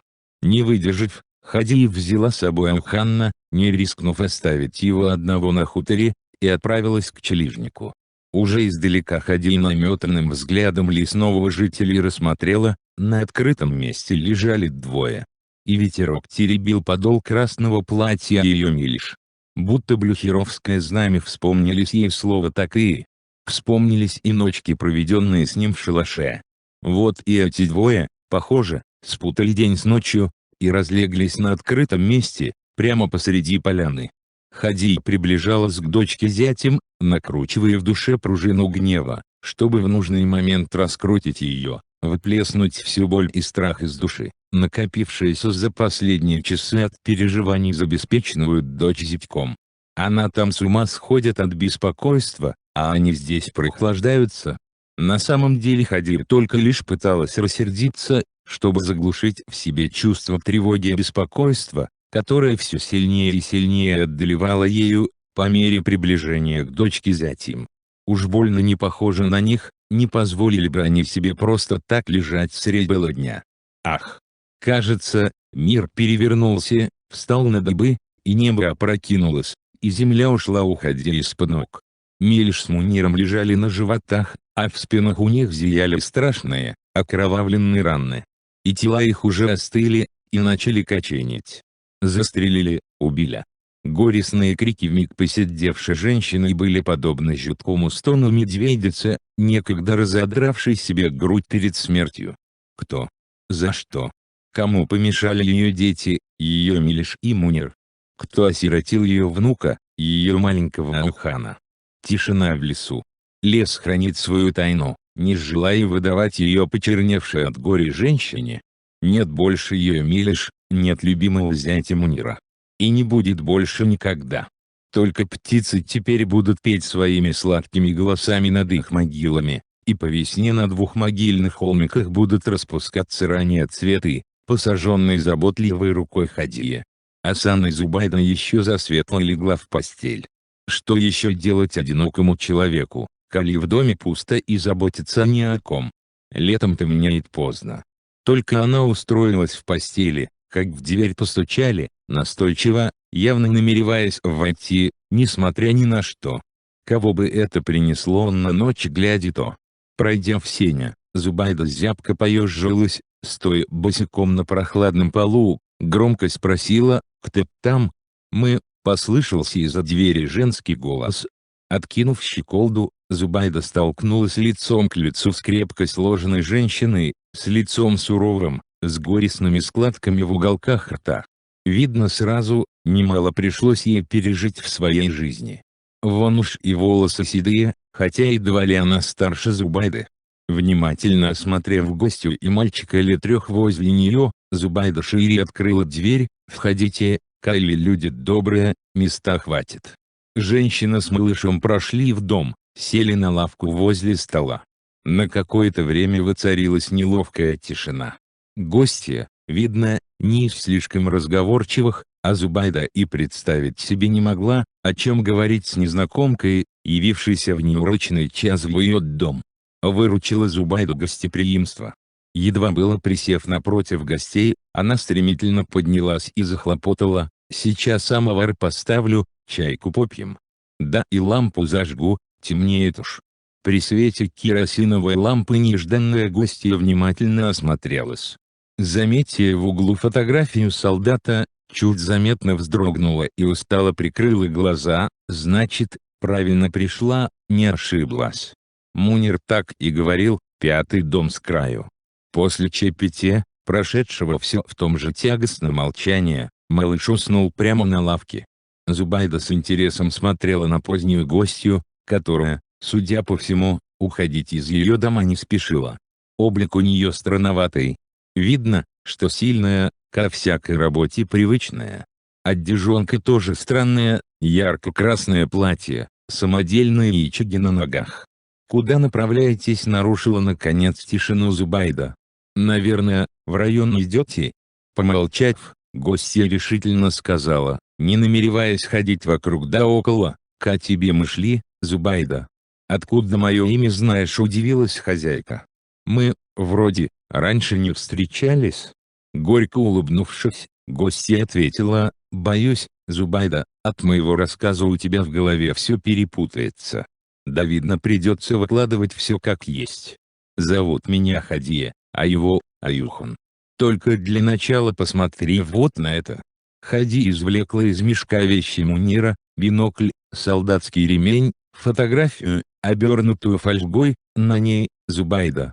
Едва только Зубайда увидела вещи и фотографию, как тут же завыла в голос, словно раненая волчица: «Мунир! Сыночек мой!» В глазах у Зубайды потемнело. Теряя сознание, она повалилась на пол, цепляя скрюченными пальцами простенькую скатерку со стола. С грохотом посыпались на пол чашки с блюдцами. Хадия едва успела подхватить раскаленный самовар, чтобы Зубайда не опрокинула на себя кипяток. Аюхан, к счастью, не проснулся. Видно, крепко вымотался за дальнюю долгую дорогу с хутора. Приподняв худенькое тело Зубайды, Хадия уложила ее на большой сундук, побрызгала в лицо прохладной водой из кадушки. Зубайда постепенно пришла в себя, осмотрелась вокруг, словно надеясь, что все ей привиделось и сейчас она в комнате одна. Но нет, сидит рядом эта странная Хадия, которая что-то знает о ее сыне. От горя я такая стала, сердце прихватывает. Или жив мой сын? Не томи, говори скорее. Погиб он, поджав губы, ответила Хадия. Не на войне погиб, нет. Очень устала я с дороги. Может, завтра подробно поговорим? Нет, говори сейчас. Или сердца у тебя нет? Единственный ведь сыночек был, как же я усну после такого, пока всей правды не узнал? За сердце не бойся, отпустила вроде. Я вот сейчас травяной настой выпью, и все ладно будет. Помолчав, Хадия негромко ответила: ладно. Я тебя понимаю, как мать и бабушка, сваха Зубайда. Сваха. Склонившись над Аюханом, Зубайда долго рассматривала безмятежное лицо мальчика, который крепко спал, еще не ведая, что у него есть теперь и вторая бабушка. А Зубайда с Хадией переглянулись молча, без слов поняв друг друга. Теперь у них есть общая забота и общая отрада в жизни. Видно, последнее. В ту ночь обе женщины так и не сомкнули глаз. Сначала Зубайда долго слушала длинный рассказ Хадии, время от времени качая головой и вздыхая. Потом решали, как быть с людскими слухами, что в селе говорить станут. Как известно, на чужой роток не накинешь платок, и если пустить дело на самотек, если молчать и позволить людям фантазировать на свое усмотрение, тут такие сплетни пойдут. В отношении Мунира решили говорить, что он, как и было написано в извещении, полученном Зубайдой, пропал без вести. Никто не должен знать о его дезертирстве, иначе до смерти позору не оберешься, попросила Зубайда. Отец Аюхана пусть так и будет Мунир. Мало ли на свете Муниров, и какие только совпадения не случаются в жизни. Позже выяснилось, как погибли Милиш с Муниром. Оказывается, застрелили их геологи, которые занимались разведывательными работами в Асанайских лесах. Не специально, разумеется, по дуре безалаберности. Один из геологов, будучи навеселе, компания, рассказал, мол, по ошибке 2 человек застрелили, а сами скрылись. Думали дикие козы, не разобрали издалека. Зачем те 2 на себя козью шкуру нацепили? Ну а потом, понятное дело, ответственности испугались, и не стали никуда заявлять. Слухи в деревне распространяются быстро. Тут же по селу стали болтать про Хадию, которая явилась с помещичьего хутора, держа за руку мальчонку. Какое-то время перемывали косточки и Зубайде, непонятно почему приютившей незнакомцев. Потом утихли понемногу, другие новости и проблемы появились, было о чем пошептаться по углам. Хадия старалась говорить как можно меньше, опасаясь, что по нечаянности может сболтнуть лишнего. Все больше замыкалась в себе, отчего и получила прозвище «замкнутая Хадия». Благодаря этой замкнутости ей и удавалось хранить в себе многие тайны, которые она, согласно уговору Зубайды, никому не выдавала. А Зубайда оказалась несдержанной на язык. Как-то в ответ на реплику у бабки-попугайчихи: «Ты приняла мальчика как собственного внука», она ответила: «Да ведь он мой внук и есть». Позже, когда расползлись слухи об этом, она пошла было на попятную, да поздно уже было. А потом по селу пошли слухи, что Хадия, якобы, жила на хуторе с медведем. Кому было об этом ляпнуть, как не Зубайде? Женщина-то она добрая, и в Аюхане души не чает. Ну а про то, что Хадия будто бы с медведем жила. Мало ли что люди болтают, у кого языки длинные. Умный человек не поверит, а дураку не объяснишь. Да и перестали об этом вскоре говорить, времена были тяжелые, суровые, не до пустой болтовни было. Только вот слова «звериная кровь» так и потянулись за Юханом по жизни. Было. Не было. Я жила с медведем на Уктау, а не на хуторе. Вздрогнув от своего же голоса, Хадия очнулась от длительных раздумий и воспоминаний о событиях многолетней давности. Не сразу и поняла, почему она сидит здесь одна, куда подевались внук и невестка, которые ее хотели о чем-то расспросить. «Зали!» — окликнула Хадия. Невестка тут же появилась на зов. Своей расторопностью она напоминала Хадия ее самую в пору молодости. «Проснулась, бабушка? А мы уж решили не тревожить тебя, коли уснула. А тут вот и Лениза приехала. Тоже по следам тех слухов». Сказав эти слова, Залия многозначительно поджала губы. Вошедшая вслед за ней Лениза горячо возразила: «И вовсе не из-за слухов приехала. И от Ильяса я никогда не откажусь, чтобы там люди не болтали. Вот». Хади, казалось, и ухом не повела на такие слова. Проворчала только: «Да и не спала я совсем. Слухи только дураки распускают. Умный знает, что говорит, и болтать попусту не станет. А где Юхан с Ильясом? Так ведь оба по делам уехали», — всплеснула Залия руками. «Раньше вечера не вернуться. Ты же, бабушка, сама в себя ушла, говорить не пожелала. Вот они и уехали, дело-то не ждут». Хадия пробормотала: «Ну вот, а я-то собралась раскрыть вам свою тайну, не унесу же ее с собой на тот свет». Вечер. Волнующие минуты. Собрались все члены семьи, Лениза тоже в их кругу. Хадия посмотрела долгим взглядом в окно, словно пытаясь увидеть те далекие времена, окутанные завесой тайны. Вот она шевельнула плотно сомкнутыми губами. Из глубин ее памяти воскресла и прошла перед мысленным взором присутствующих вся ее длинная жизнь, нелегкая судьба, замешанная на крови и слезах, исполненная любви и ненависти. Конец книги.